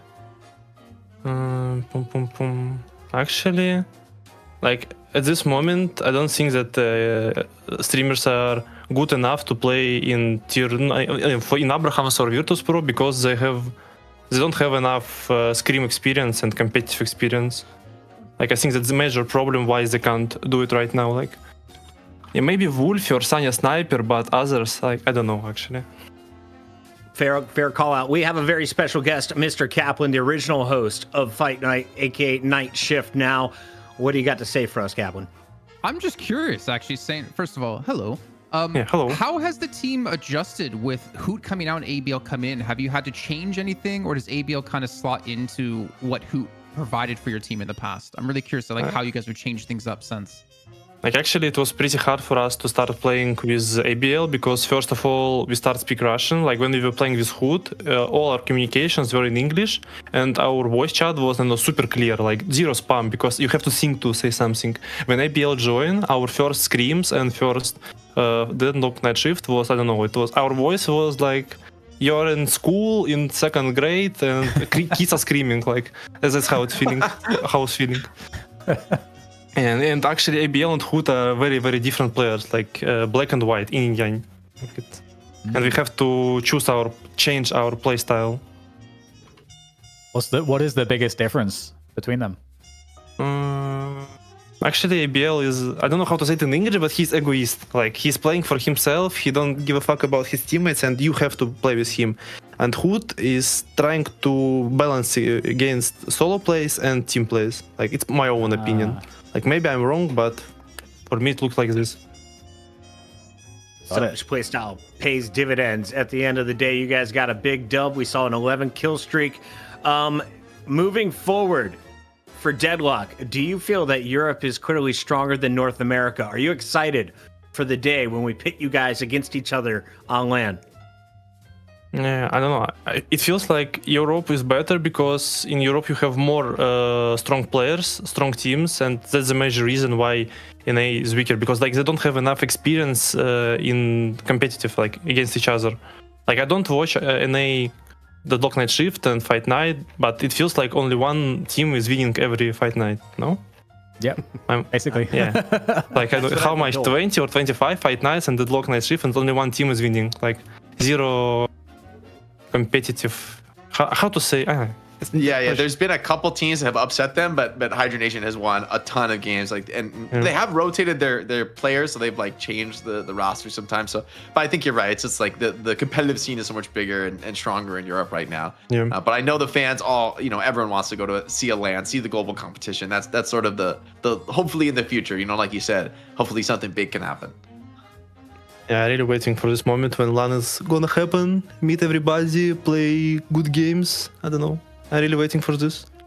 Saint, final question for you. As a newbie to Deadlock, who are the top 3 characters in the game right now? If I was just getting into it, who should I start maining? Like you are a new player, yeah, in the game? Brand new player. I think Warden. Like Warden? It's super, yeah, Warden, because he have a really strong gun, easy abilities to use. The second one is going to be Haze probably, because I don't know, many people were playing CS, Valorant or something like this, and they know how to shoot, and on Haze, all what you need to do is just shoot. The first character is gonna be. Actually, I don't know. Like, okay, I will say 2. Like, I don't know what first character. What takes the least amount of skill? Say I was a Reinhardt main in Overwatch, or just I can't shoot for shit. Who should I play? Actually, oh yeah, I remember. Like, actually, super easy hero is Monk Krill. Like, impossible to kill, easy ult. You can build spirit and kill everybody with your ult. Push, do everything like on this hero. Like, yeah, Krill. And he's good enough for grand final matches for EU. I love that call out. Once again, thank you for joining us here on Night Shift. This was shift number 4. And once again, it's Abraham's champs. Thanks for joining us, Saint. Yeah, thank you guys. Good luck. We're going to a break. We come back. Jason Kaplan is subbing in. We got ZP coming in. DDK, Jake, any final thoughts on the night? Starting with you, DDK. Play more Deadlock. Get those primers going on the Twitch page. Come on. Also, Jake will be gone, but I've been told that ZP is willing to purr for every 10 gifted. Once again, that is ZP purrs coming up on the other side of the break. Don't go anywhere. It's Night Shift. America's coming up next.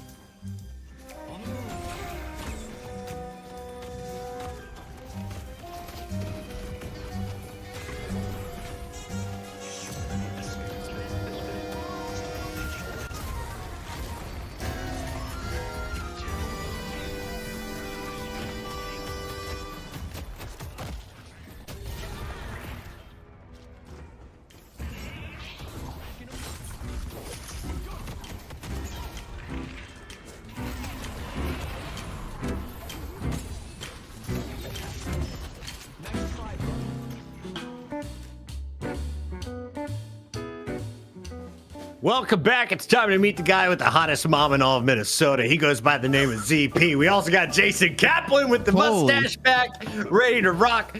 Let's start with you, J-Cap. How does it feel having to watch me in your seat? Is it just infuriating? It actually makes me feel great because I left you a special present in that seat, and I hope you've been smelling it all night long. I've been feeling it. It's been murky down here. ZP, the results were a little bit murky for EU because I was used to watching the Virtus Pro guys, aka the Buff Enjoyers, taking home dubs. Tonight, they were handed 2 L's at the hands of the Abrahams. Yeah, I mean, they're 0-1 under that new logo, so maybe they should consider going back as well. Say from the start. Logo's kind of shit, right? Yeah, the old logo was better. I just gotta say it. But look, I think that what I take away from that, I mean, there's a lot to take away. People are gonna go, maybe Victor's not very good. I'm gonna go with the positive and say I think Billy is amazing right now. I think we've seen Billy climb the charts, and Abraham's picking Billy first in that final map was, I think, properly recognizing just how good Billy is now that people have had some time to figure out proper itemization on the hero. ZP appreciates farm animals. Keep that counter rolling. That's our first one on the night. Sorry, Jason Kaplan, thoughts on this one? No, I'm also curious because we've always said with Buff Enjoyers or Virtus Pro, whatever they've been named, this is a team that's really hard to be banned out or like counterpicked when it comes to the draft. But banning Viscous against them seems to be pretty damn effective. It worked out. It worked out. But now we're here in NA, and you can see the names below me. We have the melee creeps. Another cat in Deadlock. I don't know what it is with you people. There's purring requests. I think that's cats in every logo possible. It is. We got the Lil Troops on the other side. ZP, historically, who's the stronger team between the tiny people? Well, these two teams have not played against each other quite exactly. It depends on how much you want to count PKP, because, of course, Sai and John were just playing with PKP now with the new iteration of Melee Creeps. But overall, if Melee Creeps can channel some of their former glory, I'd give Melee Creeps the edge coming on in here. Lil Troops still a bit newer to the scene, still looking to polish things up. More experience on Melee Creeps here for sure.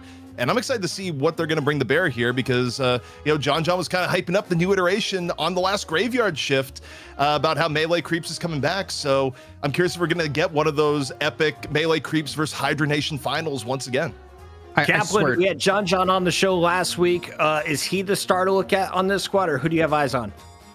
You know what? I'm not even going to give it to John anymore. I was not that I wasn't a fan of him, but I never saw him as being the star player on any iteration of Melee Creeps. For me, I'm going to look towards Renon because he's a relatively unknown player. We've never seen him in DLNS. We've never seen him in Fight Night. We've never seen him play competitively, and he probably has the most pressure on him to perform for this team who already has 5 other players who've extensively played competitively within Deadlock. So for me, that's the player to really watch out for. Shout out to Bread Kit in the chat. Puckett looks like Biff from Back to the Future. That's how I know you're old, bro. You're referencing movies from 1990. We got to keep this moving, though. We just saw the Melee Creeps, the Little Troops on the other side, a squad that we've seen multiple times here on the night shift. Flaws, Mott, Rhino, Stride, G-Freak, and Poshy Pop. Now, Poshy Pop is the most fun name to say, but who is going to be the most impactful in game, ZP? I think the player that's really impressed me over the last few weeks, as we've seen more of Lil Troops, has been Mott. Mott, especially in the playmaking role, has looked really, really good, particularly when Mott has been able to secure Holiday. Now, is Holiday going to be available for Lil Troops now that there's a lot of game tape on them and the fact that Holiday is a pretty high meta pick that you generally want to deny? I would guess no. I think if you've done your research on Lil Troops, number one, you deny the Holiday away from Mott, and ideally also, if you can work it, get the Paradox at the same time, but you can't always get what you want draft-wise. And also, I think this draft could get a little bit wild and crazy. I think NA may go down the Drifter side, but we'll have to see. I think the funniest thing about North America right now, ZP and Puckett, looking at this, I swear it feels like a K-drama, like a new Netflix, superstar show across the world, because Melee Creeps have spread out into like 3 different teams. You have Little Troops, you have the new Melee Creeps now, and you have Hydra Nation. And who knows what's going to happen? There's going to be drama, there's going to be action, there's going to be potentially a love story happening. I'm excited to see what's going to happen here in NA. John 65 is now Job 95, according to the chat. Good luck, John, in your matchup. He says he's going back to the 9 to 5 if he loses this series. ZP, does he lose with Victor on his team? He said NA was going to get weird tonight. Who will be the first to pull out the new characters? Between the two teams, I think Melee Creeps may be the ones to pull it out, or actually maybe Little Troops. The reason being is I think if you're coming in as a team with more pedigree and feeling like more experience, you just kind of want to go with the things you know work. Whereas going with the Victor right now, it's still new, and you don't know exactly how your pub experience is going to convert to an actual live match experience. Victor, though, on paper, very strong. I also think in terms of combinations we didn't see in EU, I actually like the idea of running Victor and Drifter together. I mean, just, again, maybe anecdotally here, I just like the idea of when you have the Eternal Knight that's blinding people, it's actually way harder to actually position and zone against the Victor at the same time. So I'd love to see the same two picked in the exact same draft. It's the exact same thing I was thinking about, ZP. We unfortunately have to talk about, well, not the schedule. We're on to the fun part. Jason Kaplan, did you know this show is presented by Intel? I did. Did you know that Thanks, Intel and Night Shift are partying on the weekends? Let's take a look at some of our awesome calls to action. This one, of course, is calling out the fact that we're back with CS2 with legends like Anders. We've got our own DDK and James Bardolph joining the show as we are going to showcase some of the best teams from EU this week. And I know you've been following the CS scene for about as long as I have, Mr. Kaplan. What are you excited about in this showdown? I'm excited to see how the special show match breaks down, actually, because I feel like you kind of get a slight edge. If you guys didn't catch last week, we're playing on like a TF2 map with some slight modifications to how the game is played.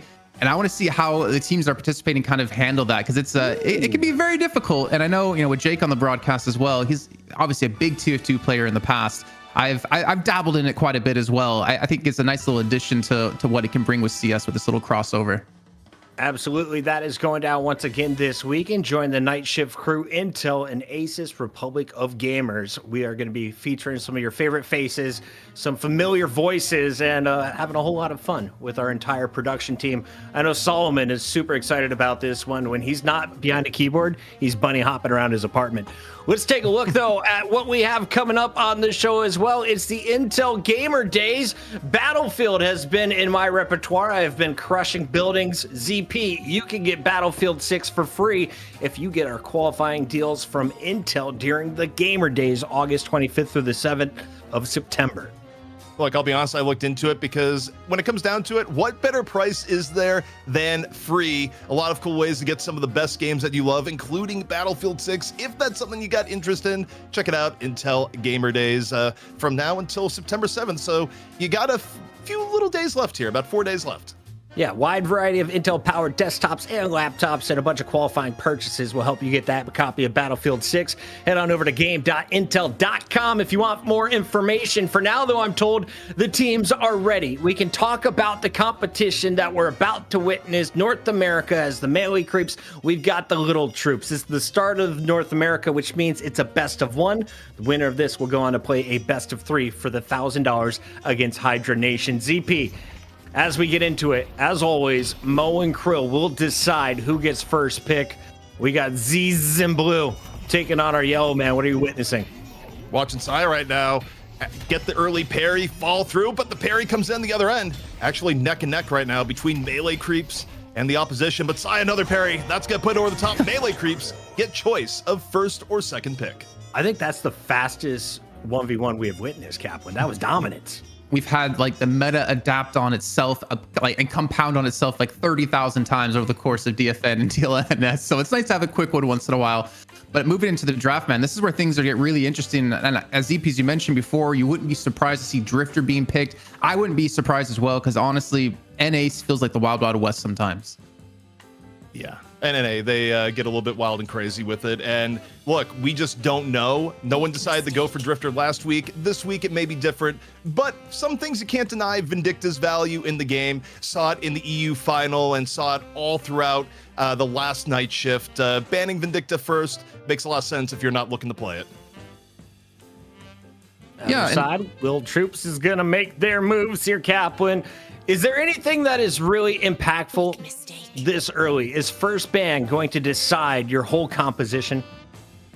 I don't know, actually, because there was a period of time that you would typically not want to be the first team to ban. And it looks like we did reverse it. I believe Little Troops went for the first ban, and then we showed it in the wrong order. But it was better to be the second pick at some point because you could get 2 heroes instead of the one initially to kind of like set up your composition later on. But I don't know what it's currently at now with the 6 new heroes released because there's so many extra variables thrown into this one. One thing we are seeing though, as we saw with the Buff Enjoyers game, Pocket is a very high priority pick if you want to bring out a Victor on your team just because of the anti-heal alone. Melee creeps with the melee characters. We're going to see Billy first pick again, aren't we? I think it's a high likelihood. Holiday, though, also going to be brought on in. That is the Saya special. When Melee Creeps was able to take down Hydra Nation in the past, part of why they were able to do it was Saya just being unbelievable in the Holiday. Saya's signature hero, in my opinion. You back this up with a Billy, and I think you have a great 1-2 punch here. But you do have to be worried about the fact where, you know, on one hand, you don't want to give up Victor to Lil Troops if they're angling for it, but the fact that they take Pocket makes it difficult to go, and that can't be right, because we've banned Vindicta. You can't pick Vindicta if it's already been banned, so something has gone awry here. I'm thinking the blue face up there is wrong, but that way. Yeah, that blue face is wrong. The other blue face is right. We're going to switch them out real quick. So if they didn't ban Vindicta, who was it really? Delightful. Viscous? Not In the 7. meantime, we're going to keep it rolling. 7's in. Yeah, it could have been Viscous, it could have been Billy. For Lil Troops, I would expect to see some frontline here, whether it be an Abrams or a Billy. This is about the draft. You would There we go. The point of the draft, you'd see it get picked. And okay, Viscous was the one that got picked. That makes a little bit more sense. It also gives Melee Creeps a wild early game heading on in here. But Lil Troops got to pick up Paradox. Also makes sense because if they didn't pick up the Paradox now, it would probably go away in the mid-stage bans. Yeah, I mean, obviously the pick potential and Paradox getting the extra damage with the gun lately is definitely a big improvement to her kit. But I'm trying to think, you know, for Melee Creep side, with 7 being locked in, you kind of need to look towards what would be your late game hyper carry, and they're definitely playing more towards utility with the current setup of Holiday and Viscous paired together. But I'm also curious, as you mentioned, Messiah, you know, playing Holiday in the past, is he going to continue playing like the pick hero for his team? I'm not really sure. Like, I don't really know what Melee Creeps are going to be fielding for their individual roles because they have switched up so much into their actual kit. And we've seen Zerbzy be more of the support player in the past, like your typical Kelvin player. So maybe Saya would rotate to something different, but you know, only time's going to tell. Megs 1300 says Saya's signature hero is Calico. Don't know how well Megs knows ball, but they might be right. In the meantime, we had 1,000 sub goal put up there, chat. If you're just joining us and you're wondering why, well, it's our first night that we have subs available on Twitch. We've got members over on YouTube as well. Thank you to all of our new members. But if we get to 1,000, Jake said he would wear a Catmaid suit. I think he already owns it, so he's ready to rock it out on camera. Just want an excuse to use it. Yeah, But Kaplan, like before Jake put his name out there, you were mentioning something in the green room as well. If you would cosplay at a certain sub goal, who would you want to cosplay as? I thought it was something. I actually had something right next to me. I thought you were gonna go a different direction with that. I think I gotta pull off the lash just because the mustache. I got the hair length as well, so I just gotta shave the sides, get a blue tank top and a necklace, maybe like a fake piercing, and I'm good to go. You're basically the same buffness. I see that. ZP, what about you? I mean, the chat has one request, and that's Abrams. I mean, maybe it's the glasses, face shape. I don't know what it is, but you know, just dunk a can of blue paint on me, add some horns. I think I'm good to go. All right, chat, let us know what you would like to see from our talent. We are going to rotate the punishments. Jake has offered to go first, but this is just our first day of subs, and we're going to have fun here as long as I'm the manager of the night shift. Yes. Oh, it's getting dangerous. Don't you put that on that, Jess. I don't know if people remember from DFN, I did promise if we hit 1,000 subs in that show, I would shave my head. But I don't think we're going to hit 1K today for me to shave my head, so. But I got it just in case. Ready. He's got it ready, chat. I That's like wild. this a lot. Already, we've got a sub coming in. Shout out to 132 Turtle 132 using the Prime. It's the best way to do it. Why? It cost you nothing. You could make Jason Kaplan look like Lash. He'll even do the little dash in his eyebrow, he said. Maybe. We're gonna get that confirmed. In the meantime, Ivy, the star of our previous matchup for EU, is coming out for the Melee Creeps. So far, ZP, who's winning the draft? Because the hype train just started, baby. You know, when I look at the draft overall, I kind of like the Lil Troops draft a little bit more, but it's also hard to say. I think the early game pressure of melee creeps is going to be out of this world with how they've drafted. I think for Lil Troops, though, I mean, their team fighting is going to be ridiculous. You still have Paradox, which is good early, Seven, and also the fact that you have Kelvin Lash, which it works in tandem, where Lash doesn't really love going against Kelvin because of Dome ruining his day, but Dome can enhance Lash's day with a really good death slam. So, I mean, both teams have things that they can rely on the way they've built. Were they not thick and meaty enough? Why do you add Shiv into the mix here, Kaplan? I mean, Shiv Kelvin, tried and tested. Stride got our player of the match last week in our best of one as well. So when I throw it back to him another time, and of course he executes late game, he can be very, very hard to deal with.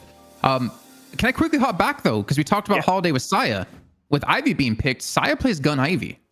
So I actually wonder, is he going to be playing Ivy for the team here? And then when we maybe see Xerxes on like Viscus or Holiday. I wonder if we'll have that little rotate come through.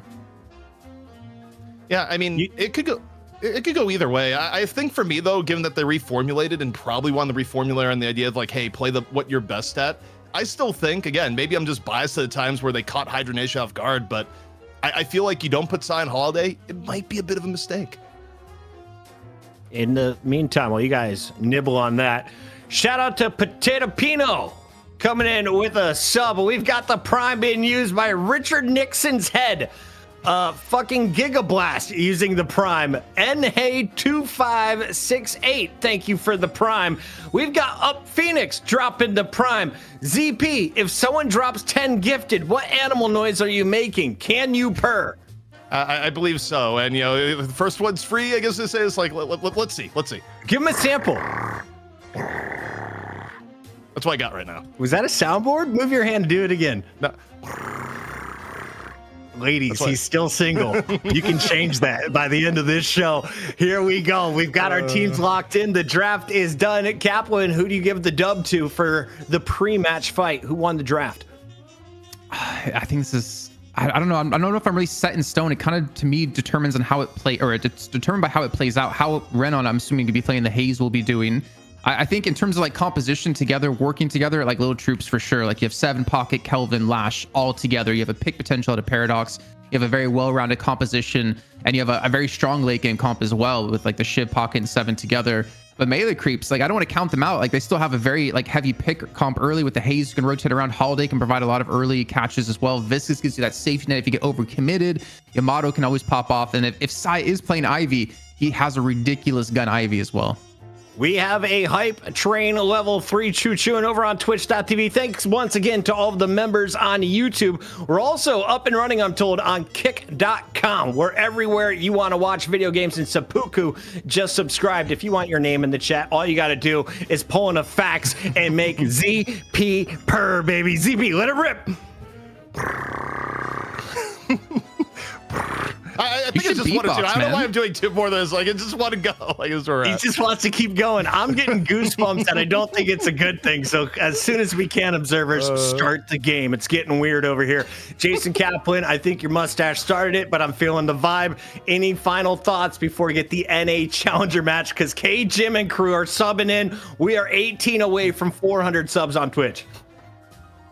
I was getting a little bit worried that you were making up some names, honestly, with some that you were saying before. I had to like can't read so good, but they're here. No, they were good, and I got kind of jealous. You got to do the readout of a certain name back there about Gigablast, but yeah, no, honestly, a big shout to all the subs as well today, man. We've seen some overwhelming love when it comes to the show from all of you watching. It's been fantastic to see, especially since we took a little bit of time to get back on our feet after DFN. Yeah, Sudokai coming in with the Prime sub as well. Thank you for that. ZP, when you aren't working on this show or oiling your body out in your backyard, what are you doing? Well, you know, one thing I'm going to be doing tomorrow is that we're going to be doing some Rivals Night Shift action on our Umbrella account a little bit later. So that's also something to check out tomorrow if you want to see more of the crew involved. But all thanks to Intel, baby. So is this NA matchup. It's melee creeps. It's Lil Troops. It's video games. It's the Night Shift round 4. Take it away.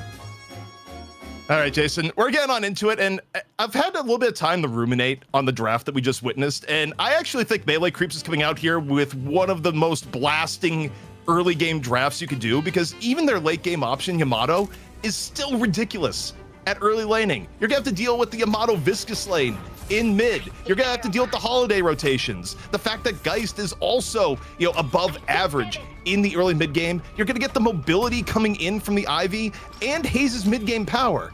If Lil Troops can actually get through all of that and be even by 20 minutes, I think they'll win. But there's a world where they are just deep in the hole by the time we get to that point in the game.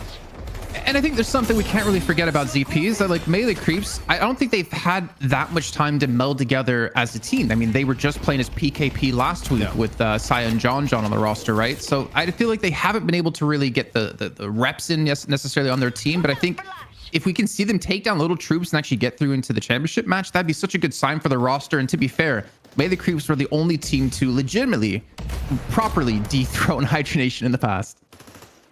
Jason, I gotta ask you, what do you feel about the Shiv Kelvin lane on this patch? At one point, it used to be the god destroyer of lanes in Deadlock, highly prioritized by teams, especially in EU. Nowadays, it feels like it's a good lane, but it doesn't overpower the way it used to. And in fact, like up against Holiday Haze, I actually think it could get poked back more than you'd expect. Yeah, I mean, I'll be painfully honest. I haven't had much time to play the last 2 weeks with my parents visiting from the US, which is why I haven't been around here for the show. So I haven't really been able to get as much game time in, but I can kind of see with the like change to gun damage and I guess like some adaptation of the way teams play and more how open they are and understanding of how this combo kind of works. Pressure early on before they have the heals. You can kind of snowball that later on. I feel like it's definitely not that S tier that we looked back at the past of being like the strongest or one of the strongest lane duos for sure. Actually, take a look at that strides itemization there, and you do kind of get the, yeah, I know we're in for a bad time versus the holiday lane, where your first buy is often telling in lane. Are you going for something regen-wise, or are you going for something that's going to allow you to be more aggressive? And in Stride's case, Stride just goes, yeah, lock me in for the extra regen at the beginning. I feel like I know where this lane is going to go. Yeah, and to be fair, I don't think you're really looking for any kill potential until you do get that ultimate online anyways, right? Get the frozen shelter down so you can get the assassinate through and lock down yourself a kill. But I do like the position we're seeing Ren on take to the side, trying to mix up and force the angles out of Little Troops to play a little bit differently in this lane to not make it so easy to make sure to lock down all of these souls. Even goes for monster rounds too, realizing they want to make sure that their guardians are under a lot of pressure. They need to counter push out the lane the best they can, and monster rounds is definitely going to help, as you can already see the drop through out of Saya, putting down about 300 damage directly onto the head of Stride. Also, speaking about guardians under pressure, Jason, what in the world is going on in middle right now? The mid guardian is down to half. The Amato viscous pressure is already kicking off, and we are only at 3 minutes into the game. That guardian's under half. I mean, when your pocket, you have negative spirit resist to start off with, right? Negative 15%, and Viscous do a lot of poke. Yamato's gonna do a lot of poke, so it's definitely a lot of damage you're gonna be taking in this lane. But obviously, when you do have like Fish Cake here on Yamato, definitely known for his Yamato in the past, even with his short stint on Hydra Nation, you get this Guardian down, you free him up, you allow Scout to start to roam around on Viscous, so you can open up even more pressure on some other lanes, which we're seeing across the map. Melee creeps are just trying to keep their pressure in every single lane and keep them under their own Guardians. I just feel like it's a dam holding back the melee creeps right now, and it may be about to burst if they're able to get this mid tower down early. Also, just to kind of follow up on something we were talking about in the draft and who's playing what, it is Saya on the holidays. So melee creeps getting that little bit of extra comfort pick, but man, oh man, the puddle punch coming on in, a little bit of right click action, and all you see here from Lil Troops continually giving up space in the middle as the Guardian gets pounded, and oh god, he actually landed that, Jason.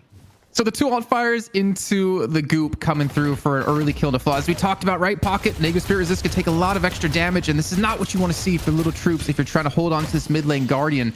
And I don't think with the way we're seeing everyone else on Little Troops held into their own Guardian, they're going to have any help. So it's almost just pretty much leave this Guardian. It's going to go down eventually, and then free yourself up and look to counter any 3-man pushes onto these other Guardians.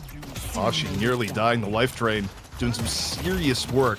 As we look off here to the right-hand side, every lane essentially, other than the Kelvin Shiv lane, in real danger right now for Little Troops. And it's going to get worse here, Jason, because the way middle lane has been going, the next wave of creeps, or maybe the one after, the mid Guardian's probably going to go down the way it's been going, and that's going to free up, most likely Scout, to apply pressure to left and right lanes in the same way we saw Demov do, and the Guardian is down, and now you got to wonder, where is the goo ball going to go? I mean, even a second Guardian down. So it's really the focus on this left-hand lane where your Shiv Kelvin's going to be. And if you're Little Troops, you want to have Shiv, on Stride in particular, have a strong start to this game because he needs that snowball potential for Little Troops to really, well, snowball these fights. And at the moment, you have to wonder, when are melee creeps going to send additional players to this left-hand lane, get that flex slot unlocked, and then use that to apply pressure around the map, especially when we get to the 8-minute mark when the jungle camp spawn in. But a great lasso comes through directly onto Kelvin, and Rhino's in enemy territory. Spirit Lasso bring Kelvin off to the middle, forces out the frozen shelter, and look, just the game sense here. We decide, yeah, I don't even have to look at Kelvin for a little bit here. I'll know when he'll be out. I'll go over, drop a barrel, and put him back in spawn. Quick finish off on the left-hand side, so even the Kelvin Shiv lane now getting the business. His stride is super low. The blood, oh, he actually survived. I was worried if the blood lane would finish him off or not, but he gets, I guess, the extra ticks of the extra region he pointed out before, keeping him healthy enough to survive. But he has to head back to base, and this Guardian, it's going to be under more pressure. They even send in Scout to come in from behind. You know this is going to go down, and it could be a very strong start here for melee creeps.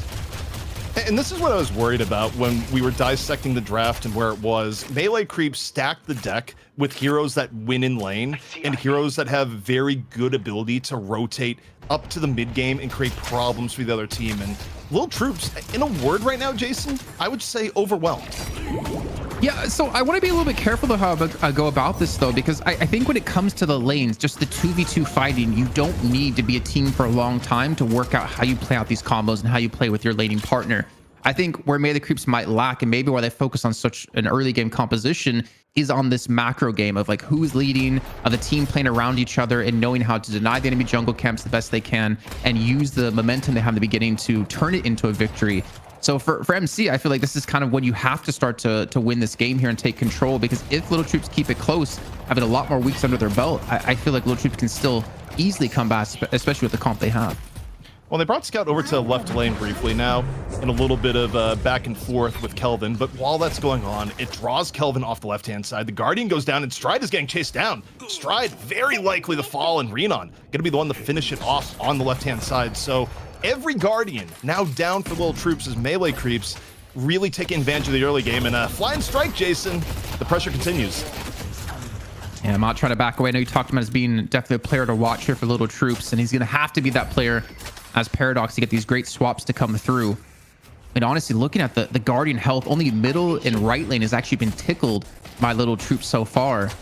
And I'm looking at, any sort of invasion on melee creep side as they do push on the right-hand side, looking for some damage onto the walker, deny some camps. Even on the left side, they've denied some camps. They're taking away and trying to control the economy and been able to build up a 5k lead already. Jason, it's going to be Spirit Lasso time in a moment. Saya is roaming, went all the way over to the left, chasing down into the jungle as Fishkick gets the kill into the middle. But if we could get a view on Saya right now, I think Saya has Pocket on the menu, just over in the middle left. But as this is going on, you got the Storm Cloud out. Pashipop making a little bit of desperate room, kind of needed right now for Little Troops, really any signs of life that they can find. Yeah, and this is, I think, a perfect opportunity for Little Troops to punish melee creeps on the pushes into the jungle. See the frozen shelter coming through. It's just Scout locked inside, but again, the goo ball comes through and the stuns as well and allow him to escape here, but he gets swapped back in on 1 HP, and Rhino will eventually finish off that kill. So 2 kills coming in for Little Troops, potentially even a third with Saya looking to be chased on. They just have the backup of Zerbzy here to protect him. And that's some oversteps that maybe melee creeps did need to make, because now the gold or the soul difference is only 4k.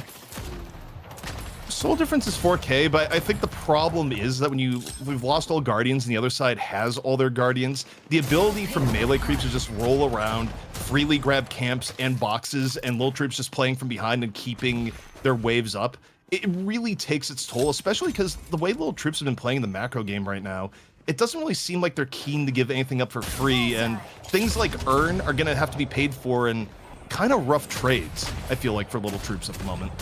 Paid for in blood. I mean, definitely not. They're not far enough behind, I believe, at the moment for it to be a turn on their side quite yet, though it is extremely close to that point. But as you mentioned, right, they're not giving away too much jungle. They got 2 catches on the right-hand side before, and you can see they're trying to take their jungle as quick as they possibly can on the left-hand side when they have their lane shoved out. But it's a very good point, like, especially if melee creeps start to force some sort of play as like a 4 or 5 man squad, you have to respond to that as Little Troops. You can't just let things go for free, like Mott going down here. And that's when melee creeps can really use their lead to their advantage by just forcing those rotations and forcing a team fights you're not really ready for. Yamato, a little bit of brawl here towards the shop. May just let Lash teleport away as buffs are about to be up here in 2 seconds. We'll see who's going to claim them. Flash gets away. Yamato under a little bit of chase. First buff going to be claimed here on the left by Hayes. Going to use it for a little bit of chase down the pocket, perhaps. See Ivy. Zerbzy going for a little bit of extra chase down, but it's pocket. You got a little bit of jump pads. You should be able to get off and away. But again, anytime you get this pressure here, you just transform it into take more jungle camps. Get further ahead if possible. So I pointed out the counterspell to Fishcake, and I kind of want us to go into that really quickly, because to me, that's a very early counterspell for Yamato 10.5 minutes in. I mean, obviously the lash, it's really good for affliction. You can also stop the resets out of stride if he does go for his ultimate leveling first, which I believe he should be. Even the paradoxical swap out of Mott would be a good counter, but that's I think Fishcake wants to be very aggressive and very deep. One would think. Bullet Dance coming out and instantly canceled as it's deep enemy elevation. So you just see Kelvin LOS it from the get-go. But fight continuing. Fishcake super low, gonna have to pop shout transformation, not able to stay alive regardless. And you know, a little bit of pressure coming in from Lil Troops now. They're able to rotate to the left. It's gonna be their first Guardian, and it pays some dividends. Also gets a little bit closer on souls. Well, we also did have the urn turned in for melee creeps, and they're pressuring the right lane Walker. This would be another flex thought for them.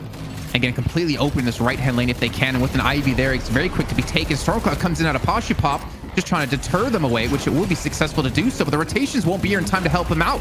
So I'm going to come out of the Walker. The chase continue to go down on a Poshy Pop to secure this kill, and secure Walker on top will be phenomenal. But Mott has rotated in, not in time to save his teammate.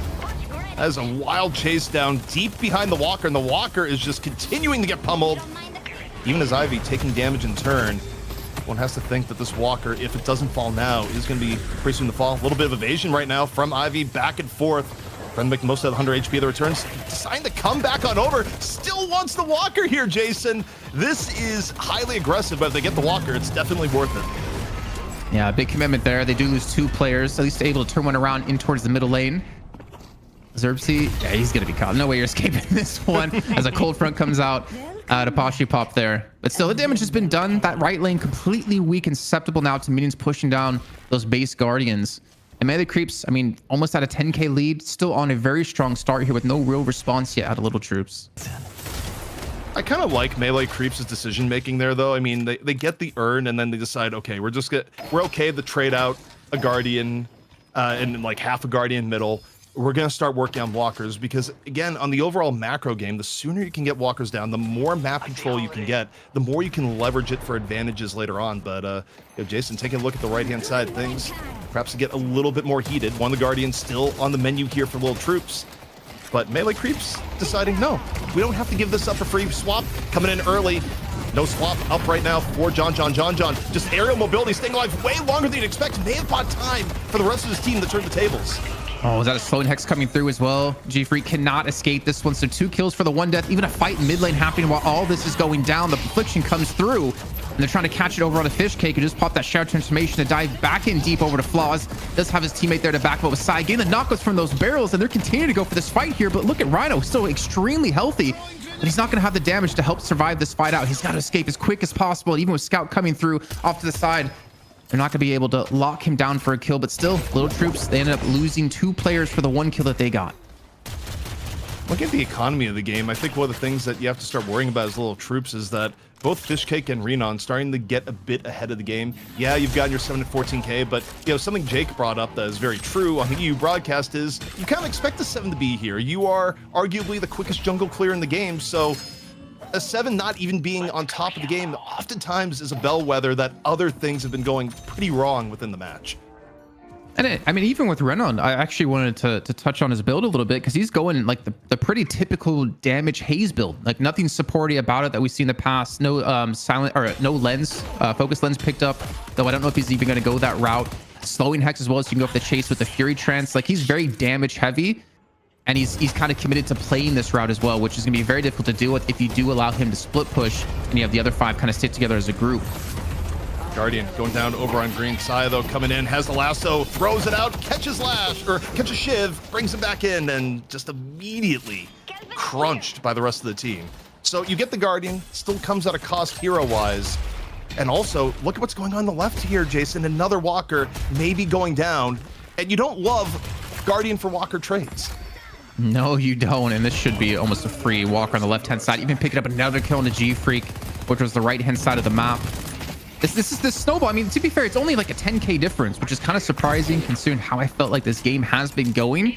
But with the amount of map control that melee creeps do have, I find it kind of difficult for Lil Troops to get back into this unless they're able to get those catches in their own jungle.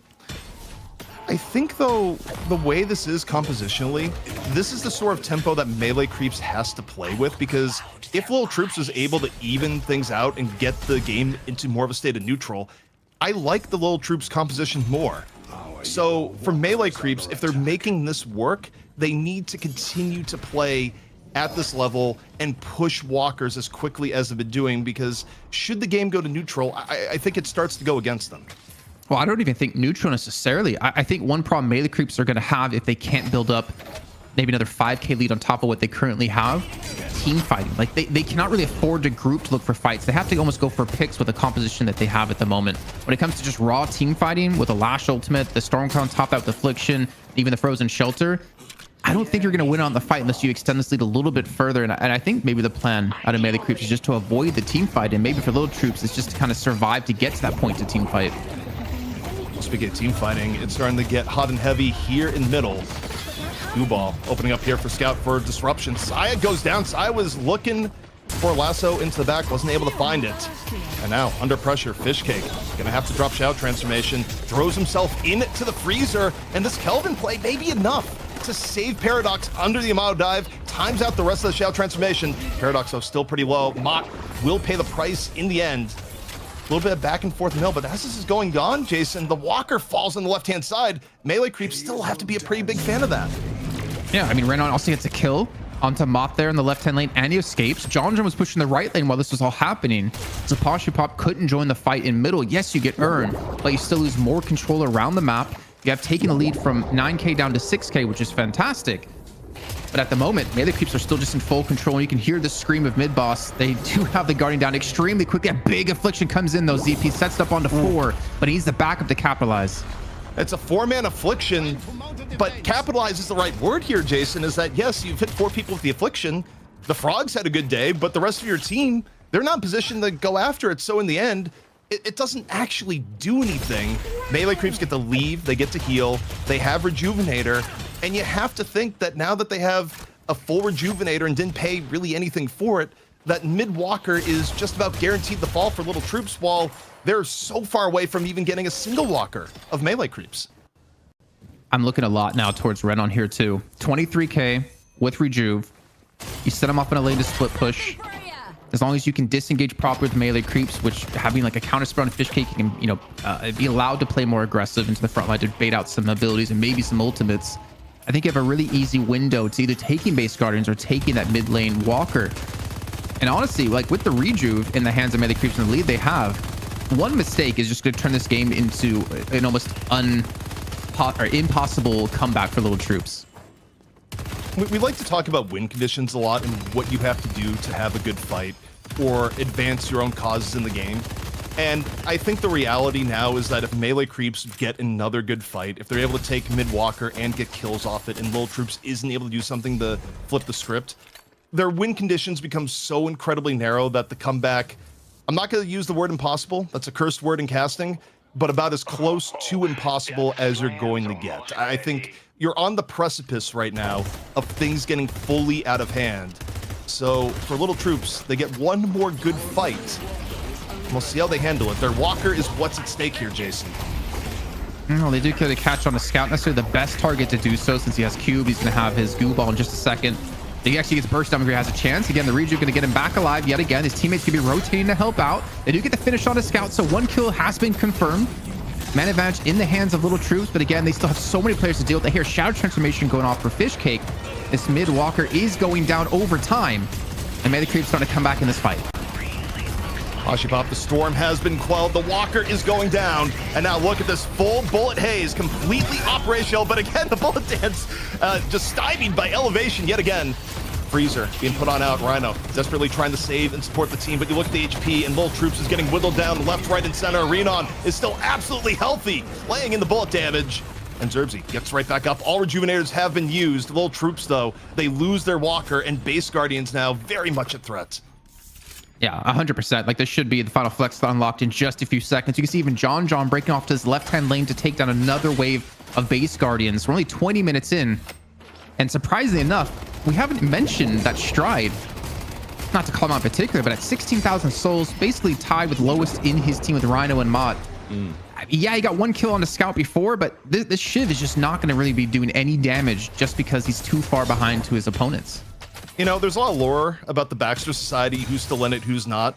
And what I could say here is that maybe some of the people that left the Baxter Society could have been the actual income here, because don't think Shiv is actually getting the greatest payday based on the current game. But I mean, the reality is that a 17k Shiv, you're not really scary at this point. If Stride rolls up on Renon in a dark alley, it's going to be Stride that's going to be the one going back to spawn. It's really not the ideal for Shiv, and Shiv just does not have the presence in team fights unless Shiv is a threat running at you, and Stride's just not going to be tanky enough for where it's at right now.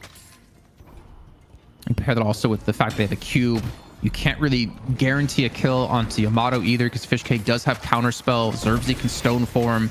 Renon technically can become immune to it if it times it perfectly. But we do see a fight breaking out on this right-hand side. Finally, Lil Troops trying to put the pressure on as they get an initial kill on the Xenon. Just as we talk about Stride not really being too scary. 1 kill is a good start, but they're not outlasting the damage coming back their way. Sai turns it back onto Mott, and Sai's continue to push in, gets the catch onto Stride, pulls him back into his team and says, you might get 1 kill, but you ain't gonna get more. Barrel about to come back online. I kind of called it earlier, ZP, but it looks like Stride might be able to escape. Maybe not. Okay, there we go. All's right in the world now. I do love the moment of anxiety here. It's like, I called it. He's dead. Nope. Wait. Okay, that's how he's actually second dead. guessing myself there, you know? Well, one thing that's not being second guessed is the macro dominance of melee creeps at the moment. The one interesting thing here, Jason, is that even as Lil Troops has tried to get some fights here and there, the lanes have just been strikingly yellow the entire way through, just pushed up. And while it's pushed up, it's given melee creeps unfettered access to the jungle, the ability to maintain their lead, and even this urn that has to be turned in Lil Troops territory may not have much of a contest at the moment. Oh man, no silence on that time wall just yet for Mott, so it allows Scout to get away. I mean, that would have been a great opportunity. Get a kill here.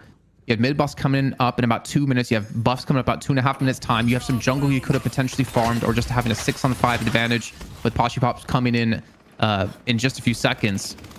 But Scout gets away, and melee creeps get earned. Best case scenario for them with a 25k soul lead.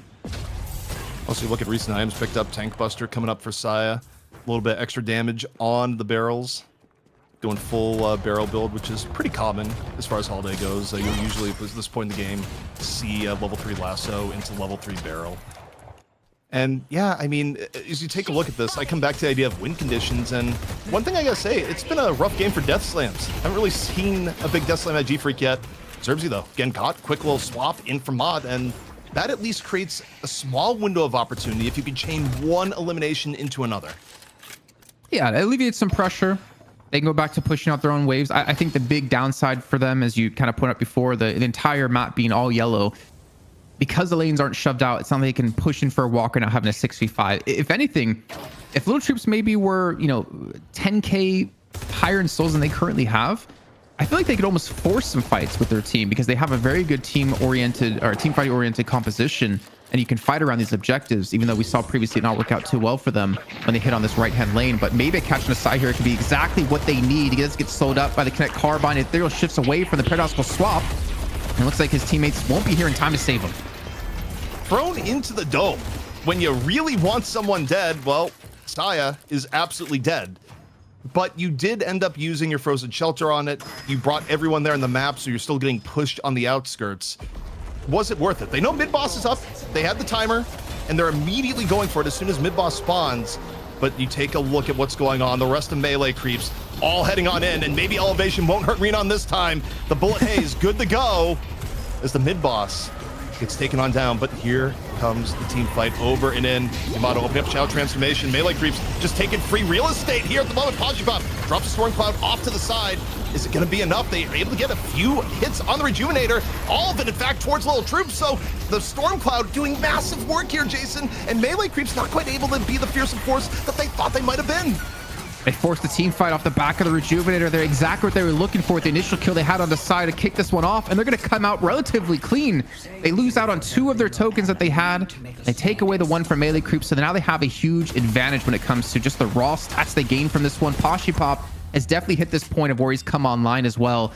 The waves are pushed up against Little Troops, so yeah, there's a little bit of extra farm they can get here, and it's not like they can immediately capitalize on any of the objectives, but honestly, a really greatly timed team fight too. It was interesting how well it worked too. That was a no frozen shelter team fight. They'd used it for the pick on the Saya, and initially it looked like they were just gonna give up space. Little Troops completely disengaged there, Jason, at the beginning as Melee Creeps went into the pit. Then Pashi got the Storm Cloud out. They went back in. They went in for the hits on the Rejuvenaires and went down. Got all 3 before it was all said and done. I mean, it was super well played by Little Troops. Yeah, I think Pashi definitely should have been the MVP of that fight. Just the fact that he positioned himself so well, or maybe it's what's the opposite of MVP? The least valuable player, the LVP for Melee Creeps. Like, no one's stopping his Storm Cloud to prevent all that damage coming through and really limiting where Melee Creeps can fight from. You did see a knockdown used here onto Floss to deny the earn turn in, but they do pick it back up and get the secure on top of this. So that's that soul deficit they were behind him with like 20, almost 30k. It's completely gone now. Just see another team fight break off of this. Fish Cake just gets slaughtered right outside of the dome, and it is getting worse before it gets better right now for Melee Creeps. As you mentioned, the lead evaporated. Scout taking refuge in his own cube. Now gonna have to goo ball away as a pure escape maneuver. As we look over here to the top, G-Freak, still been a quieter game on Lash. Death Slam ready to go, and this left Walker in real danger. This is exactly what you're looking for Little Troops. Good Affliction comes through, catches quite a few players on the side of Melee Creeps. Walking down to half HP, and honestly, if you're MC here, you almost just need to back away for they get a catch. Mott, again, another catch comes through, and Strike closed it down. And he talked about Mott as being one of the players to really look out for, and honestly, his paradoxical swaps have been opening up these kills and these team fights now here for Little Troops. And it's just kill after kill coming in here, Jason. Stagger after stagger. The parry onto the Viscous ends up saving Stride's life just when you think Stride is about to go down. What a ridiculous turn of events. Anything that could have gone wrong for Melee Creeps just went wrong in rapid fashion. From 30k up to now 10k down, this has been a collapse and a half. This is where Little Troops completely, I mean, I'm not gonna say now, they came online about 10 minutes, or it feels like 5 to 10 minutes ago with their composition, forcing these fights around the Reju, forcing another fight around this Walker. They have 2 back-to-back amazing fights, and now they're the ones in lead by 13, almost 14,000 souls. Honestly, this looks like the Buff Enjoyers Abraham's match last week in our money match of the first game, where they came back from 25k down. Little Troops are pulling off the exact same thing. And now a team that for the most part was playing very far ahead, a composition for Melee Creeps that was entirely based around early game dominance. You've lost your lead. The entire point of this comp is to play with a lead. I don't think that they win against the Little Troops comp scaling wise if they have to play from behind. Now, Jason, the win conditions for Melee Creeps, it's gotten so much more narrow and so much more reliant on Saya opening up fights with the Spirit Lasso and Melee Creeps being a little bit sneakier. But they also have the game intelligence now to pull back and adjust their strategy and not run at Little Troops the way they were before. We also have to worry about a couple more threats. We really focused on Stride earlier on at the 16k soul mark for himself, being pretty far behind his team and pretty far behind Melee Creeps. He's now at 30,000, beating out most players on his opponent's side. So we talked about Shiv not being much of a threat. Well, now he is, as you've seen a couple of these fights really work out in his favor.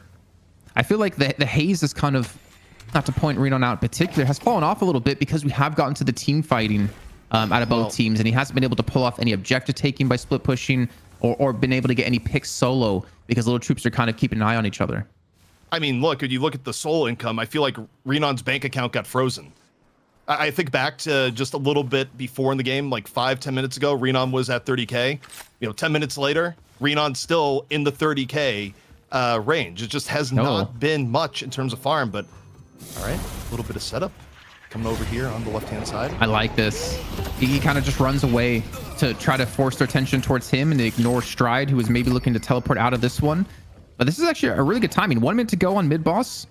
Melee Creeps, they finally get a mana advantage here, but again, I'm not sure the mana advantage is going to be enough if they do look for a push. They still have the right lane base guardians to take and the shrines thereafter. You can see they've, even with that kill ZP, they backed away. They're pushing out the lanes. They're probably able to farm some jungle up here as well. The problem with the timing on the Stride is that you look at the mid-boss timer that we have set up production-wise versus Stride's timer. Mid-boss is coming up when Stride is going to be back up in about 10 seconds, and that is enough of a window that if you tried to force mid-boss here, Lil Troops would probably be able to put together a pretty good contest. So it's not the scenario they would have liked. I think Melee Creeps now, they just want to take advantage of some of the jungle that they can get here, maybe set up from an earned fight and go from there. But again, I would like to see Saya at least try and pawn this earn off on someone else, because I do think their best fight engage is Saya able to find the Spirit Lasso from the get-go here, especially at a neutral earn turn in. I'm wondering, does Little Troops just rush mid boss while they're trying to turn an earn? Or are they going to contest it? We can see in the mini map they are going to be going for the contest coming from the backside. Well, I think Saya's gotten far enough ahead they can get the clean turn in, but they're going to maybe lose a player.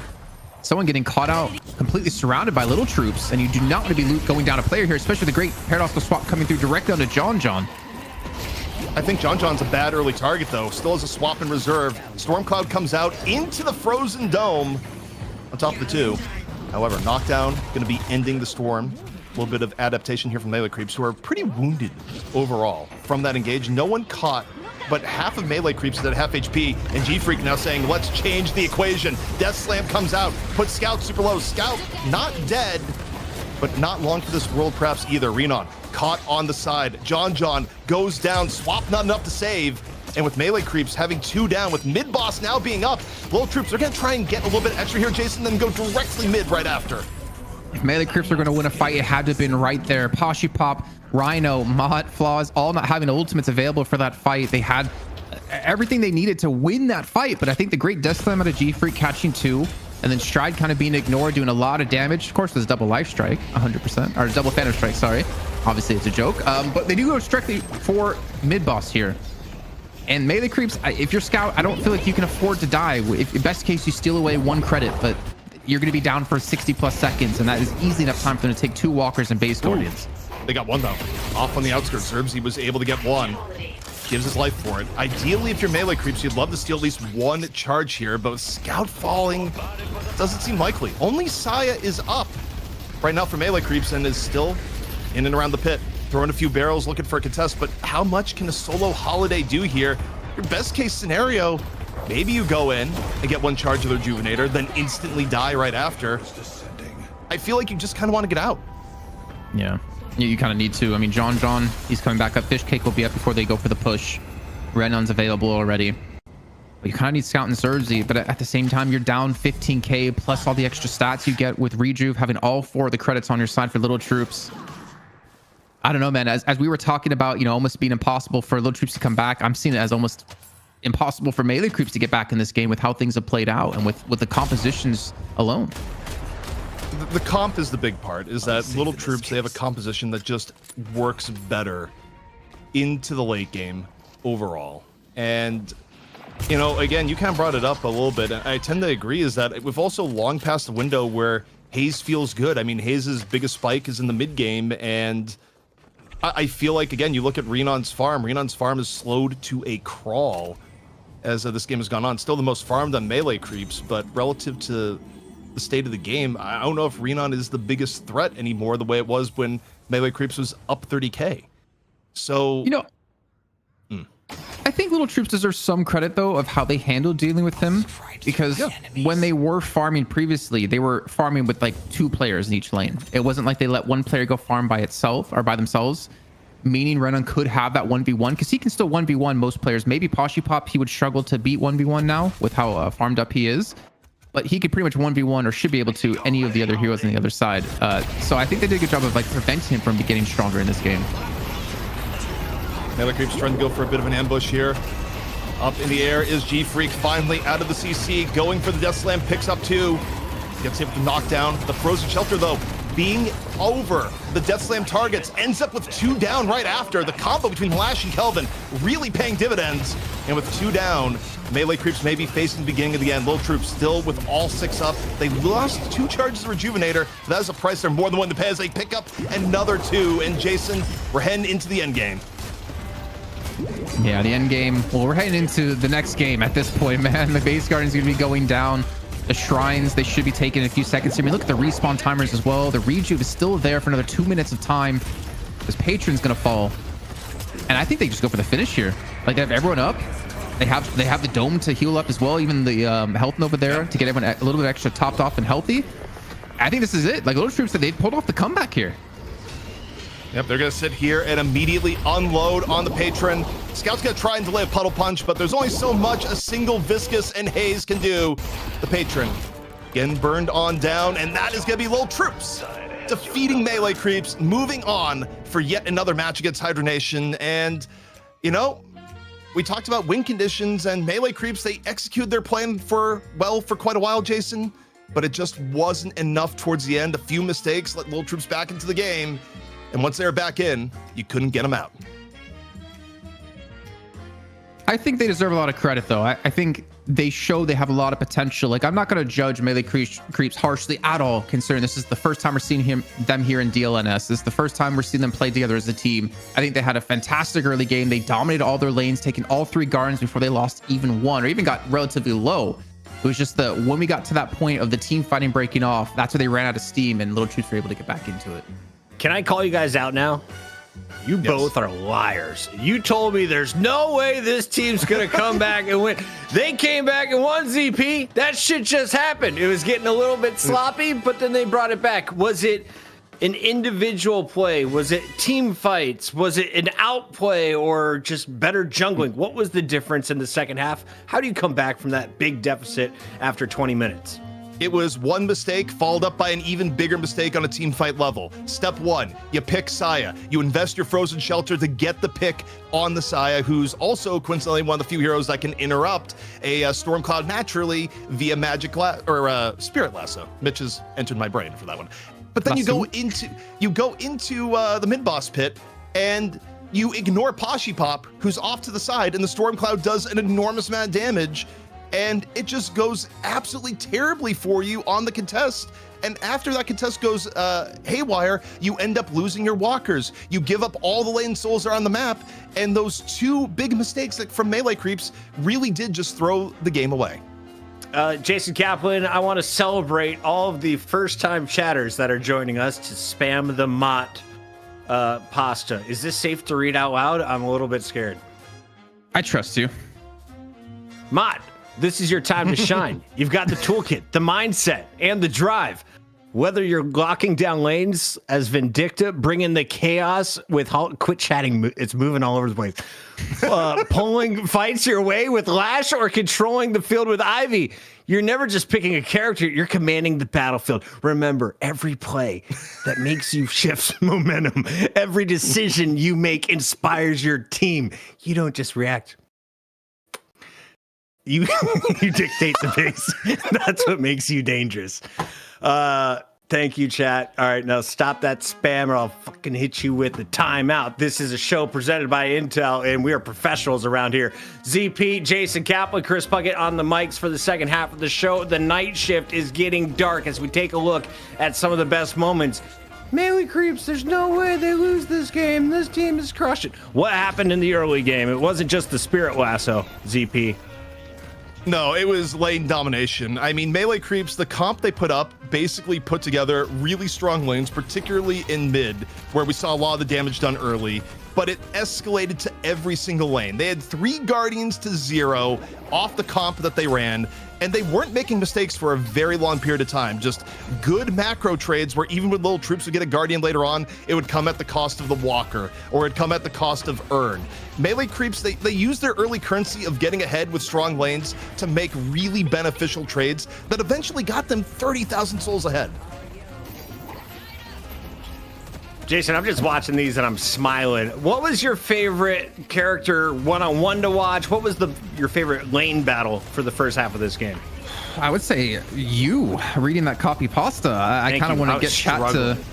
I want to get chat to write some fanfic for you to call out, because we already had Uber do that once, and I want to kind of do a comparison between you and him, and who I would pay to actually narrate a novel. Wait, Mitch read a fanfic to you? To me, I mean, well, let's not talk about what he does off air, but he did read the fanfic that happened. I was going to say, what happened before I joined the night shift? Episode 1 must have been wild. Some long nights, man. But if there's any particular player, I think, I was happy with Renan so far. For a newcomer into a team playing at this kind of level that we haven't seen before, I feel like he did a fairly good job. I don't think his bank account being frozen necessarily on him. I think, honestly, Lil Troops responded extremely well to his play and not allowing to go for these individual picks and catching people off guard to have a 6-on-5 man advantage. So for me, yeah, happy to see him, and that was definitely like a player I was looking at. Chat is all against Hayes. Do you agree with this character not making it at the pro level, ZP? Do you have to play shorter games if you want success? I think you hit the nail on the head. It's shorter games. You have a window with Hayes, and the window is more mid-game oriented. I also think, like, you can chalk up at least half of it to luck, honestly, like some bad luck. But the bullet dances for Renan were not great in a lot of situations where we would see bullet dance come out right as a player was changing elevation, basically. It's like, well, okay, no damage is going to occur here. But I do think melee creeps, it would have been fine if they didn't have that pick into mid-boss disaster. But once the soul lead actually got equalized, I do think comp-wise, the Haze ended up being more of an anchor after, admittedly, it did help them get ahead in the first place. I'm enjoying the game so far. Chat, if you are as well, let us know. All you have to do is hit a follow. You'll get a notification every time we go live. You want to take it a step further, hit the sub button, and we will celebrate you the same way we celebrate tonight's MVP for the Challenger match in North America. It's the one and only Poshy Pop rocking the 7. We saw the bot dealing out the damage, 38,000 to players, 45k souls collected on the way to drop a 19 assist. Jason Kaplan, why did he earn your MVP tonight? I think just positioning in some of these fights, whether it was him positioning extremely well or taking advantage of the enemy team not having anything to deal with his storm clouds. I mean, he didn't even get unstoppable here. Like he had plated armor to help deal with this, he had spirit resilience, he had leech as well. He didn't really play that typical don't interrupt me, I'm ulting kind of style. But yeah, it's just in great positioning. We know Poshy Pop to be such a tried and tested player overall in the comp scene. He was with the original melee creeps that took down Hydra Nation and allowed melee creeps to have their own legacy in Deadlock. I think overall, just he kept farming. He made sure that he didn't like get down on himself, which sounds a little bit odd, but considering how the game was going, them being 25k behind, it's really important to still stay focused and know that you can come back. And honestly, Poshy Pop is always a very positive player, but I mean, his 7. It's his bread and butter, man. Like that's one of the heroes he's become known for. ZP, is having a 7 like an insta win here for the mid boss?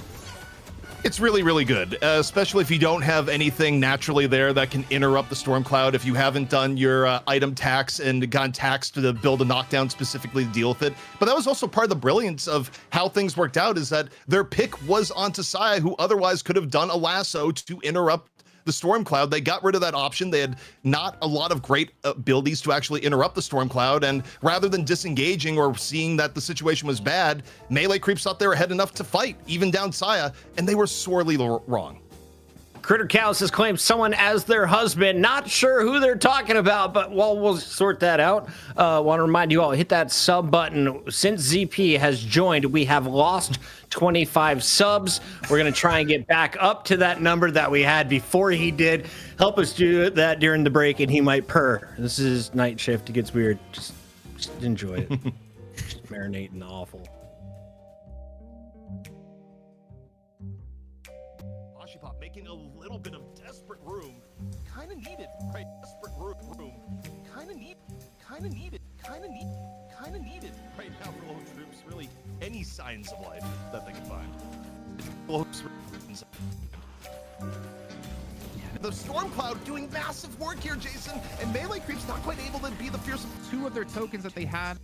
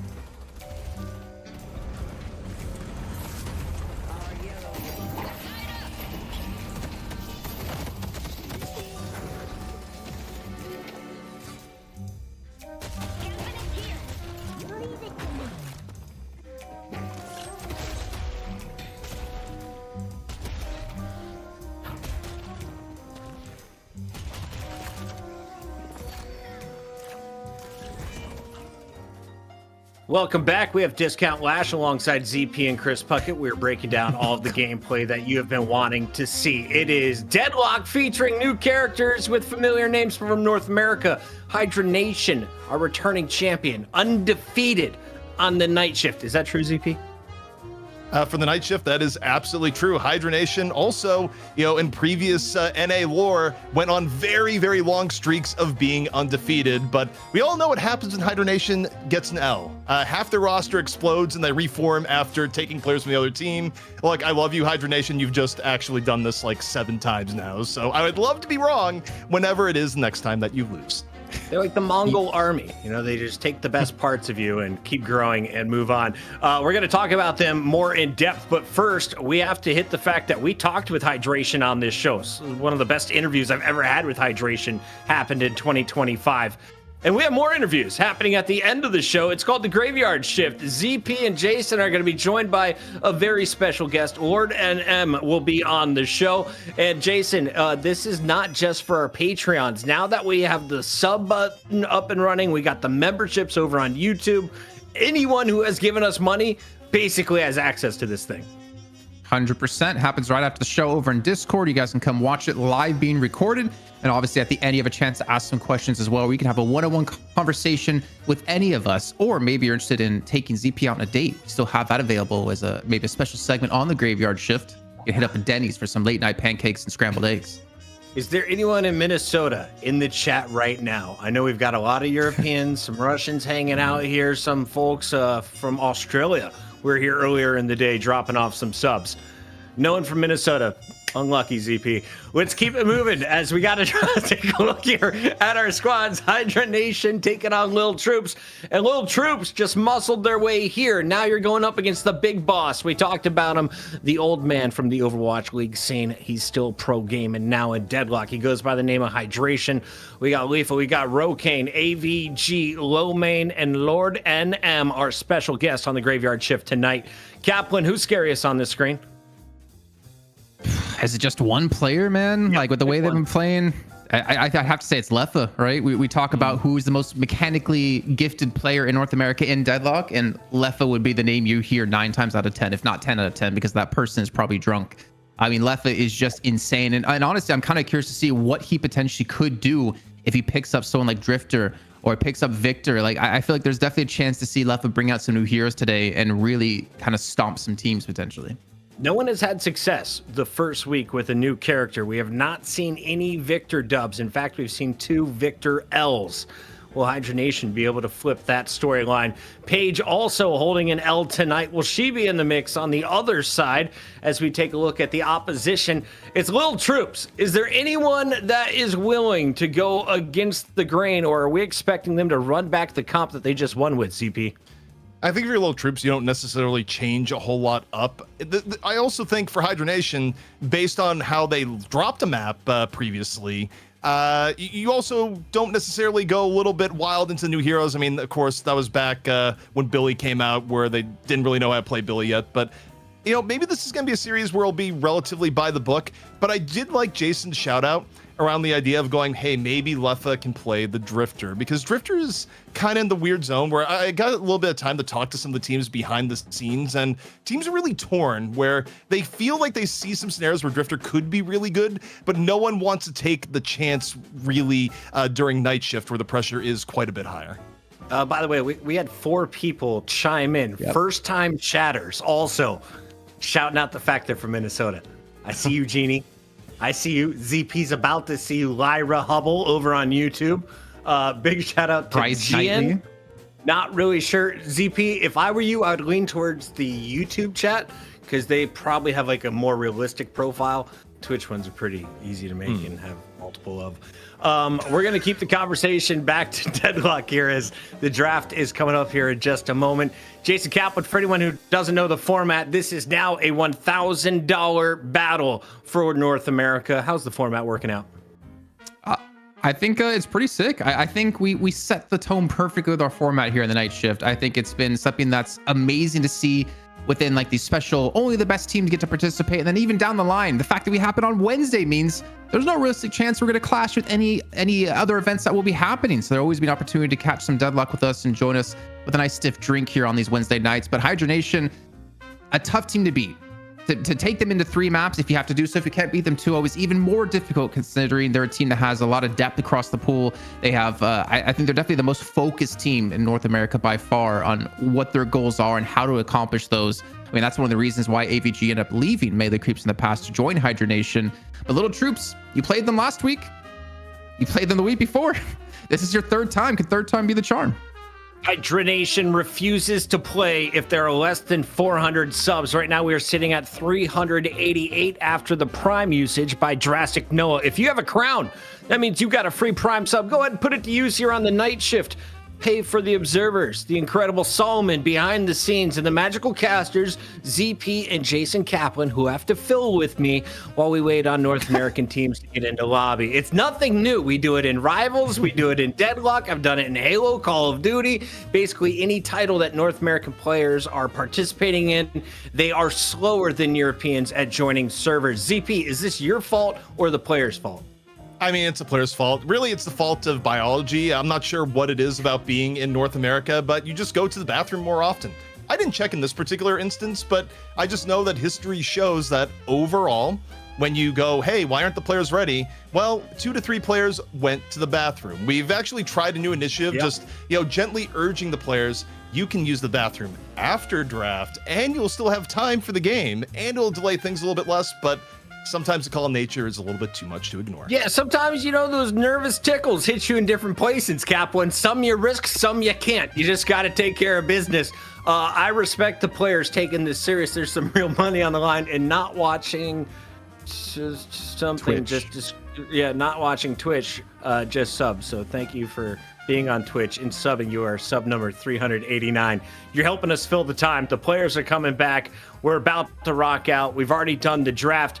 ZP, did you say Hydra Nation is going to win this or 2-0? Are we going to a game 3 for a second time in a final?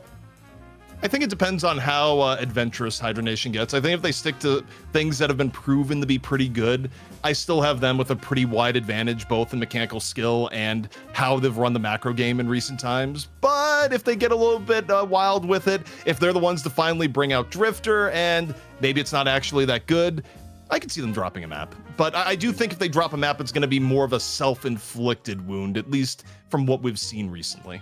Okay, draft is up and running. We've got the graphics going. I'm excited for this. Kaplan, walk us through predictions here from the Lil Troops.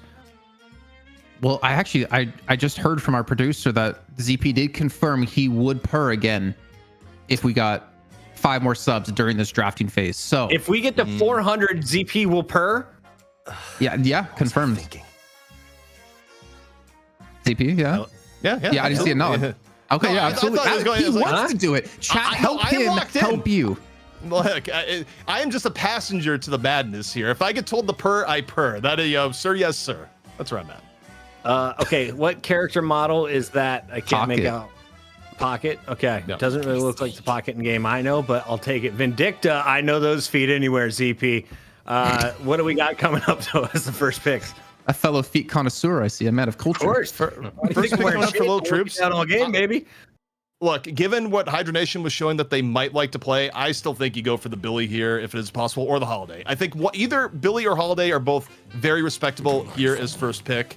And they're going to go 7 for Pashi, which, look, he was really good on before. It has been a priority pick for Hydra Nation, but this could be responded to with Holiday Billy, Holiday Viscous. I think one of those two combos is pretty likely. ZP, we just got a 5er. We are 3 away from 400. Solomon, can you prep the slow zoom to the center of the screen? Yeah, just get it ready. Get it nice and moist and warmed up for us. 3 subs Why does it away. gotta be moist? If you got Prime, why not? Let's get it sticky in here. Let's get Viscous in the lobby as soon as we can. Drop those subs off, and there we go. 402, thanks to Panorama with a big drop off. Go ahead, ZP. Big deep breath. That's too gentle. Okay. All right, wait, hey, you got 2 for the price of 1.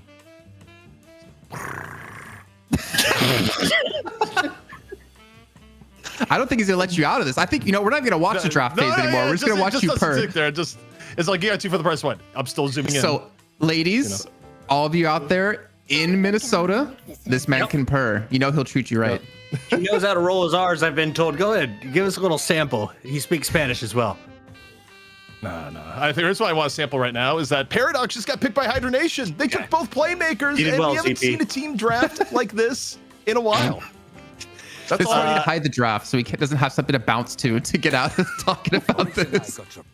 Dreamer Slays, I definitely see every message that goes into any of our chats. And don't worry, ZP has not been convicted on any of those allegations. Bring the draft back. No, He's a wonderful human. This is fine. You just make him bigger. Just a full screen ZP.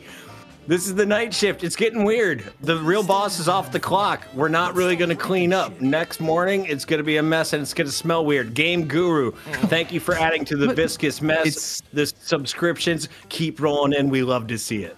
It's sticky and we're not going to clean up.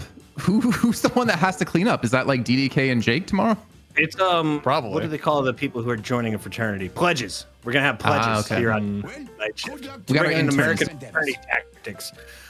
Mo and Krill, Viscous, some Billy, any other farm animal? ZP, will we see a Victor, maybe a Drifter, maybe a doorbell user, a doorman? In terms of bans right now, I'm not sure if either of those are going to get banned. It depends on how much Lil Troops is afraid of Hydra Nation bringing out the Victor. I don't know if you need to be that afraid of it, given the picks that Hydra Nation has gone for. Getting rid of the Warden, though, that makes sense, especially given what Hydration may go for. Even though I do think hero pool-wise, I think Billy may be Hydration may be the designated Billy player for Hydra Nation. So there's a world where maybe they wouldn't have even gone for the Warden. ZP, you are apparently snugly dateable. That's in yeah. That's a good 3-word description for him. In the chat right now while we're waiting as slowly as Lil Troops can lock in their character. Mirage ZP is not my type. Needs to be bluer and with more horns. Don't worry, we can fix that. Oh boy! For the small price of $4.99. ZP 600 subs. We go Abrams. No, it needs to look. If Jenkins just gets to put on a suit and that works there, I need more to paint my face blue because apparently getting rid of the blue paint is not easy. Like there's an investment there. We just got 20 subs. 47 just helped invest in this. Okay, let's do 750. ZP goes Abrams. I'll even find a Minnesota local to come to your house and paint your face blue. All right, if you can arrange the face painting, Puckett, then yes. Okay. It's a deal, ladies and gentlemen. Do you not see what's happening, ZP? No, I know. I'm just unexisting. I do see what's going on. What can I do? I'm the passenger to the chaos. Yeah, it's the night shift, and Solomon and we had to get here way too early. I don't know what's happening, but Abrams is on our screen in so many places. He could be in your basement for just a few extra subs. Once we get to 750, we unlock the Abrams. 1,000, you get Jake in a cat-made costume.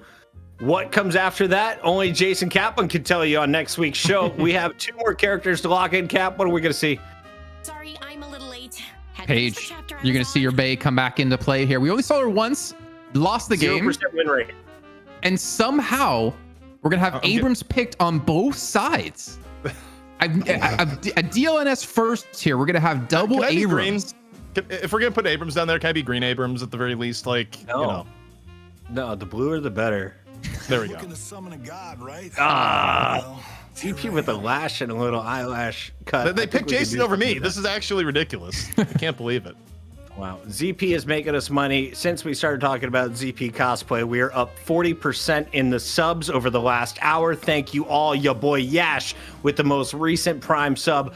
Reminder, this is our first day with the sub button over on Twitch. Members are available over on YouTube, and we're also live on kick.com. We're bringing you the best players from North America and Europe on Deadlock every single week. This is the night shift. It's the fourth shift we've had, and we're finally getting paid thanks to our friends at Intel. Thank you all for supporting us up to this point and keeping us afloat. But Jason Kaplan, ZP, it's time for the game. Z Pizzle, give us a little wiggle. You in the goo right now, baby. You feel like a goo ball, a little viscousy. I feel safe in the cube. I mean, Viscous has some lines, just, you know, offers people is like, would you like to be in the cube? And being in the cube's actually pretty good. I'm squishy. Yep. That's all I got. Can you give us your own version of that sound line? No. I'm in the cube, like I'm safe in the cube. That also insulates me from requests. I don't hear your request while in the cube. But can you hear the subs coming through? Yeah, I do hear the subs coming through. But that actually goes through the cube. Good to know. How long am I going to be in the cube? It doesn't Ladies go and away. gentlemen, the cube could be closer to you than you ever knew. ZP, our entertainer for this evening, is getting a raise based on this performance. Kaplan and I are just along for the ride. We're waiting for the players to sit back down because sometimes you have to pee and then like you get that phantom tickle and you're like, maybe I gotta go pee a second time. ZP said I'll have lots of time after the draft stage to go sit back down at my PC. Is that what's happening right now? We're dehydrating the players after this. Like, I know it's Hydra Nation, and you could argue that, you know, it's actually Hydra the animal, but you go, what about hydration? Because the player's name is Hydration? No. We're moving all of it because, like, then they can't. Are they not use the true bathroom. gamers? Are they not true gamers? Hello? Jason. Do they not have their It's not mineral healthy. water next to them to drink to stay not dehydrated and to hydrate themselves? Found the person not on the bathroom. Don't put break. it back Good- in. No. Good lord. Oh. It's so warm. Oh, start the game. Start the game. Please. What is teams. happening? Oh boy. Jason's drinking Night apple shift. juice, and it's oh boy. Yep. Chicks dig I it. just put that on everywhere. Poor cat. Oliver, help. Yeah. Oliver. If you too want this to go away, a simple 10 gifted subs will get ZP back into purring, and we'll stop drinking. Honestly, I'll take the purring at this point. Like, we need to actually self-center. We have gone off the rails as the teams have just... Who knows when the teams are going to be ready? The finished draft, at the very least. We did that. I need to clean my floor. Yeah. What? In my chair. In my pants. And my dog's doing nothing about it. He's like, he's looking at me like, what do you want me to do? I ain't liking that.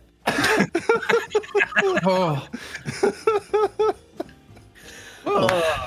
Okay, Solomon, we got any highlights or anything? Like, can we Oh, please. go to like a You know what? hydration? I have a topic actually we can discuss if I can Please throw it do. in there. Of our 6 heroes, ZP, who's our, in your opinion, biggest winners and biggest losers? I think there was a lot of curiosity around who would be like really strong. I think we found out with Victor coming in last that he was actually probably one of the strongest and most broken heroes to be released, even though he came in last. This is the easiest question in the world. At the top of the mountain, it's Billy. Billy is great and arguably the best frontliner in the game. At the bottom is Mina, where she is not only not very good right now power-wise, but she will troll your ranked games because her character design is so popular that she gets a very high pick rate even while not being that good right now. So that's where you're at right now. If by game power, at the very least. Oh. It's our shift 4 hero priority list, and ZP, there's some little colors at the bottom. What do they mean? The colors basically tell you what was banned or picked and whether it was first round banned or first round picked. And obviously, as you're trying to figure out hero priority, anything that's getting picked earlier in the draft, generally speaking, has a higher level of power, which is why you look at Holiday, and every single game, Holiday is either first round banned or first round picked, because Holiday in a competitive environment is just that good. Same for Viscous. And of course, you look at the very bottom where you got absolutely no marks whatsoever. No love for quite a few heroes. Probably the most interesting hero not represented here today is Infernus, where Infernus is, falling pretty low for a variety of different reasons. Week 2 is almost every single game, but that was before everyone came back. Washi Pop, Bat-to-room, sorry, lots of Taco Bell. That's the difference between Europe and America. We're allowed to put stuff in our meat that makes you take a 22-minute break before your matchup against Hydra Nation and Lil Troops. It's crazy, ZP. It's wild what they allow us to do here. Yep, you know what? It's just a little bit of fun that we get to have here on the night shift, but thank God we are getting into game. Jason, the time to be cubed, the time to be drinking apple juice at suspiciously weird timing, it's all over. We're into it. And we'll see if Hydra Nation will make the page work.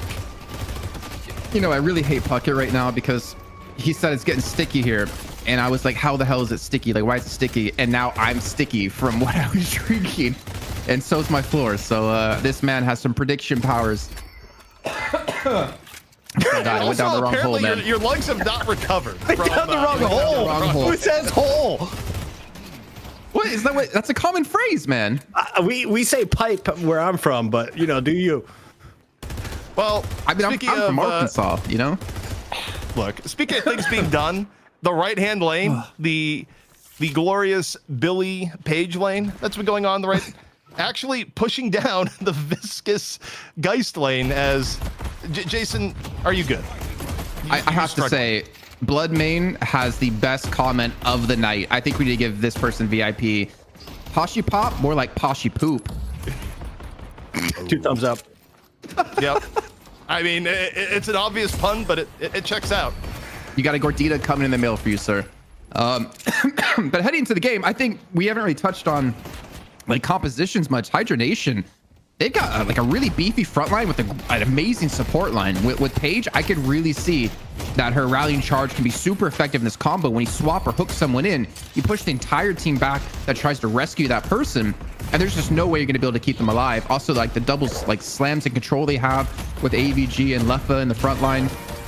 Hydra Nation have a very, very scary team comp.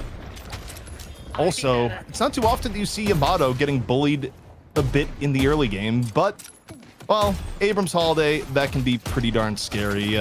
Holiday for the poke end of it, and Abrams just punish you if you're out of position, charge you into sights unseen, which is exactly what happened there. AVG just, not even a stun on the stride, but just put stride so out of position that the fall through is relatively easy. And here's what you see a lot, Jason. When you're able to push up a lane and get lane advantage the way that they have in middle, that gives you time to get boxes at this 2 to 5 minute window where you can really get ahead as opposed to the team that's stuck staying in lane where they'll miss CS. Yeah, and I think one thing we saw with the last game, Stride definitely had a tough start on the shift. Eventually came back because of obviously the team coming through. I mean, looking at that lane in particular, he's at 1.8k compared to AVG at 2.7. That's already a horrible start for them. So I don't know how they kind of fix that for him and Rhino in particular, because you're going to need to have a decent front line to deal with this, or you're just going to be popped by AVG and Leffa directly in your face. Oh my gosh, He's just dying right now. Yeah. Is where it is, but also the pressure on the middle, just keeping Lash back where, it's interesting. The level of poke coming in, Lash isn't particularly wounded here, but the way that Lash is staying that way is just applying almost no pressure in turn on the mid lane. So a rough beginning here so far for Mott and Pashi in the middle. I didn't know Deathly renamed him Mott. Deathy thought he was safe from getting strays because TF2 Boomers isn't a thing, and little did Deathy know that Jason still here, still ready to open fire. It's gonna be 2028, and we're gonna be Deadlock International, year 3, and I'm still gonna bring up Deathy. Don't worry. I mean, also he was innovator in cat suits, to be fair, as he did wear one on his own stream. He did set the meta. Leffa though, punish on the Viscous. And actually, one thing we didn't touch on here is who's playing what. Hydration really is the ultimate flex for Hydronation. Where we heard that in an interview with Hydration, but also Hydration of all players getting thrown onto the page. And, it's Leffa who says, no, I'm the GOAT, literally and figuratively. You know, it would be actually kind of sick if like we do have some sort of like big international land someday, or like the international, sorry. And we do what League does, where the winning team, like the best team of the year, gets like a custom skin. And then you could have the Leffa, the GOAT skin for Billy. I could dig with that. But we see a fight breaking out here on the right-hand side. Leffa trying to go for the chase. And the thing is with Billy, I haven't had time to play him yet, because obviously it's really hard to get him in games. But in terms of like mechanical skill, do you rate Billy as one of those heroes that Leffa could extremely excel on? I think so, especially because a lot of it is just having good timings on things like melees and parrying and knowing how you can push limits. I think being able to get away with max amount of melees without eating a parry, actually a high skill set and something that Leffa excels at. But Lasso in, putting Stride in a real tough spot. Not going to be able to shake the pressure that time around. And yeah, I mean, one thing I was going to note too, in regards to how Billy's being played, I do like the itemization call of just going backstabber, because the most common thing to do when a Billy is running at you is to run away, reposition. And the choice of backstabber just gives you a lot of free extra damage for a situation that Billy is usually in. You know what's one of the most annoying things about Backstabber 2 is that you could roll backwards while facing them and still get shot in the back. So it's like really hard to prevent that if you're going to use your stamina to escape them. You're still going to get procced on. Unless I'm just really bad at the game and I'm turning my back, which I don't think I was. Still really hard to deal with here, but we can see the pressure on this right-hand side. A 6-minute Guardian off the bat here for Hydra Nation. Like Leffa's been able to do some work with Hydration on the right-hand side. So is AVG with Lowman on the left-hand side. And even a big dive here in the middle lane coming out of the rest of Hydra Nation. Taken down by the Bull.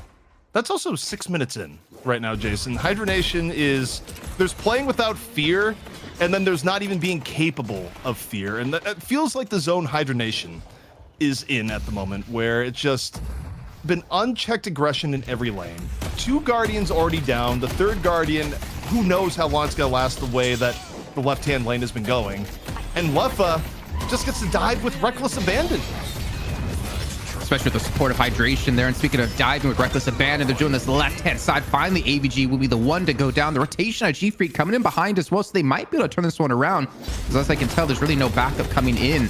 But maybe they're going to lose another player. Rhino on a sliver of HP will fall to low main, but they at least take down Lord NM during all this. So a good little rotation coming out of Little Troops to prevent that last Guardian from going down, but it doesn't change the fact that they're still down about 7,000 souls, and it's continuing to grow here, especially with low main getting that kill. Being down 1,000 souls for every minute of gameplay is wild work, is the best way I can describe that. And yeah, I mean, you think about how this is going to play out with the heroes that are selected. The front line of Hydra Nation, particularly when you look at Leffa and the Billy, is just going to be able to play in a very greedy fashion. They're going to be able to force fights whenever they want with this sort of lead. And as we get into buffs coming up, as we get into first earn, I think Hydra Nation, the type of team that they're going to be putting Lil Troops in almost impossible macro decisions to deal with as a result. Yeah, I mean, obviously, Hydra Nation, the best macro team in North America by far. But then if you look at like the synergies between some of the heroes that they're playing here, I feel like Paige is such a good addition. I'll get back to that moment in just a sec as we do see the chain gang come out here, but a great Death Slam pulls in 3 on top of the building. And Pashi Pop is eventually going to fall. As you can see, Leffa able to just take up so much of this damage to look to run away. And he will fall to the chase here out of Flaws. But I saw a big fight coming through. That spot where the bag was actually a huge troll. I mean, you can pick it up, but it may take a try or two. But reasonable response here from Lil Troops, able to pick off some kills, punish Hydra Nation for being, frankly, very deep in their territory. A lot of lead has been evaporated. Stride, though, pick up a little bit more they could chew on the left-hand side. Now, gonna be chased down on the Rhino. Holiday right behind. We'll see how acrobatic a mole can get. Still another barrel in reserve, and okay, forces out the lasso if nothing else. Wait, didn't hit the pad in time, didn't get the extension, and that is one slippery mole. We did say the Mo 1v1s, we do grease up the Mo's. There's just a little bit of residual grease from the 1v1. Okay, yeah. Yes, 100%. I think there was 3 missed barrels though coming out of low main, at least 2 for sure. I think he threw 1 barrel, which we saw rolling around when he initially got to that staircase with Rhino trying to escape. I think if he hit that one, that would for sure would have been a kill. But either way, I don't think they're going to really cry over any spilt milk here. They're going to now look to focus on this left-hand lane to take down this last Guardian. And I was trying to say before, I feel like Paige fits really well into this combo. You have AVG and Lefla able to push really deep into enemy lines with defend and fight being given to them by Paige if we see Hydration go for the level 5 of it or level 3 of it. But also captivating read. If you get a lockdown on anyone, that person is going to be killed because of the immobilize that comes in thereafter. I think they have a really strong like pick potential combo with this entire lineup that they have. It's quite strong overall, and when you start breaking down into, okay, what are win conditions going to look like here for Little Troops? Well, one of the main win conditions, of course, would be your Amato getting ahead of the game, which right now it's going to be a bit of a climb with Stride at 8,000. The highest point, probably Flaws, close to 10k, but Geist hasn't been quite as dominating due to a variety of changes, hero meta, etc., the way that Geist was in the past. But taking a look here, Hydra Nation going to be leading the charge here in the urn, and the game is close enough that's a neutral urn. I will say for Lil Troops, Death Slam being up, they have some options here for the urn contest, but I think a lot is going to depend on what Mott is able to find.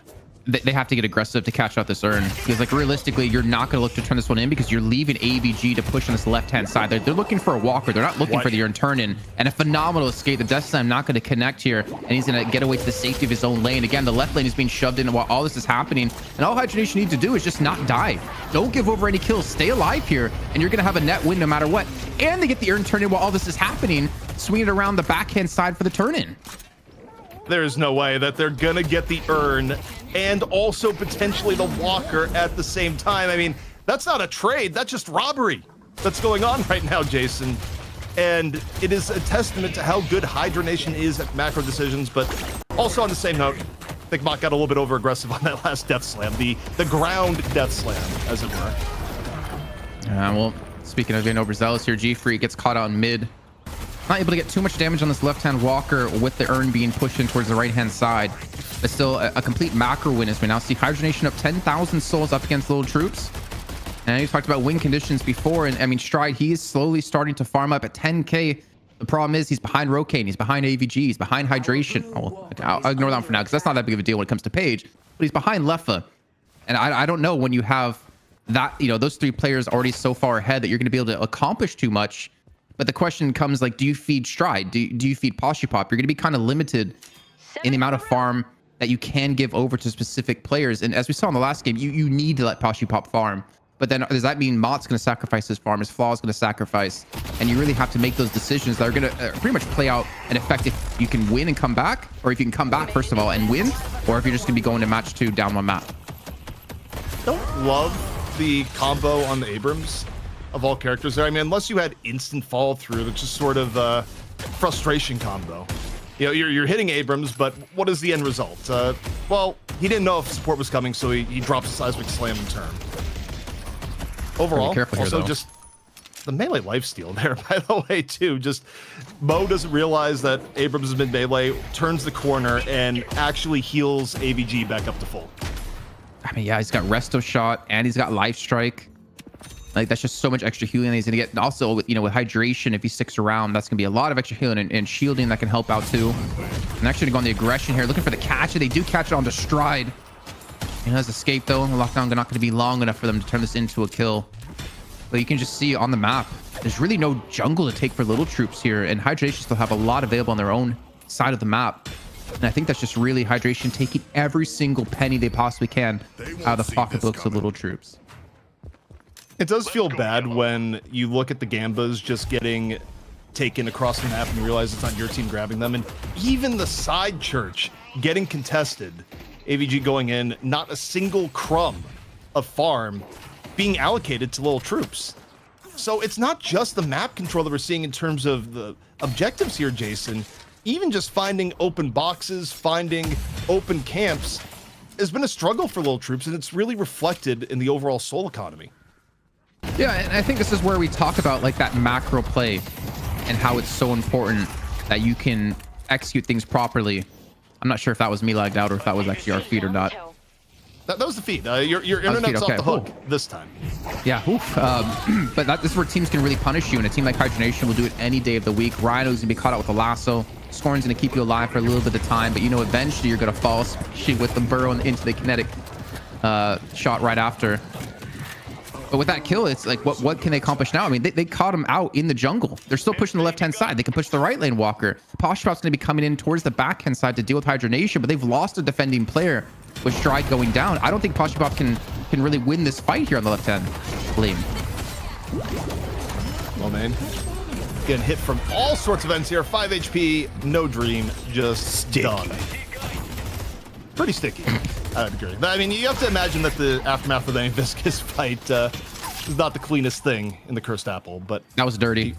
Paradoxical swap comes through onto Flawless, so he can't cast the Soul Exchange, so he can't heal himself back up, and they get the confirmed kill. As really good, I guess, like knowledge of the situation at Lord and M to secure that kill. You know, Jason, thinking back to the draft, I do wonder how much of this was something that Lil Troops was caught off guard by draft-wise, because it's been a long time since I've seen a team grab both Holiday and Paradox as 1 and 2 in the draft. Usually a team will grab their preferred of the two and leave the other one be.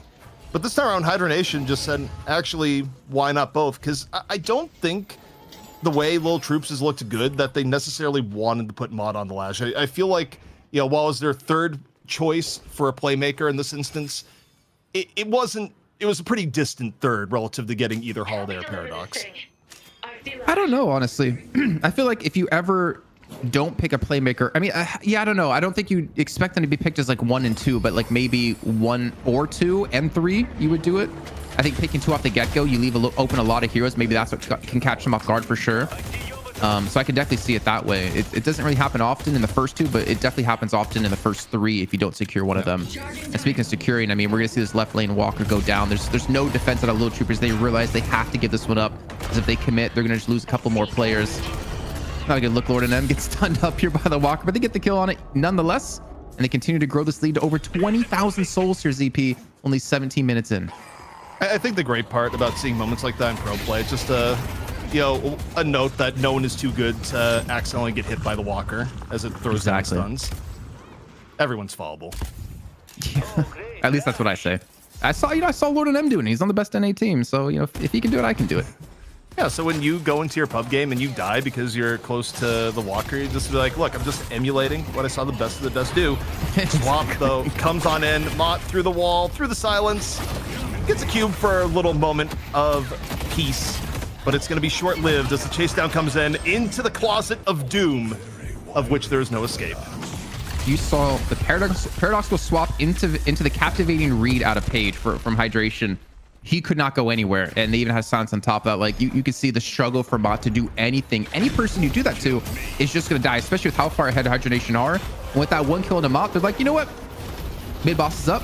Why not take it? They know they can't be contested on this. They're too far ahead. Little Troops pretty much have to get this one up for free, because realistically, what, you take 1 credit away? I don't think you're gonna win the team fight off the back of this. I have a request from the chat. There's General Tokyo asking for more Page, please. I get it. Well, they go for the Rejuvenator. Both Rejuvenators going to be hit here by Hydra Nation. One from Lil Troops immediately triggered in turn. One taken out here by Hydra Nation. And the fall through is decisive. In on the ground, where, by the way, like, low main just hits the lasso as you saw Rhino go in and try and get a bite of the apple, so to speak. Hydration even has Cultist.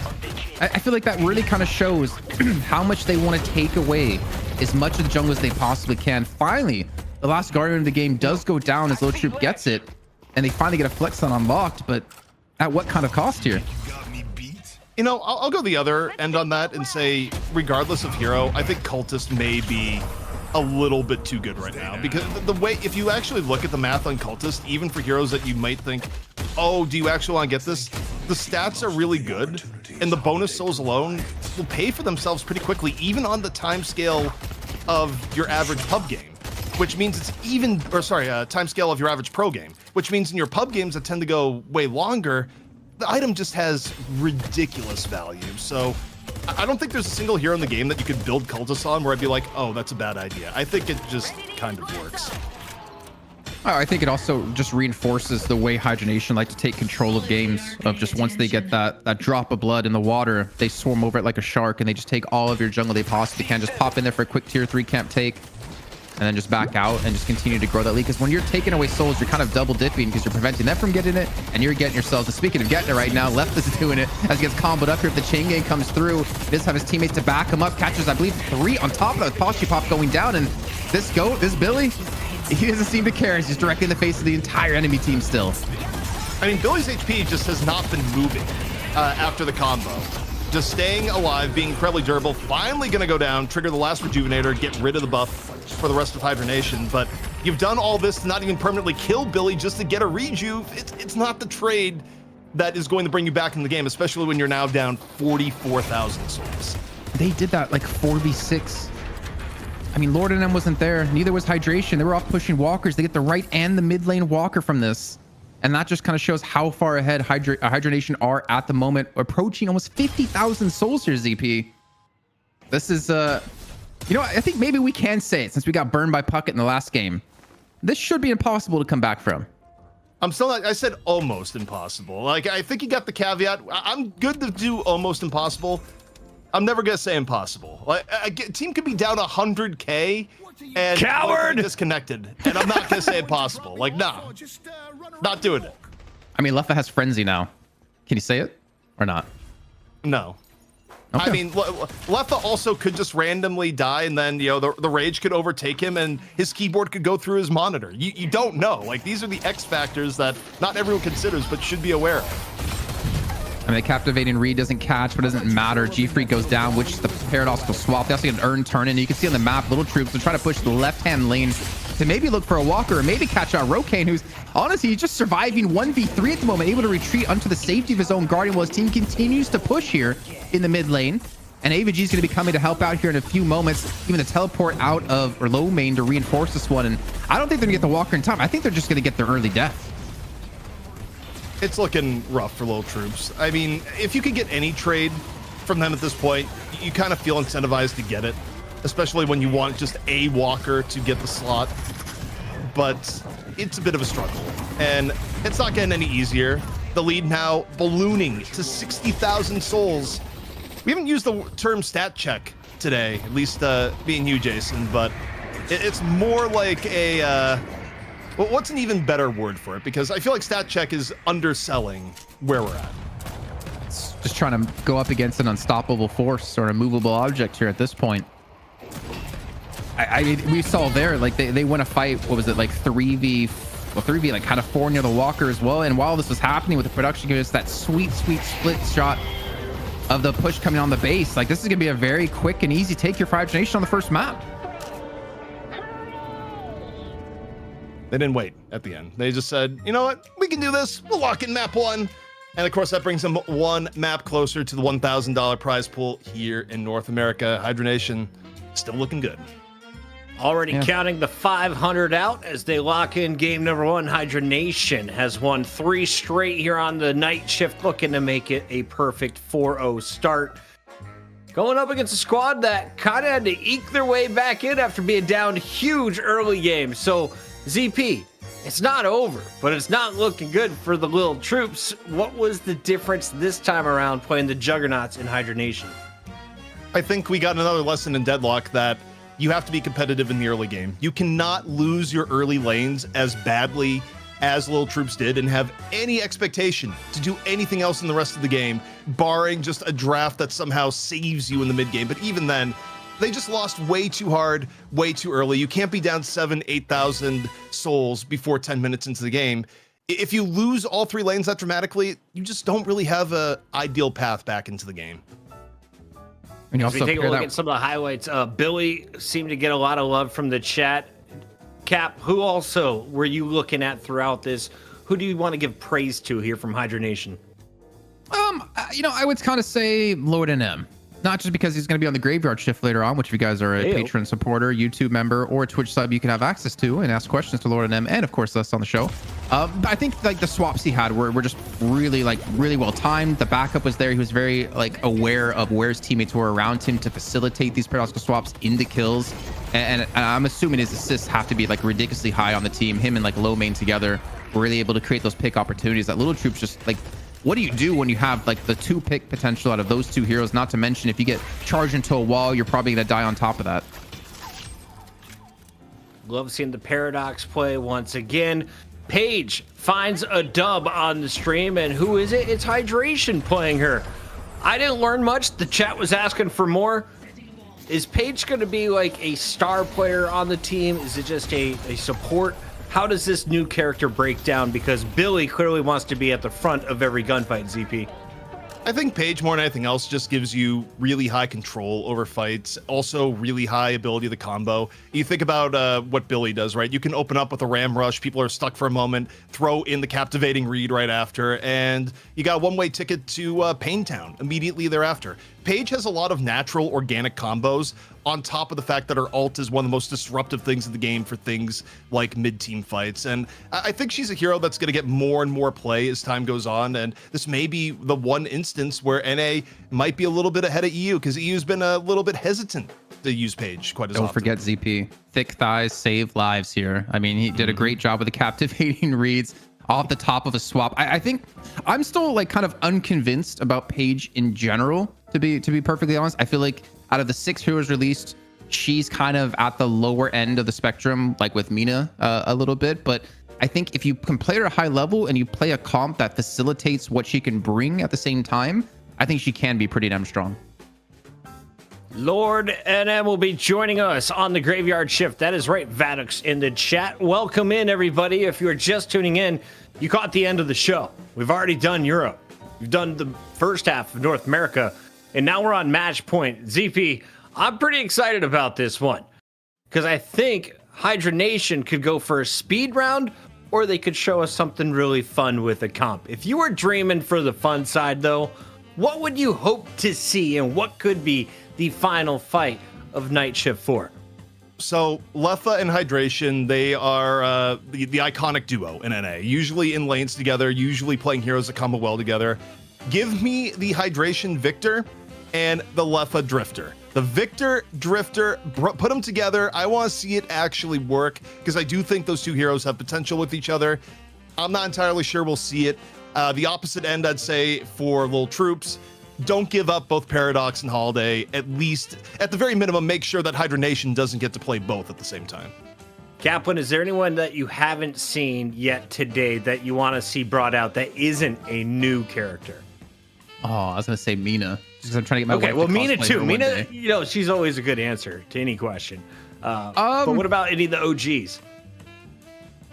I kind of want to see Infernus. I never thought I would say, like, on the show, I miss Infernus, but I kind of miss Infernus. Like, we haven't seen him all day today. We don't see him that often anymore, and he was kind of a staple of, like, Hydration in particular with Letha. That's when we really started to make a name for himself back in DFN, was just the ridiculous 1v2, 1v3s he was able to pull off. But, you know, Infernus, even some Dynamo. Like, what was it? Hydration was the first Dynamo player in DFN, if I'm not mistaken, too. So, yep, I'm a big fan of him. Boom. All right, production, I don't think we're going to a break. I think our players are going to be ready, unless Pashi is still dealing with the Taco Bell gremlins. We've all been there. We've all battled him. He seemed to have won the initial fight, but might be losing the war in the most recent battle in the grand final. We got a break coming up. We're going to give them an extra moment. Give yourselves an extra moment to find that Prime button. It's the free crown. You use it on this channel, and you do it every month because it's fight night. It's now Night Shift. We've rebranded. It's even better. It's Deadlock. We'll be back after the break.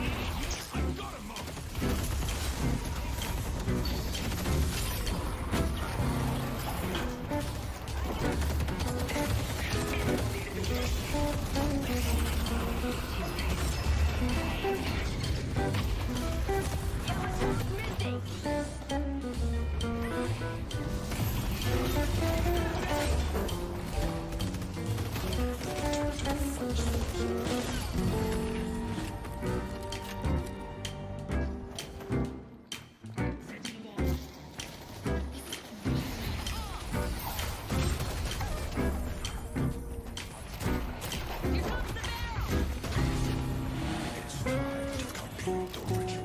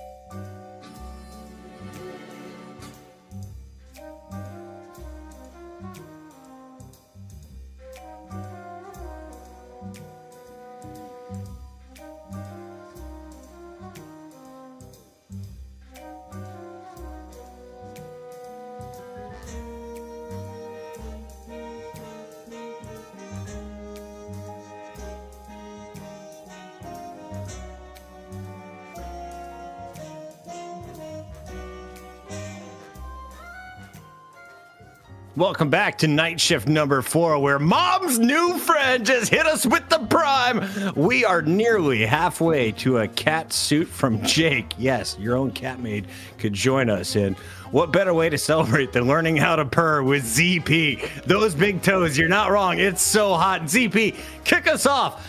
So let's celebrate. We're up to 439. Can you give us a ferocious purr? All right, one more purr for the road, just one.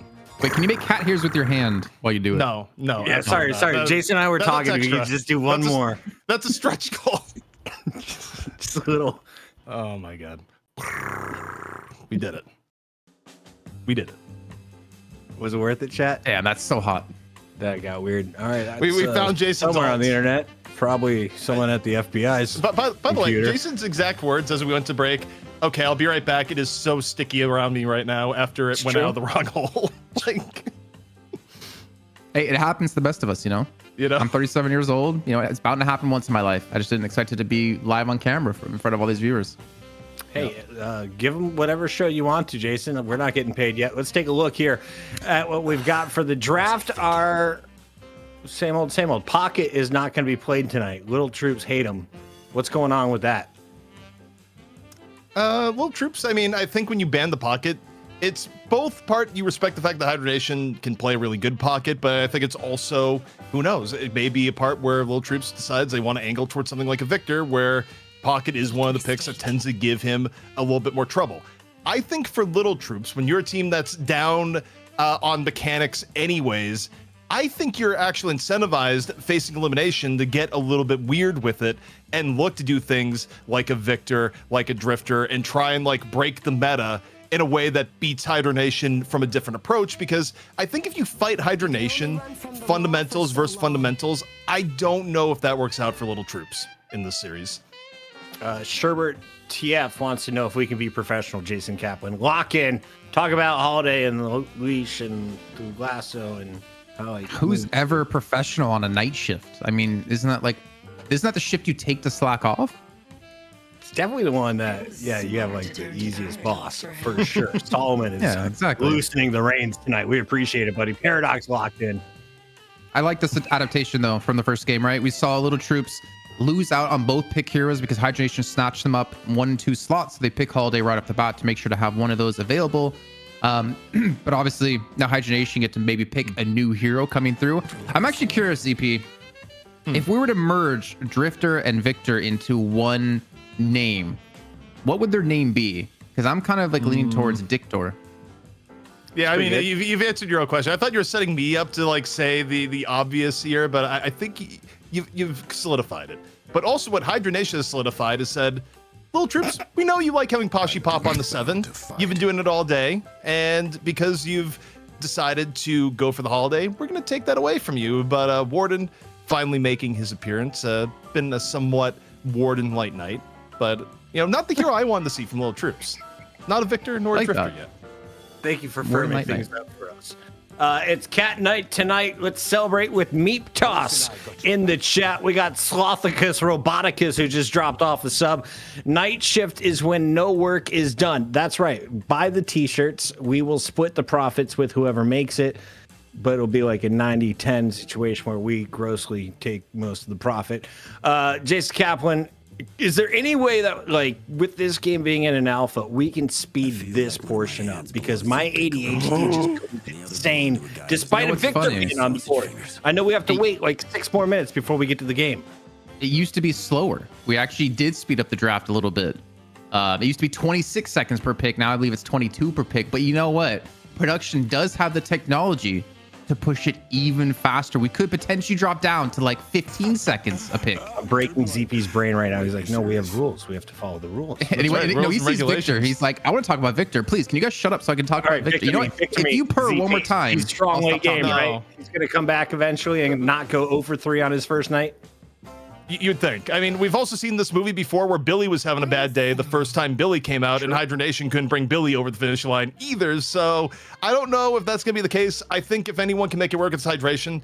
But again, I go for Hydra Nation and say, why just stop at Victor?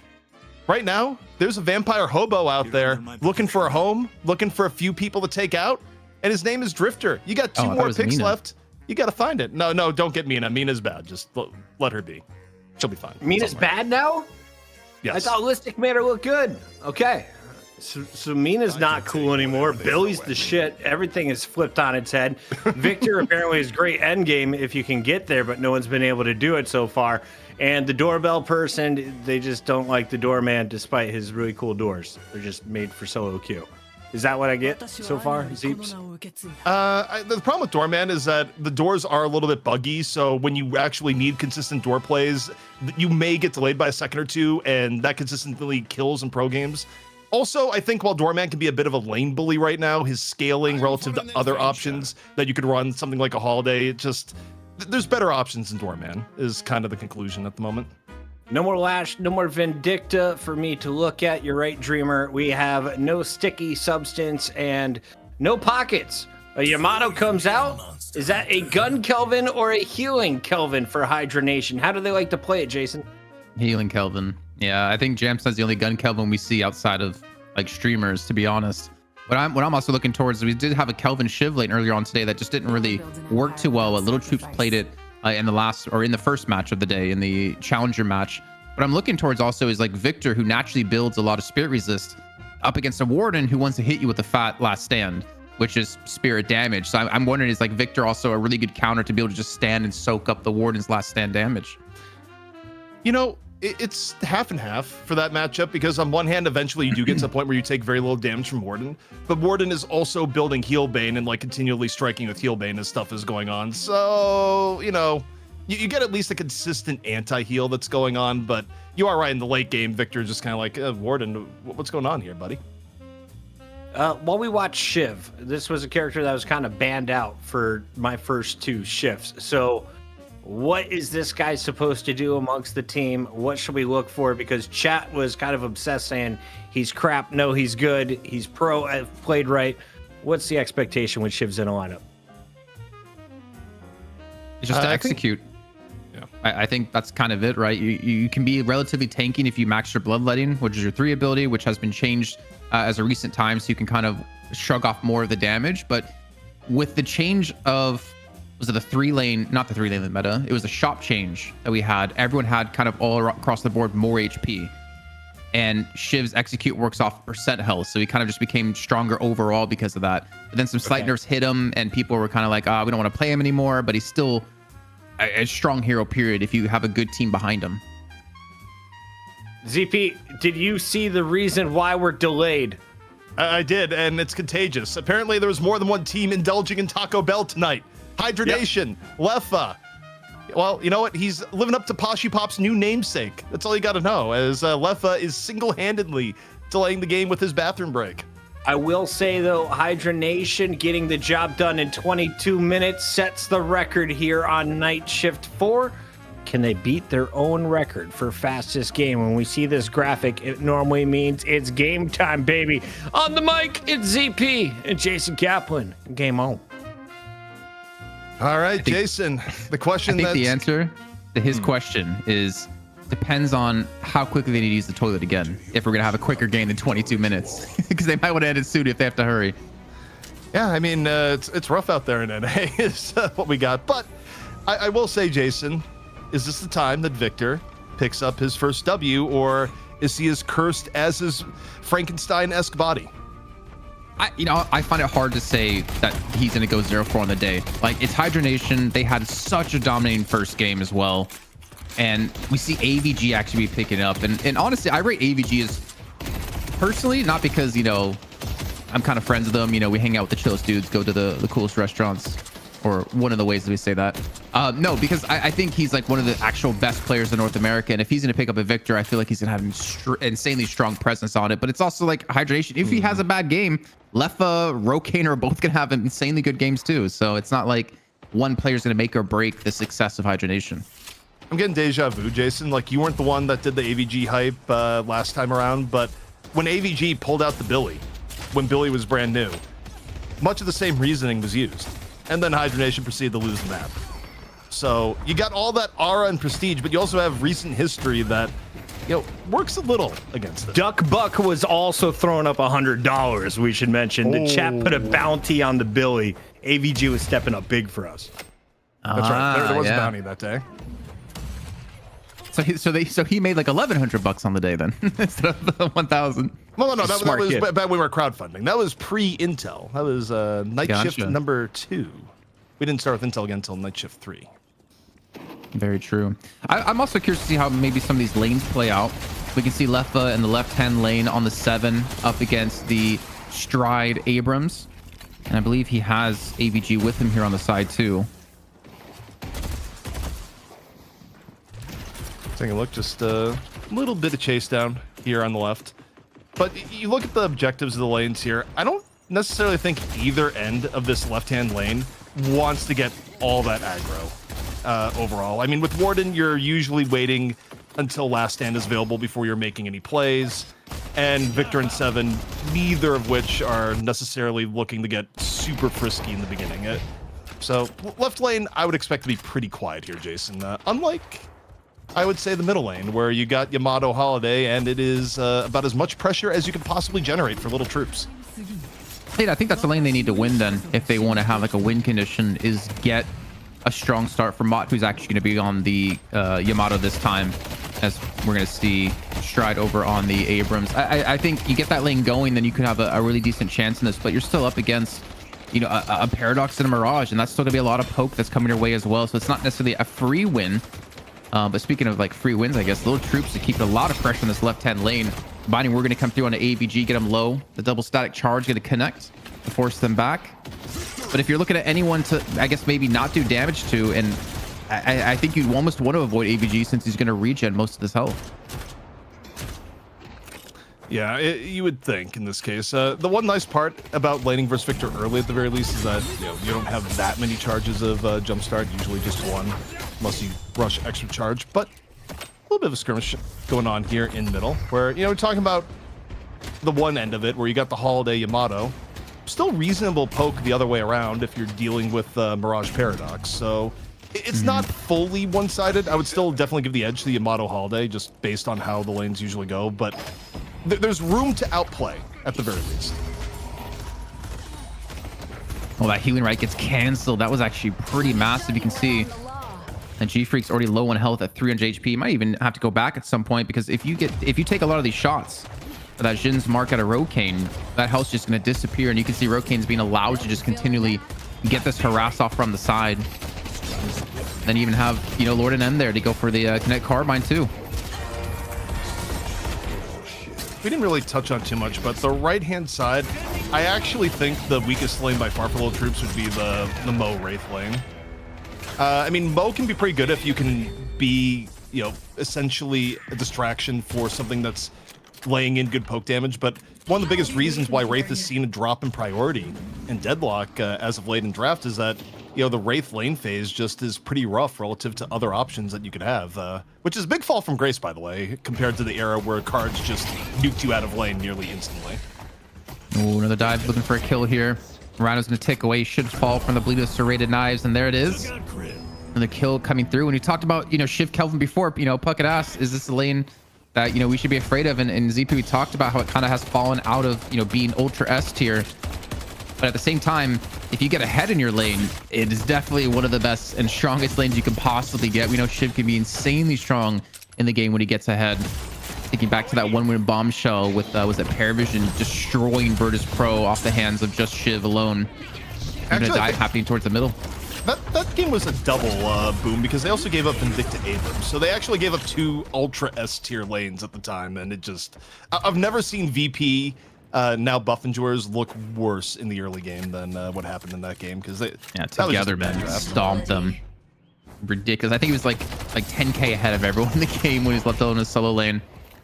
But you can see, yeah, Mo and Wraith, like, realistically, you're just not going to have the damage you need to beat this lane. I mean, you do have some great ultimates to synergize, but again, like a Frozen Shelter. If you see Telekinesis come in, Frozen Shelter, you're going to keep Shiv alive. There's no chance for the combo to follow up with, and they're not going to kill anyone. I think it's almost impossible for Lil Troops to pull off a good combo to get a kill unless Hydra Nation's sleeping. Also, on top of that, I mean, Wraith just is not that threatening until you get more of her core online. Yeah. I know, generally speaking, you almost don't have to fear Wraith until things like Magnum get built, in which case things start getting significantly scarier overall, but she definitely just has one of the longest ramp-ups for characters you would expect to carry the game into the late game. It's also been nice to see like low main have a little bit of a glow up, because I know he's kind of back in the melee creeps days. He flexed around roles a little bit depending on, you know, who was on the roster at the time. But I think in the Hydra Nation roster, he's been able to really play heroes that he can excel on, and this is a good combo. But again, there is the Frozen Shelter. It locks out Raze, so Poshipop can't assist, and Rhino's gonna be the one to go down. And look at low main, he's, you know, back over half HP from this.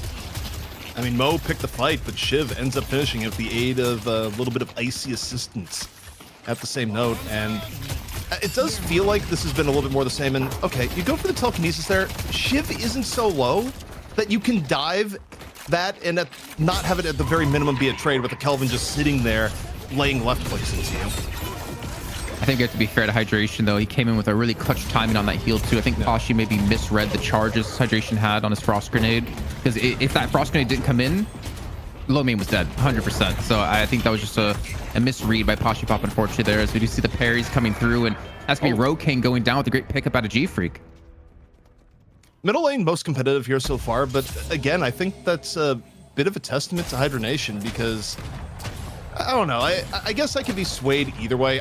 Overall, I would still have Holiday Yamato on paper as a little bit better, but again, there was kind of one of those lanes that's within the range of skill deciding it, and I mean, Hydra Nation has played it quite well here so far. Well, here we go. Finding word, gonna lock down AVG. And he's dead. Nothing he can do about that one. No amount of regen's gonna save you in that situation, especially when your ultimate was down. And a good timing, good kill out of Lil Troops. Maybe they get some damage onto this left-hand Guardian, because they've lost 2 of their own now in the mid lane and the right lane. Able to even the skills a little bit in middle. Can drop onto Lord and M on the Paradox. Stormcloud, meanwhile, can be dropped by Leffa, where I still expect Leffa to play this as a little bit more of a passive 7 in the beginning, farm up and have more of an impact as we head into the mid game, but Just seeing a little bit of poke right now onto Mo. The easiest target to go on and chase. But you look at the map here, Jason, and after a few Guardians go down, a lot of rotations and map movement, particularly in this case, coming out of Lil Troops. Yeah, they kind of need to respawn, and they also need to protect their own jungle here, thinking back to their match earlier on up against melee creeps. And, you know, like looking at, or, you know, thinking back to our first graveyard shift, which you guys can actually check out after the show's done, if you're a Twitch sub, a YouTube member, or a Patreon pledger.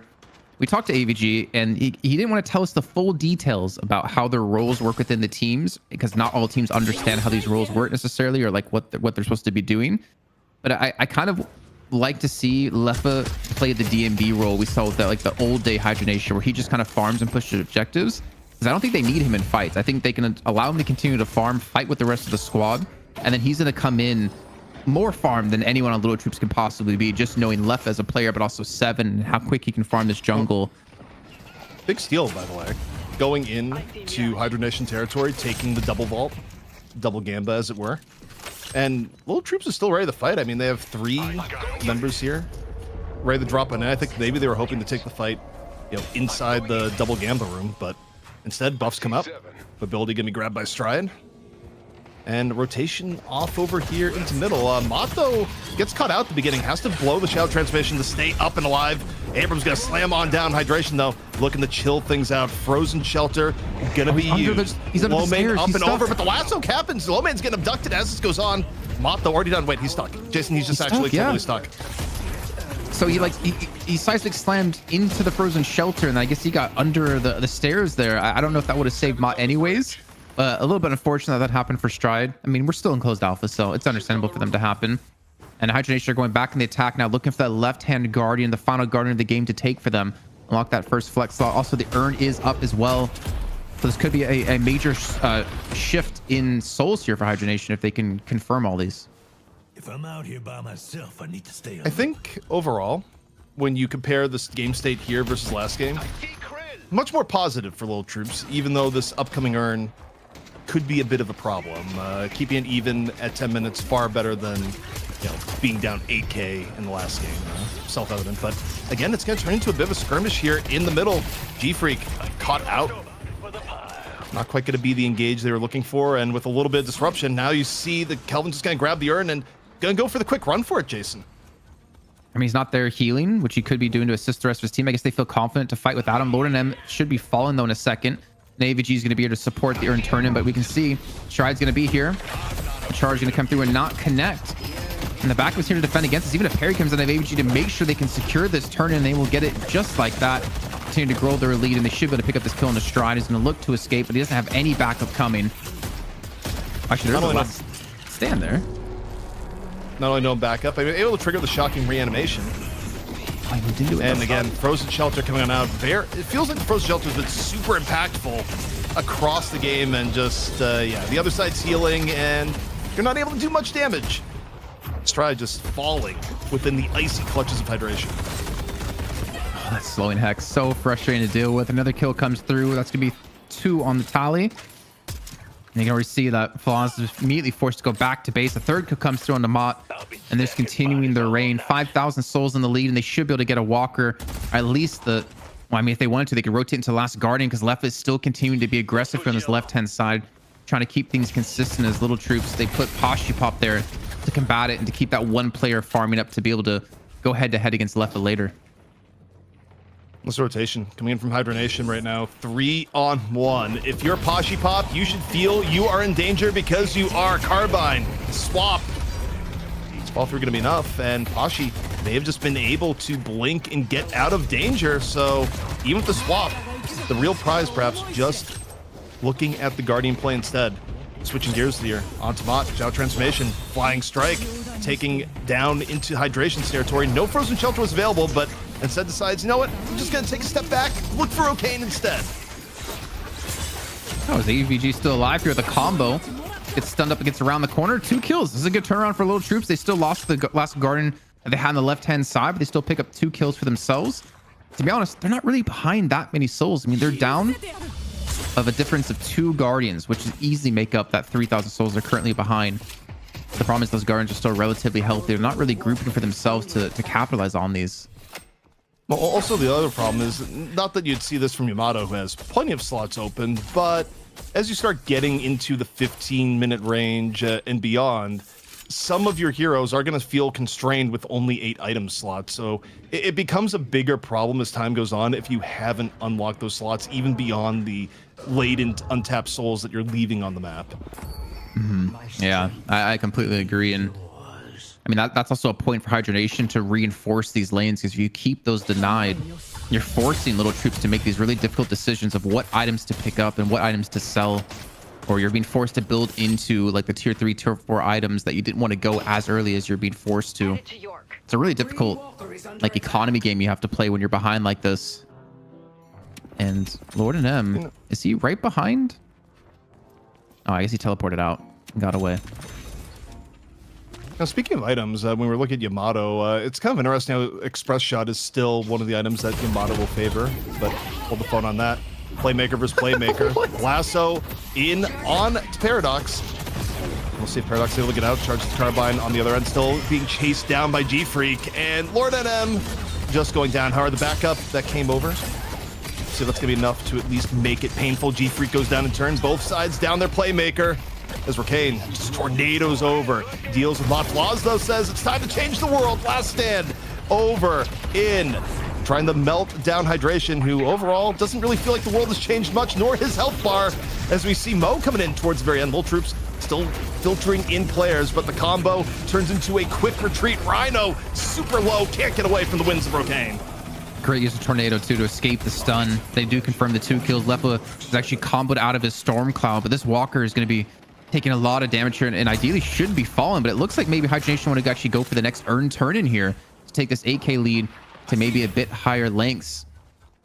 Yeah, why did like Roke? Okay, he went back to go buy. I was actually curious like what they were doing here, but the earn will be picked up for Hydration. Is going to move it across the map and maybe force a fight. I mean, you look at Little Troop side, what big ultimates do they have for a team fight? And I mean, they have nothing up, so there's really nothing they can use, but they're going to have Seismic Slam up in time.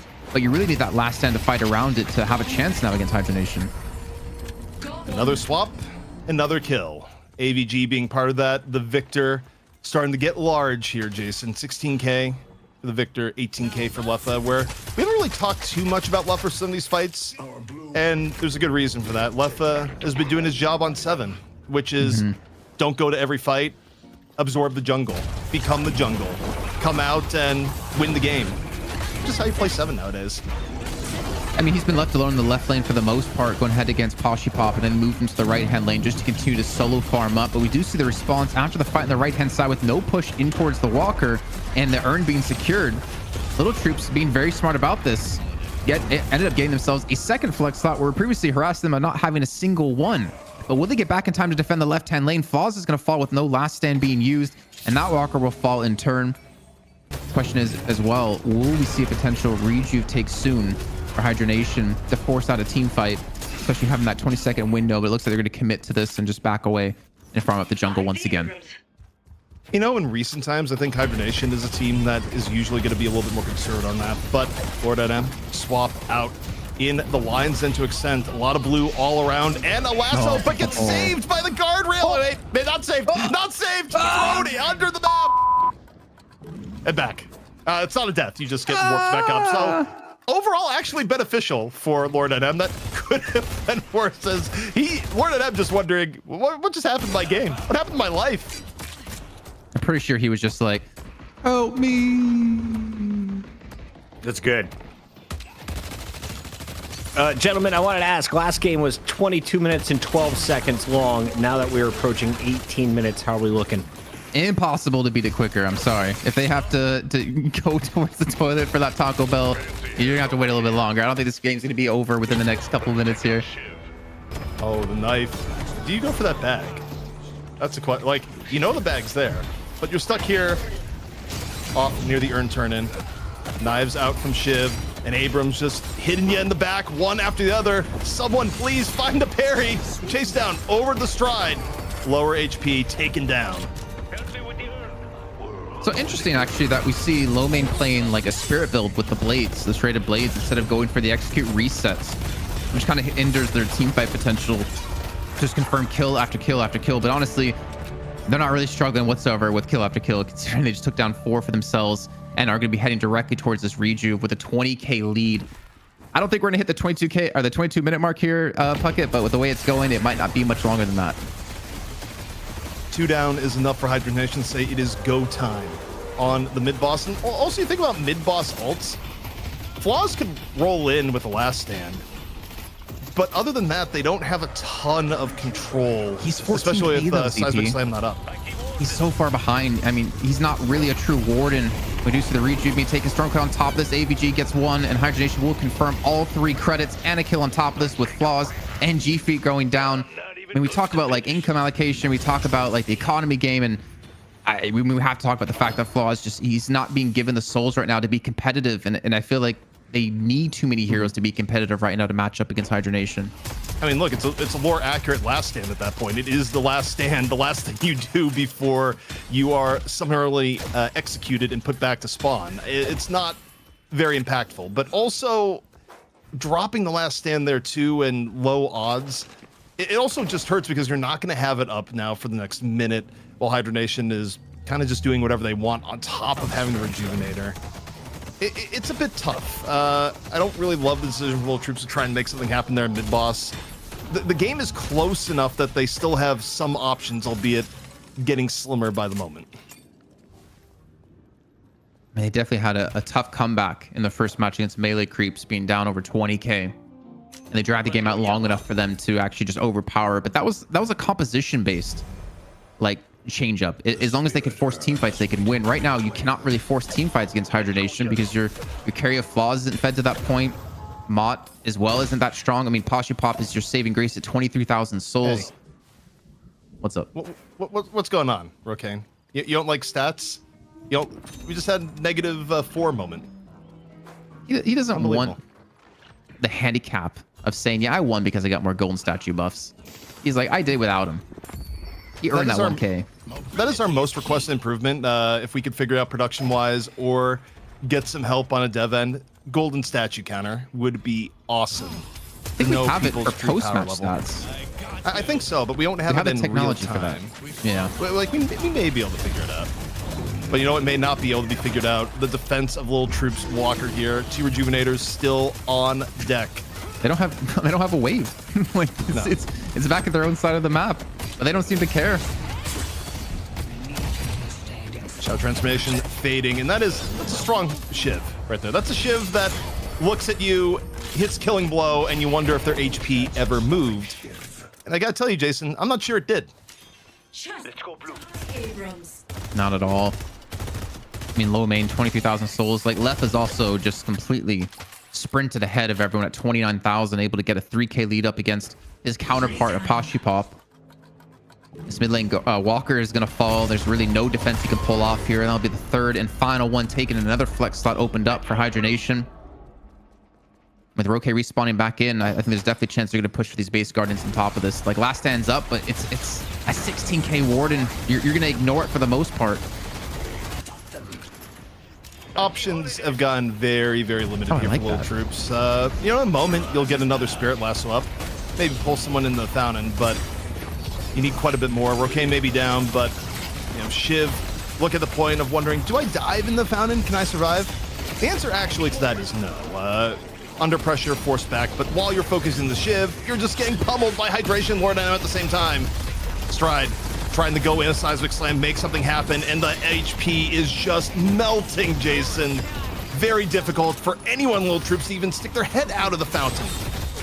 Yeah, as soon as he slammed on down, he ran right back to his home of the base. You can see as well Mott being forced to go back, and Hydra Nation, I mean, they're just trying to bait him out. That's going to be the combo coming through, trying to go for the kill on the AVG, but he's going to have his ultimate up, so he'll respawn back in just a few seconds' time. But Rokane has gone down another time. No trauma to get back into the fight this time. And Poshpop's trying to do the best he can. He does not have Mercurial Magnum, hasn't been able to actually get towards that point, but Toxic Bullet's going to be helping quite a bit against the tankiness of Hydra Nation. But that's the first shrine going down. Lefa will fall. Maybe they'll get the second shrine. This might be a turning point for Lil Troops to catch back up, as they're starting to confirm some kills.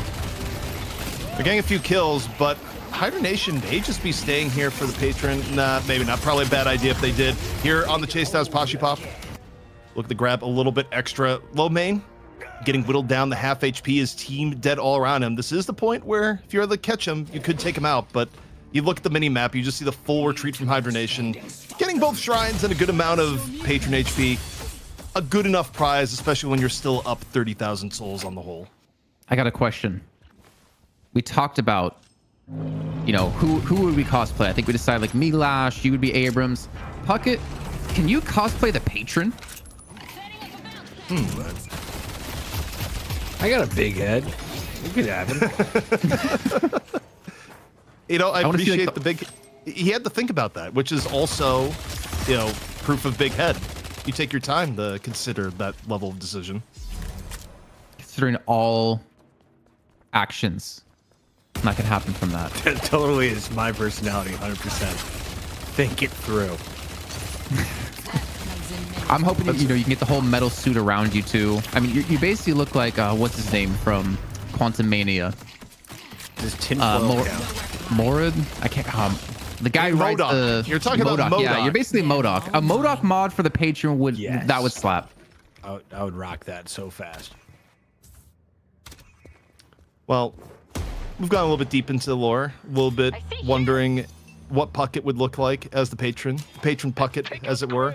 But the one thing we're not wondering about right now, Jason, is the state of the game where Hydra Nation is vastly far ahead, and Lil Troops, realistically, I feel like when G-Freak has Lasso on cooldown, they don't have a lot of options to get things going here. And if they get an early pick, they're not even guaranteed to win 5-on-6 with the level of lead Hydra Nation has and the fact that low main just looks terrifying. We've also barely talked about AVG, who has also just been doing his own training montage.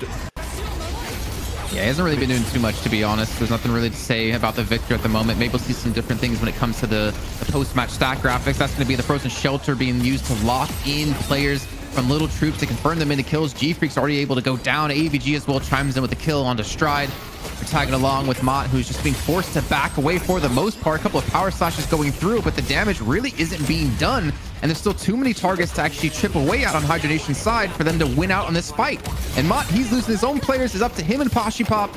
And Poshipop might be at 33,000 souls, but I don't know if you can defend against 4 players pushing straight at you. You've heard about the Warden last stand, but how about the Amato last stand with just getting quick melee'd all around, watching teammates fall one after the other, and you know, Yamato right clicks that just looked like they were tickling rather than really doing damage. I mean, yeah, you get 2 kills by the time it's all said and done, and look at the min-max here. You send half your team to mid-boss to get it with ease, and then you go, Rokane, you're not invited. Go there, get the patron down, and make it so we can go in and get second stage patron with the rejuve. And actually, as I say that, he's leaving. Letting the creeps do the job, in fact. I don't think they're going to finish it. No, they didn't. I think they're looking for one fight. So if they wipe Little Troops before the patron goes down, there's like no chance they're going to respawn back in time with taking the patron. But you could have taken the patron, then they would have had definitely no chance. I don't know. Not sure the decision being made there. Maybe it was just a safety thing. Yeah, I mean, I think there's a world where Rokane could have stayed, but also you're this far ahead. You got mid-boss anyways. You could just head back over. You got plenty of ways to play it, and Hydra Nation opting for safety here. And now, Jason, I kind of wonder, does Lil Troops even contest this urn? Based on where they're positioned, there's a chance. I think it's too late now to contest it. I don't think you have everyone in the right position. I mean, the thing is, you'd want to contest outside your base for sure, not necessarily inside the base. And we do see the fight breaking out. And you can see Hydration just doesn't seem to carry this in the backline to confirm the urn turn. And now it's just a full-on push out of Hydra Nation. Mott, Shadow Transformation to a shadowy death as the push continues to come through. And there's nothing stopping Hydra Nation for closing this out for another $1,000 to pick up even more Taco Bell next week. Well, ideally not. I think the bathroom breaks. Yeah, we might have to make a new rule. We're getting them a bidet, boys. I've decided. Into the pit we go, or into the fountain. Shiv going down, but guess what? He didn't hear no bell. Gonna get back up one more time.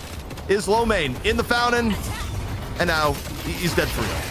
He's absolutely dead. And from the Wraith side, Poshipop trying to do anything to defend here. You got one down here from Hydra Nation. You got a Wraith trying to keep the team in the game, but the patron is just getting crunched. Hydra Nation, your champions once more here on Deadlock Night Shift.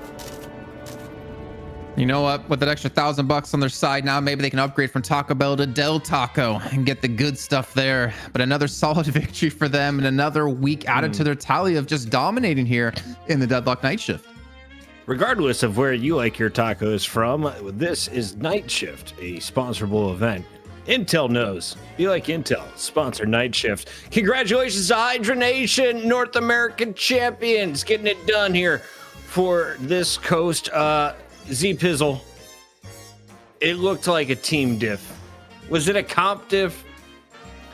It's hard to really make judgments in the comp when realistically in both maps today, there was just a pretty big gap in mechanical skill. Yeah, you had a few areas where Lil Troops looked promising. You know, Mott had a few times, but overall, it's just difficult to deny the mastery that Hydra Nation has, both in raw mechanical play and the macro decisions that they make, to where it just quickly adds up to where by the time you get to 15 minutes in, the game state is one where Lil Troops is more likely to pray their way the victory than to, get through on just smart mechanical plays from that point forward. I asked you about this character. Shiv seems to be pretty good, especially when you got the Icy Boy alongside of him. Kelvin on Hydration rather, on Kelvin popping off. We were talking about MVP nominees. Were you able to narrow it down to, let's say, half of the team? Which three were the most exciting for you to watch tonight, Kaplan? Definitely not AVG. Get that crap out of here. No, his victory, this didn't really do anything because it didn't need to. I think him, Rokane, and I think maybe Low Main were like the three that didn't really stand out. So I think Left, Lord, and Hydration were the three that I was eyeing of who really kind of made these games go the way of Hydronation. Lord and has some really good swaps in the first game, able to open up the page play of Hydration. And then also just seeing Hydration play basically full in support. I think you have to give him credit because he's been definitely the most flexible player in Hydronation in every iteration of it. But his support play, like on the Kelvin, the Frozen Shelters is popping down, and the support he's giving to Low Main in particular to allow them to take this lane to snowball it further was definitely a thing of beauty. There's a lot of Mo, a lot of deaths tonight. Lil Troops not finding any success against NA's best squad. This was a highlight for everybody, though. Sorry, I had to throw it out there again. It gets better every time. ZP, what are you going to remember from this matchup? Was it forgettable? Was it meaningful? We didn't see any cool characters. We didn't see a whole lot of excitement. Hydra Nation just here to collect their paycheck. I think Hydra Nation, there's been a lot said behind the scenes about them really going out of their way to, enhance their scrim schedule, just buckle down and become the best team in Deadlock and start it from right now with, a schedule that many people think is over the top.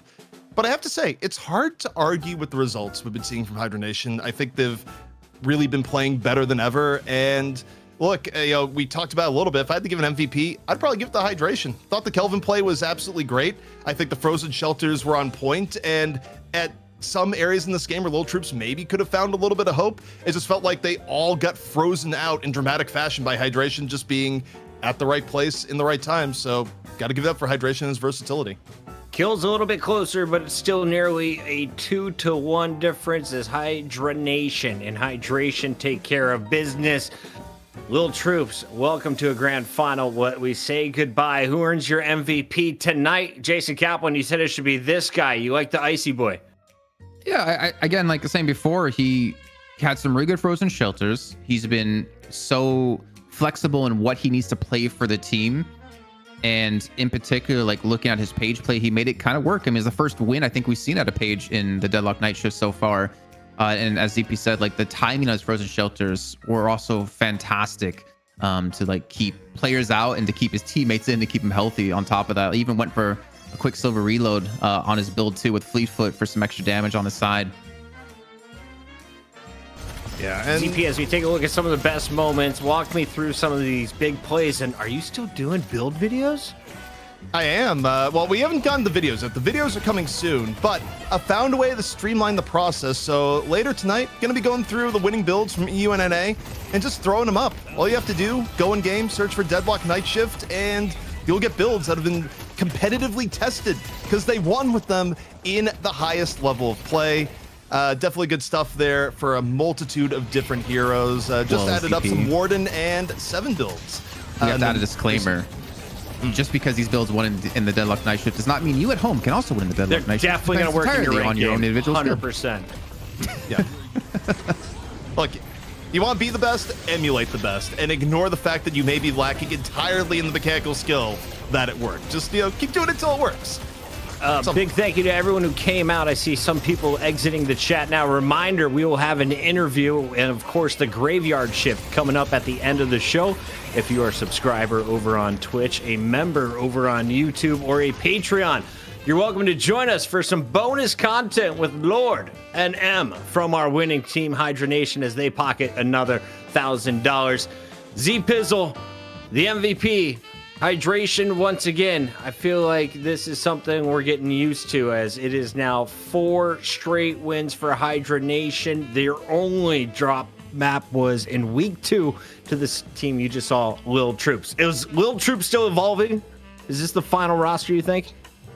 I mean, they're evolving, but I think they got checked tonight worse than they did in any of the other matchups they've had against Hydra Nation. I think Hydra Nation came to play today. PKP, maybe not the best read on things, but more than anything else, it felt like the early laning was never quite so brutal against Lil Troops as it was today. So it's hard to say how much of that was an off night for Lil Troops and how much of that was Hydra Nation kicking it up another notch. I like to be optimistic and say I think Hydra Nation just played incredibly well today, and I do think their scrim and practice time and their ethos towards the game, it's paying off.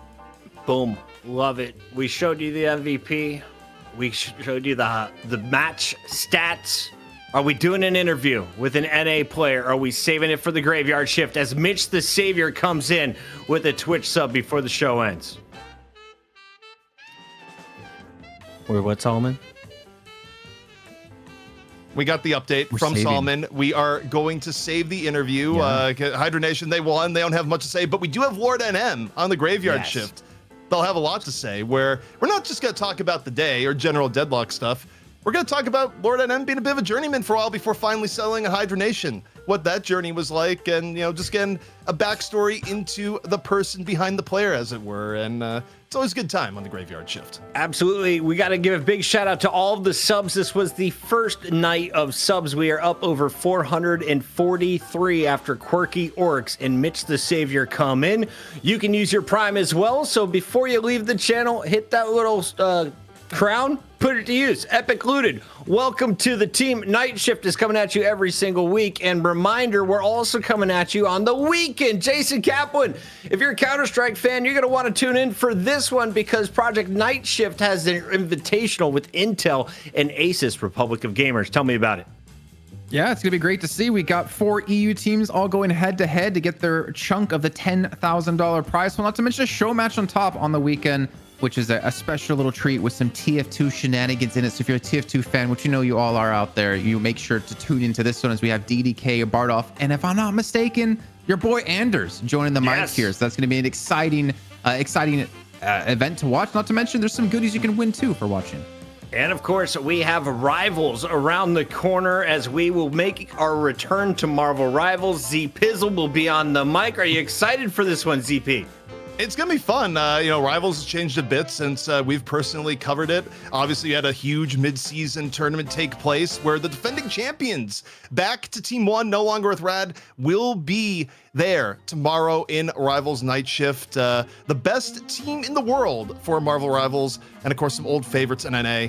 Only one thing to note there is that 100 Thieves had something come up. They won't be there tomorrow, but we got a special replacement coming on in, and the rest of it, names you know, and it's gonna be a good time. Of course, sponsored by Intel and MSI. Sign me up, baby. I will be locked in, and of course, that is coming at you tomorrow, 4 p.m. Eastern here in the States. If you're over on the Pacific side, that's about 1 o'clock, right after you wake up and brush your teeth, you scumbags. Get in here, watch some more action. That'll be over on our Rivals channel.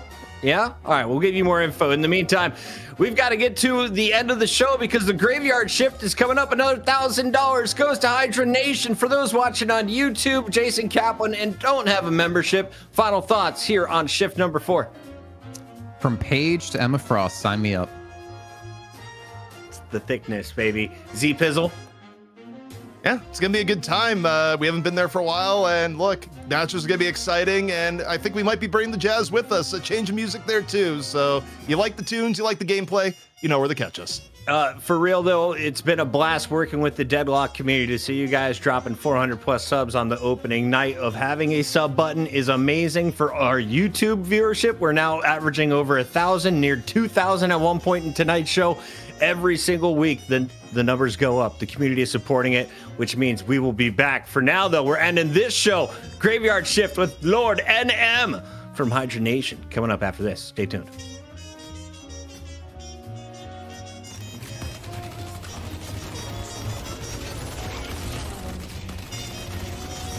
Nice find. Billy tries to get the invitation, tries to get the catch. Doesn't seem like it's too clean of a start as a big lash hole grabs somebody, is canceled by the GT before he can slam them down.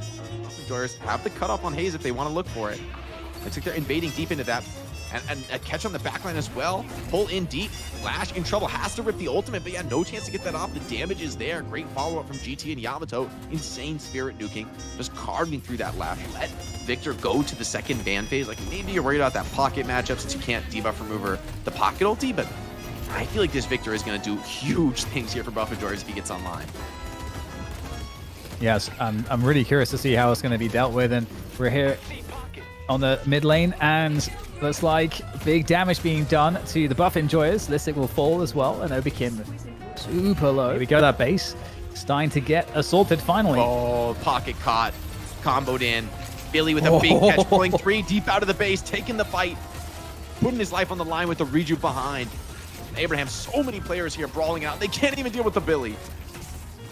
Yeah, just getting that melee lifesteal getting just kept up there by his teammates, and that is Hoot dead, the unkillable. Listic, Sharik, they're just not as lucky at this point in the game on a frontliner. You just don't have those options. Abraham's great at bending back from these opening engagements, turning things around. Now they're grouping, assassinating this Victor on the flank, who's proving tanky, who's proving problematic, but surely with the net worth advantage in the state that it is, the amount of players coming to this fight, surely it's just not enough. No way for him to play his way out of this. Mirage, ridiculously stacked, by the way, on the gun damage, just absolutely pumping it. Hoot's down, and with him, the hopes for Buff Enjoyers crumbling. Patron falling. If you're MCU here, you almost just need to back away from. They get a catch. Mott again, another catch comes through, and Strike closes it down. They talked about Mott as being one of the players to really look out for, and honestly, his paradoxical swaps have been opening up these kills and these team fights now here for Lil Troops. And it's just kill after kill coming in here, Jason. Stagger after stagger. The parry onto the Viscous ends up saving Stride's life just when you think Stride is about to go down. What a ridiculous turn of events. Anything that could have gone wrong for Melee Creeps just went wrong in rapid fashion, from 30K up to now 10K down. Oh, man. Getting hit from all sorts of ends here. 5 HP, no dream, just done. Pretty sticky. I agree. But I mean, you have to imagine that the aftermath for the Viscous fight is not the cleanest thing in the Cursed Apple, but that was dirty.